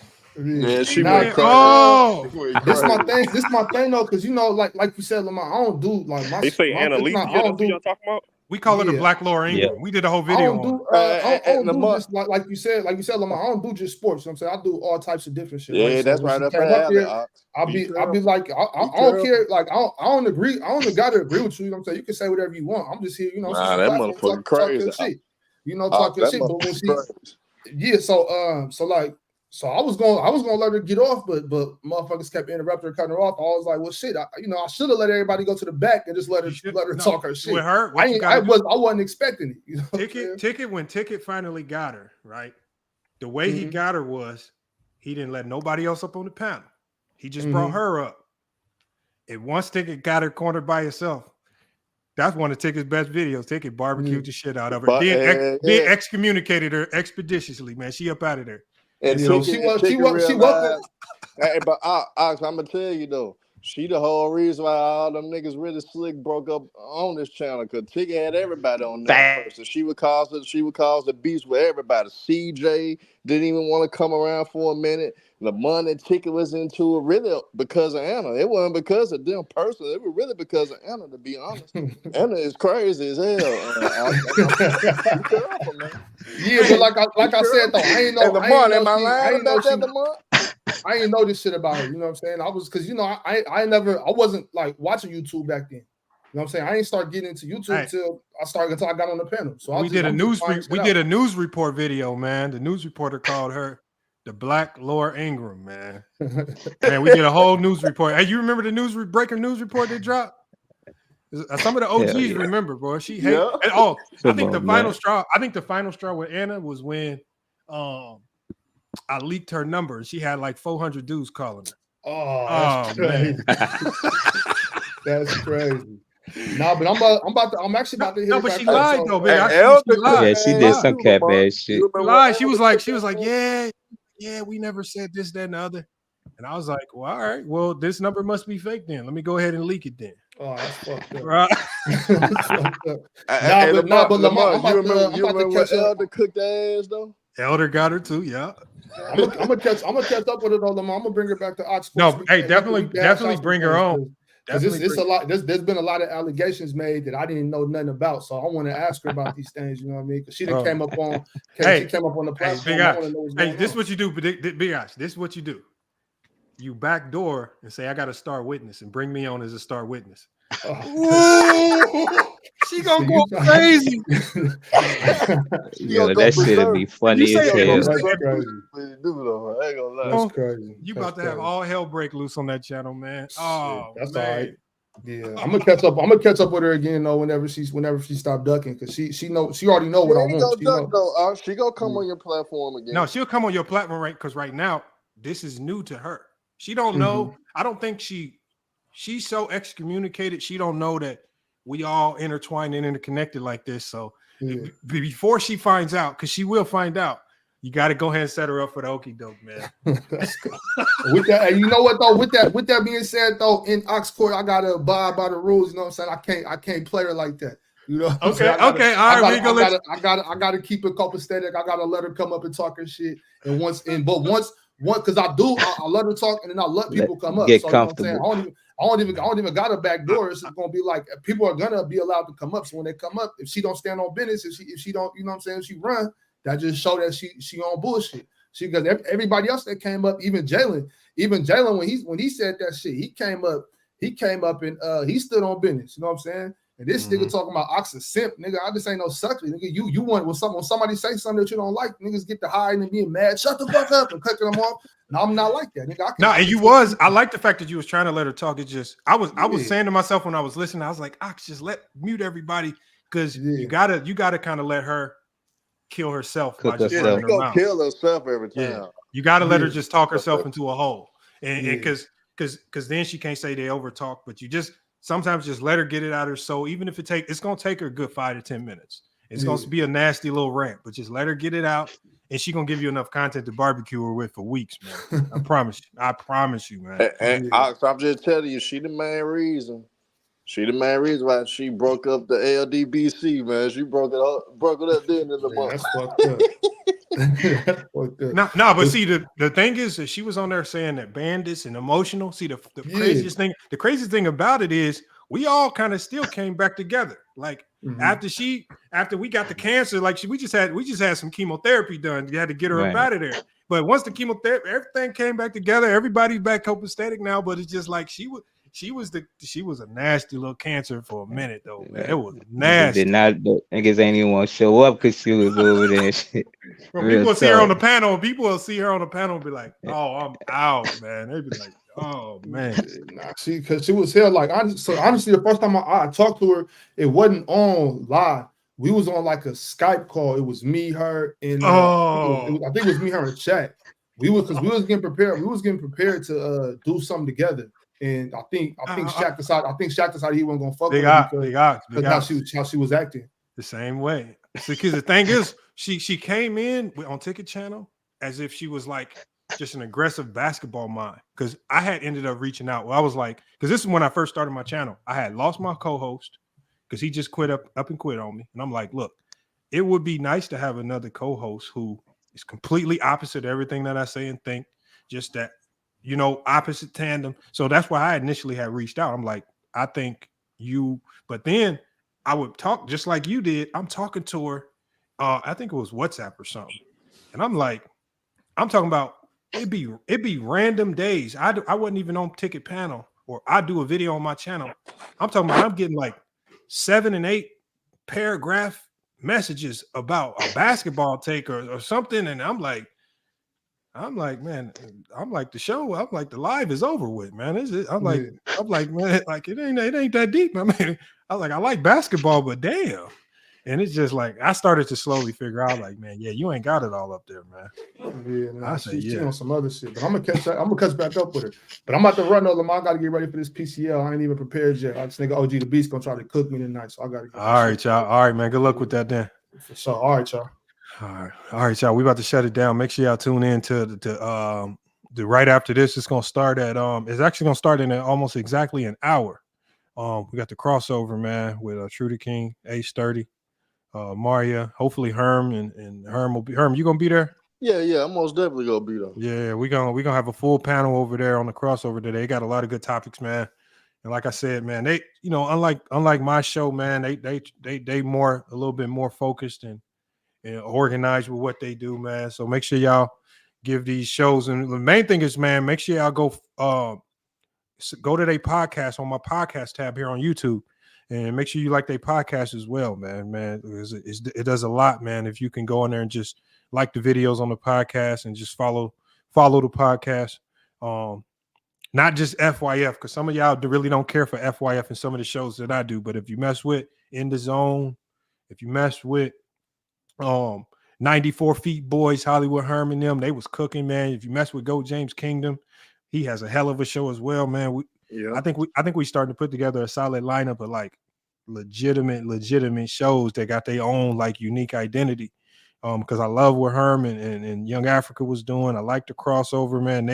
They got their own style. Go James Kingdom, man. Like I said, man, he got to be. I ain't never think anybody was gonna get more hated than Herm. He might be more hated than Herm right now. Jesus Christ. That's crazy. I've never had so many comments get hell for review. But man, Go James Kingdom got my comment. He got them Jordan fans be wanting his head. Hey, Go James Kingdom, we more alike than what we realize, man. More alike than what we realize. It's OG, we all content creators, and that's what it's all about. There's enough pioneer channel stuff for all of us to eat. So let's eat, brothers. Let's make this money, man. Let's do what we do best, man. Let's keep giving these folks the good content. Keep doing it. That's all it's about. Hey, so somebody put in the comments, they said they saw Anna coming out of a hut with locker room ends and what? Hey, look, man, we packed her up. We sent her. We extradited her back to South Sudan, man. I don't know how she got back to the U.S., man. We got her up out of it. I did the last video I did on her, man, with calling her the Black Laura Ingham. We did the fake news report. Man, that got her up out of there, man. She never came back, man. That news report video was funny as hell, man. So Hey, yeah, that was the classic though. I ain't gonna lie. she ain't. She up at her, man. But we'll see, man. Maybe we've got to try to get her on the Go James Kingdom as a guest caller. Hey, Lamar. Hey, for the Don't UK start no ask trouble. you. Hey, for the UK ask you, say was you part of the LDBC, man? I actually called them. What did I call them? Oh, Damn, I forgot what you called. oh them. no, I did a show. I called them the Hyenas Den. Yeah. Nah, I'm cool with whoever is in it, man. It's Ticket and all them. I actually just commented on Ticket video, man. Giving him a shout out on his video that he did about Gil. So it ain't no issues there, man. They just all putting content together, man. We all can't agree on everything, so it is what it is. But everybody doing their thing. Panels though. Those were legendary panels. But that was mostly due to COVID. Like it's never gonna have that same vibe back because COVID is what created that vibe because everybody was stuck in the crib. You know what I'm saying? I'm talking about we would be on there 4-5 hours, if not longer, man. It was just COVID. COVID just had the world at a standstill. So, yeah, it was definitely unforgettable. I ain't gonna lie. Yeah, my boy Mahari. Shout out to Mahari in the building, one of the OGs as well, man. Yep, Mahari. LVZ used to pull up, man. Hey, y'all remember when who was it that cooked Anna? What was it? What was his name? The LeBron James fan. No. Remember the LeBron James super fan. He told her, get your ass in the kitchen. He said, make me a goat burger with cheese. Goat burger with cheese. Yeah, nigga. Yes, indeed. That shit was funny as a bit. He told her ass, he said, get your ass in the kitchen. He said, I need a goat burger with cheese. Hold the onion. Who was that, man? That was your, yeah, y'all know exactly who you're talking about. Your boy. Oh, me and True was on that panel. I'm talking about when he came goat burger with cheese. Anna said something to him off the wall. He was like, Anna, shut the hell up. He said, get your ass in the kitchen. Oh, man. I made a video out of that, man. That might have been one of the funniest moments on YouTube history, man. Oh, what, man? How do I forget his name? Real talk. He used to be banging. It wasn't Super Mac, wasn't it? It wasn't, but Super Mac got a moment too. Super Mac had a it wasn't Super Mac. No, it was. Man, I'm gonna play the clip again because I got it on. It wasn't Super Mac. It was not Super Mac. It gotta be one of them Cali niggas though. I think it's like LeBron James fan. Because remember, Ticket would always talk about him because he always had the big booty women. Was it Myra? Myra, yeah. Myra Jones. It was Myra Jones, yeah. Yeah, sure was, man. That's crazy. Told her ass, he said, "Oh man," he said, "Man, get your ass back in the kitchen." Oh man, once he said that, man, I was dying. Oh man, because she said something, man. He was like, DT just snapped on her. Me and True was dying. Byron is one of the funniest niggas on YouTube, man. That it was just that moment, like it's hard to get that moment. Like even when I watched the video, he had that timing right too. Yeah, but it was just how he came in, and then at the end he was like, "I'm gone," and he just left. Oh my god, bro! He did drop the mic on that ass. That shit was funny. He left. He done back. It was that got to be one of the funny. I'm talking about. I haven't laughed that hard in so long, man. I was dying. Myron, boy, he killed that, and that's one of the reasons. It's just moments like that where Anna just can't get them moments back. You got destroyed. Yeah, man. Elder got it. That's why she left forever. Anti-cooked her. Anti-cooked her. And never came back. Bro, everybody. Once everybody figured out who she was, man, everybody took their punching. She just turned into a punching bag.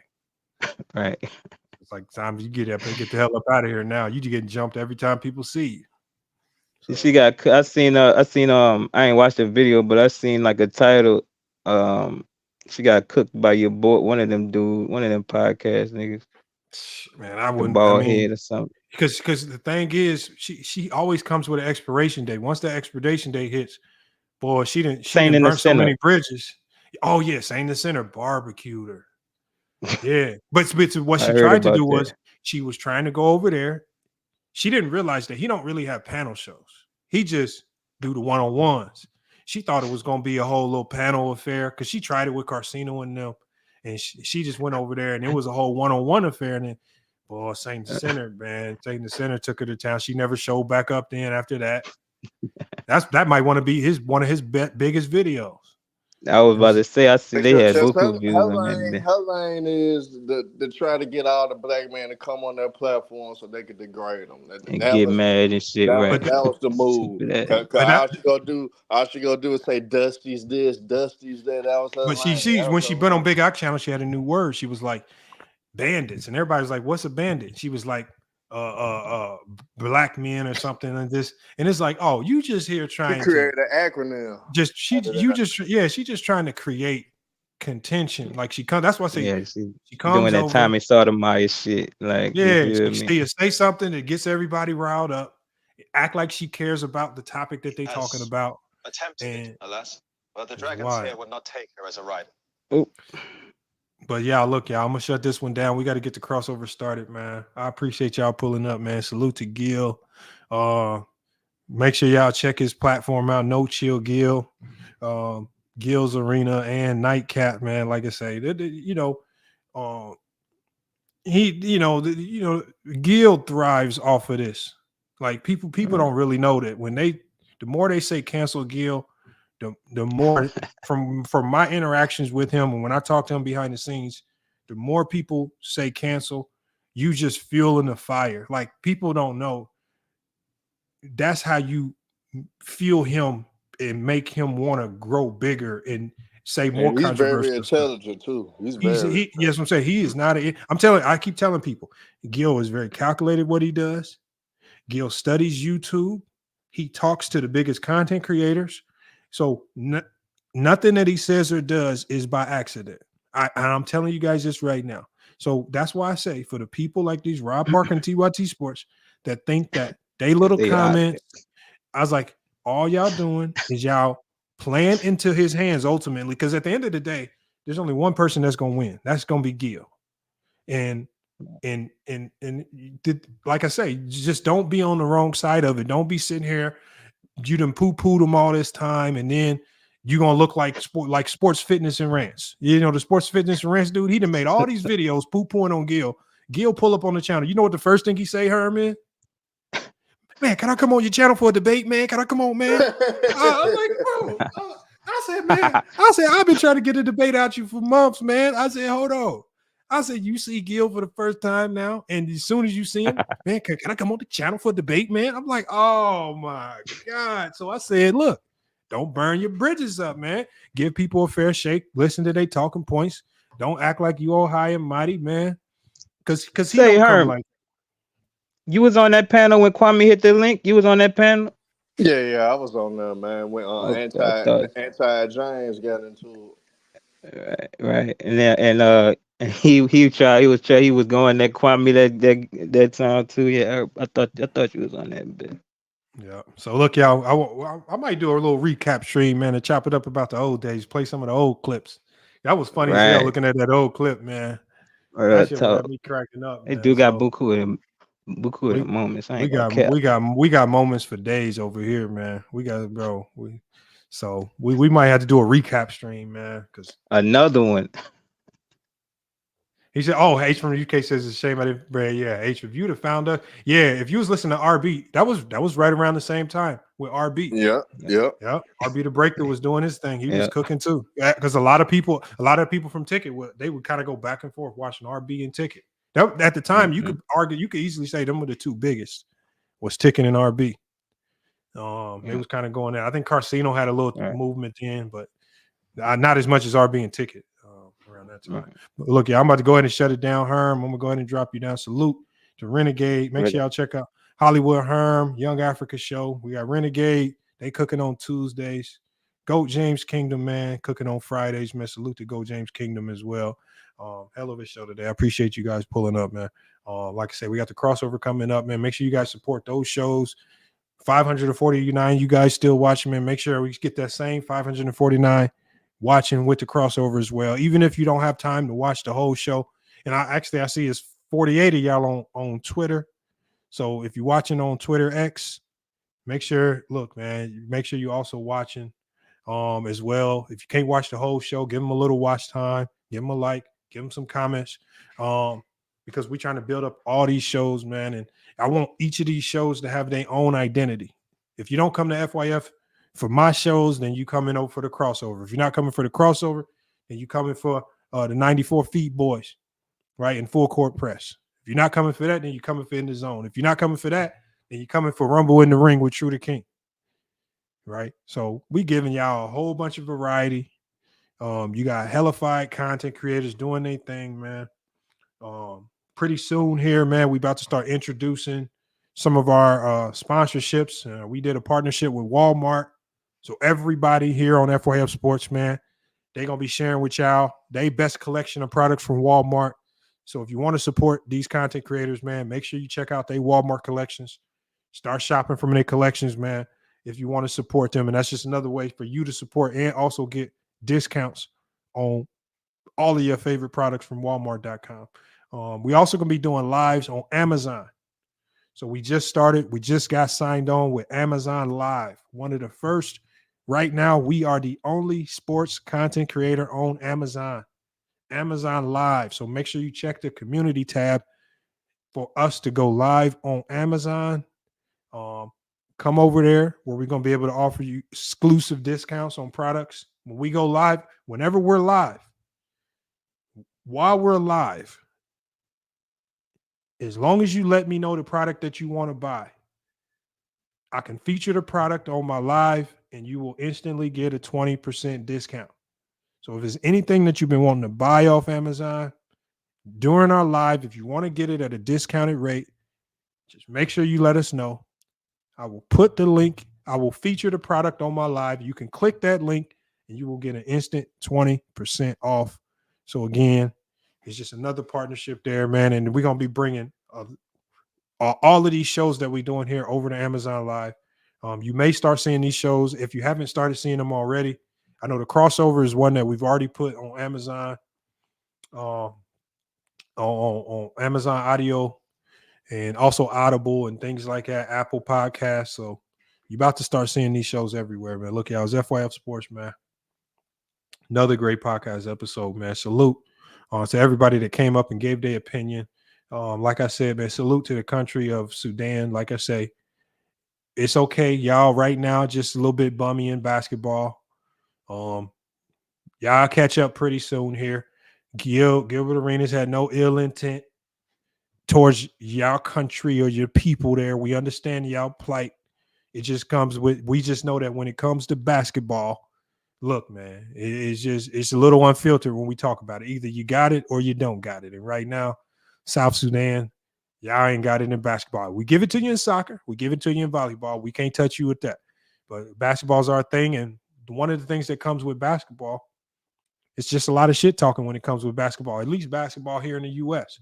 We will talk trash. We will go back and forth at it. All right. But the one thing, the commonality with basketball, especially here in the U.S., we talk trash on the court, right? Sometimes fight it out in the locker room. But at the end of the day, we shake hands, we move on, we keep it pushing. That's just what basketball is, man.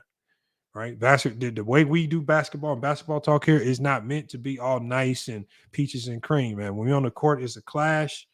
Right? When the game is over, we can walk away, man. And that's just how it's. Salute to MC Wills. Salute to everybody that donated. Appreciate everybody that came through and supported. It's been really big. FYF is growing. We on our way to 200K. I didn't even think we'd be close to 150K at this stage of the year. It's looking like we're going to hit 200K by the end of the year, which is going to be huge for the channel. So we're just going to keep it moving. But look, it's FYF Sports, man. Another great podcast episode. We're going to be back. More sports and news. Until then, man, it's FYF Sports, and we out.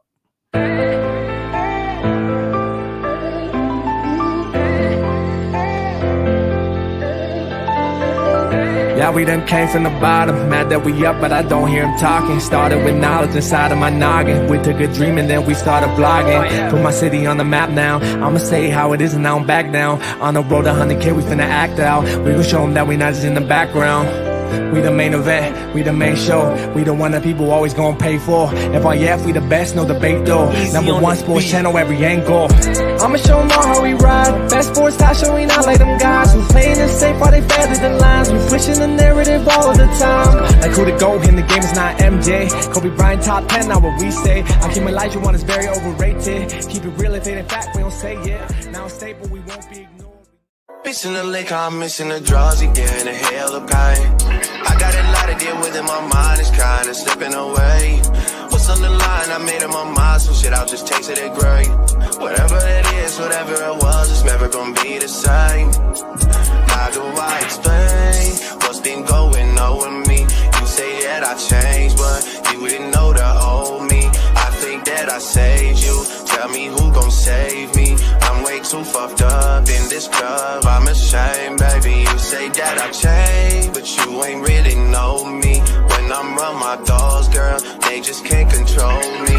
Trying to spend my time right, using every second of it. Trying to spend my time right, using every second of it. Before it's too late, girl, before it's too late. Can I speak my mind right, girl, before it's too late. I've been moving backwards, rolling up the backwards. Out of being dash. Do you have my back, girl, before it's too late? Can I say my piece, girl? Girl, know what you mean to me. You just keep it real with me.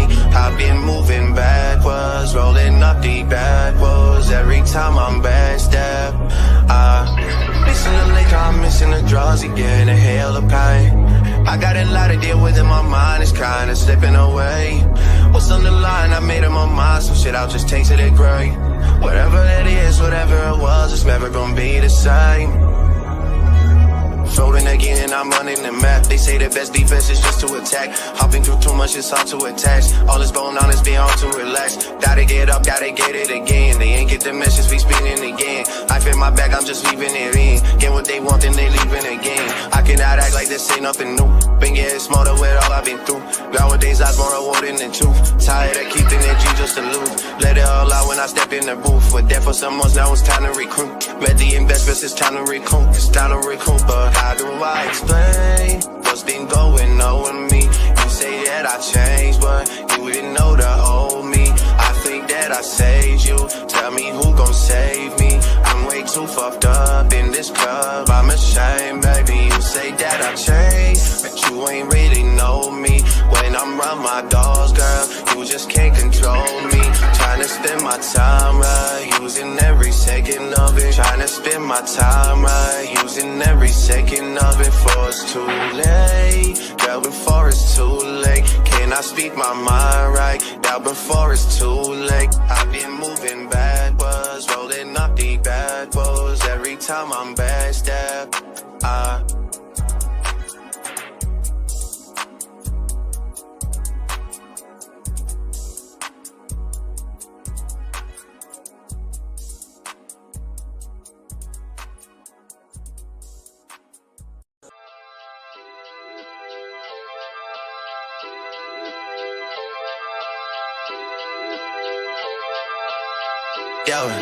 shawty, you know I gotta let it go sometimes. Gotta clear my head sometimes. I gotta get away some shawty. You know I just need a little peace of mind. Specifically, I'm talking about your mind. I gotta get that ass on. Calling you when I'm overseas, let me know what you need, what you wanna do when I'm home. Talking real dirty, real nasty on the phone. Girl, stop playing, I'm on the way. I am on the way. Girl, stop playing, I am on the way. What you need, what you wanna do, baby girl. I'm all ears for you, baby girl. Drop it down to the latest fashion, girl. All the shit I did, that's past tense, girl. Do it up before you, what's your passion, girl? Got the lyrics to my songs and your cash in, girl. Leave that boy alone, we everlasting, girl. Everything he did, I don't pass him, girl. Seen a 20 grand asset ship, girl. I bought a whole mall if you ask me, girl. Bought a whole mall if you ask me, girl. Got the lyrics to my songs, we on cash in, girl. Keep that boy alone, we everlasting, girl. Everything he did, I don't pass him, girl. Seen a 20